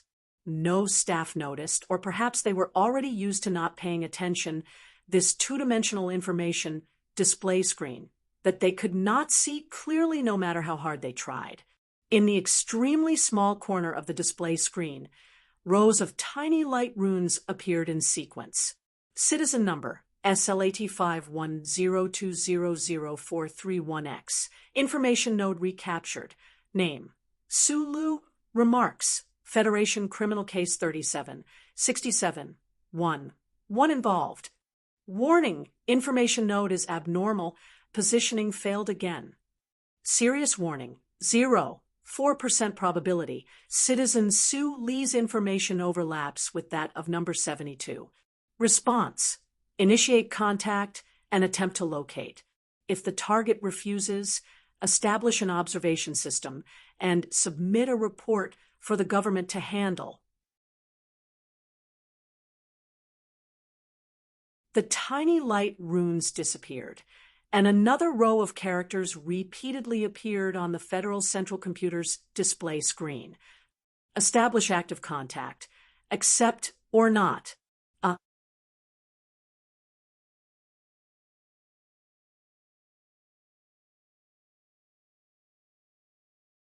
Chapter 129.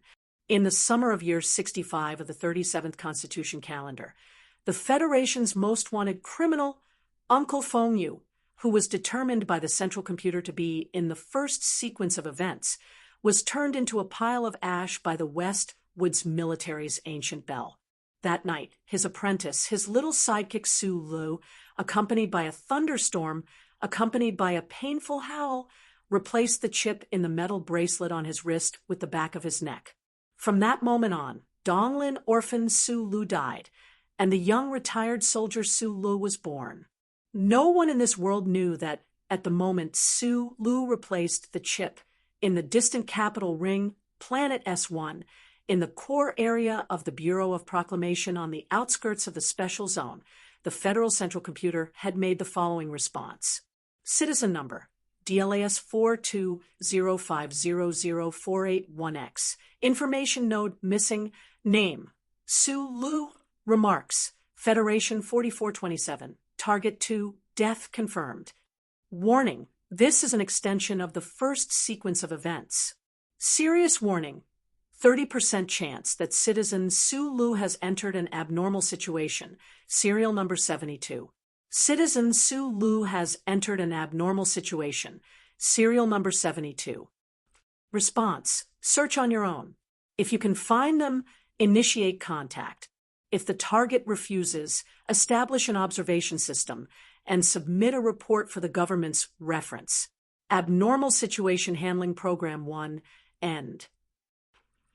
More than a year later, the first Abnormal Situation Handling Program was restarted, although the Federal Central Computer had determined that Su Lu orphan from Donglin orphan had a 30% chance of entering an abnormal situation, and Su Lu, the gatekeeper from Linhai Prefecture, had overlapping information with the former, so the possibility of entering an abnormal situation was even lower.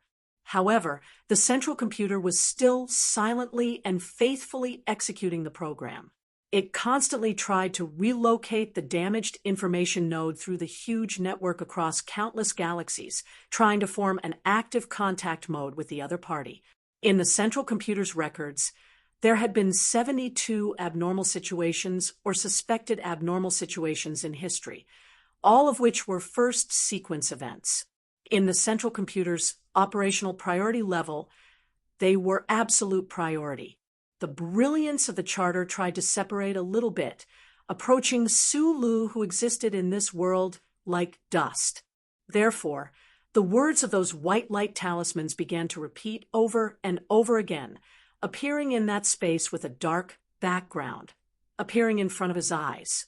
However, there was no response because he was unable to make any response. Initiate contact. Do you accept? After an unknown amount of time, in the spacious room deep inside the building of the Bureau of Proclamation, a row of tiny cursor characters appeared below the two-dimensional projection light screen. Initiating contact has failed. Determining if the other party refuses.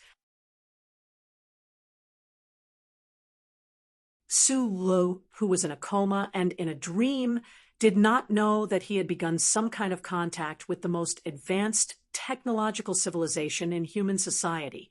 In his dream, he stared blankly at the light talisman in front of him that kept disappearing and condensing. Then, he realized that the light talisman had disappeared. In an instant, a feeling called loss began to spread in this space.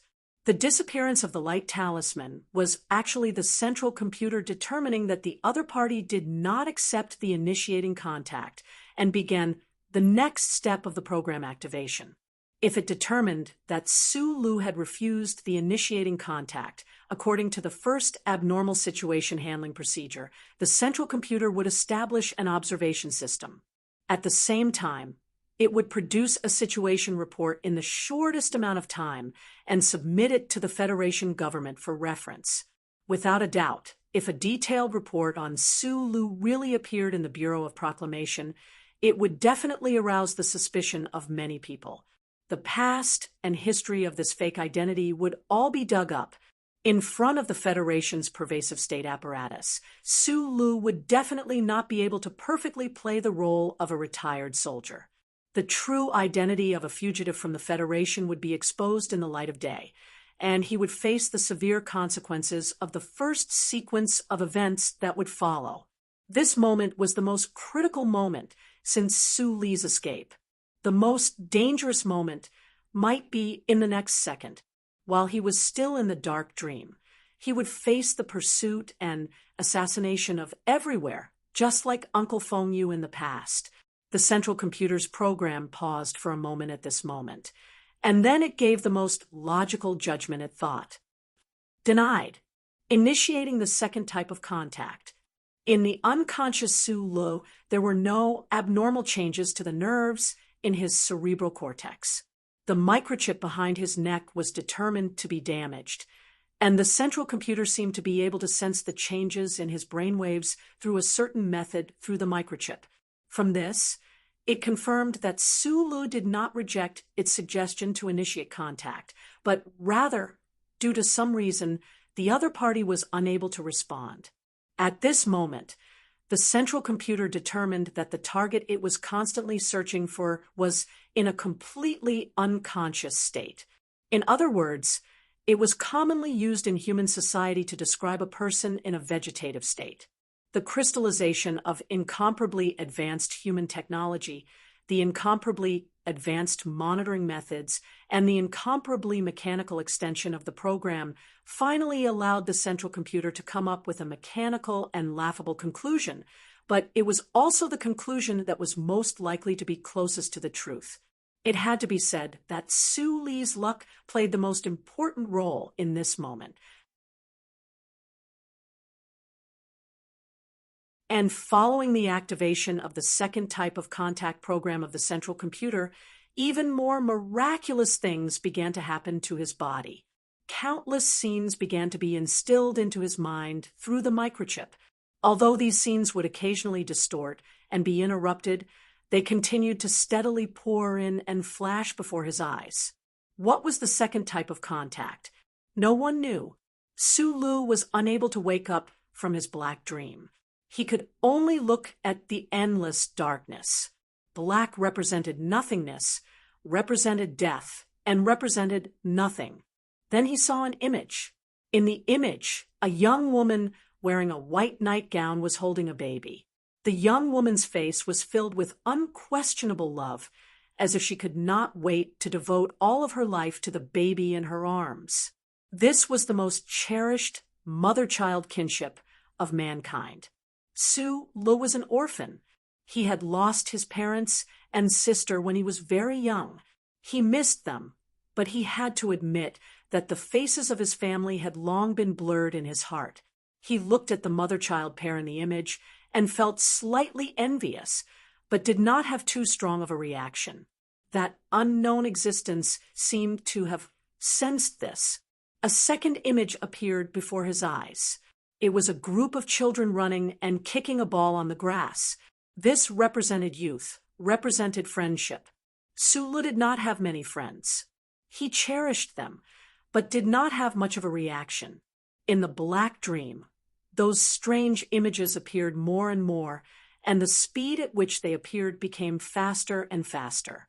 They filled the entire space. Those images showed the most spectacular snowy mountains on the Westwood's planet, the magnificent red rocks in the S3 desert in the upper forest, the beautiful lakes in the outskirts of Philadelphia, and even more so, the endless starry sky that gave people a sense of awe and reverence. Those stars that had existed in the universe for hundreds of millions of years seemed to exist forever. In the black dream, the layer of red artificial dust above the planet of the East Forest region appeared, and the open-air mine pits that were barely visible under the dust appeared. Those mines had made great contributions to human civilization, and now they lay quietly in the green grassland. They looked like gunshot marks on the planet, and there was a breathtaking beauty to them. Sulu felt that it was very familiar. His heart ached, but he subconsciously felt conflicted. Along with his emotions and the subtle reactions in his cerebral cortex, the scene in the black dream changed again. It turned into expensive cars, into delicious delicacies from all over the world, into champagne with tiny bubbles rising from it, and into hard liquor with a sweet taste in its amber color. Countless bright and beautiful colors appeared in the black dream. Those were women. There were all kinds of women. There were female students with long canine teeth and ponytails wearing student uniforms. There were upper-class women in formal wear who walked slowly. There were young girls wearing tennis skirts with their bare thighs and exuding a youthful aura, mature, young, beautiful, bashful, sunny, delicate, clothed, partially undone, completely naked, and seductive. Women followed the bright images and walked gently. The images in the black dream included the aspects that humans valued the most and desired the most. However, they were still not enough to cause the muddle-headed Sulu to have too strong of a reaction. The rapid influx of images and data caused the entire dark dream space to become somewhat unstable. Countless invisible cracks seemed to be tearing at something. Sulu couldn't feel his body, but he felt an unbearable pain. He wanted to cry. He wanted to scream, but there were no tears, and he couldn't make a single sound. In the black dream, the constantly flashing images served to accentuate the loneliness of his consciousness. While he was lonely, he still had to endure such pain. The space was expanding, as if it could explode at any moment. If it wasn't for Sulu's consciousness existing in the dream being as tenacious and tenacious as his body, perhaps he would have already gone mad.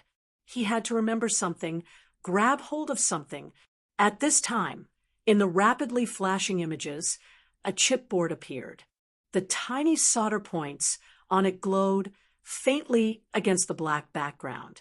With a single thought, the switching of images slowed down. All sorts of tools with their shells removed. Those familiar household appliances that had accompanied him for many years, those exposed circuit boards, those hard metal brackets, those blueprints, those precise equipment in the control room. All of them were displayed in the black space in the form of images. He stared at one of the blueprints and studied it carefully. That unexplainable pain finally subsided a little. He felt that the lines and structure on the blueprints were very familiar. It was an M52, a black M52. It was the military mecca that had broken through the wall in the underground parking lot of the gymnasium. With a single thought, countless blueprints of the internal structure of the mecca flew in from the periphery of the black space like snowflakes. They flew in front of his eyes and into his mind, as if they were very happy to have found something that he could focus on. He had seen some of the blueprints before, but he had never seen most of them before. Those circuits and design ideas were so novel, and those control system designs were so beautiful. Sulu stared at everything in front of him in a daze. He gradually remembered some of it, but began to look greedily at those images. However, the images moved faster and faster, so fast that he could not see them clearly at all.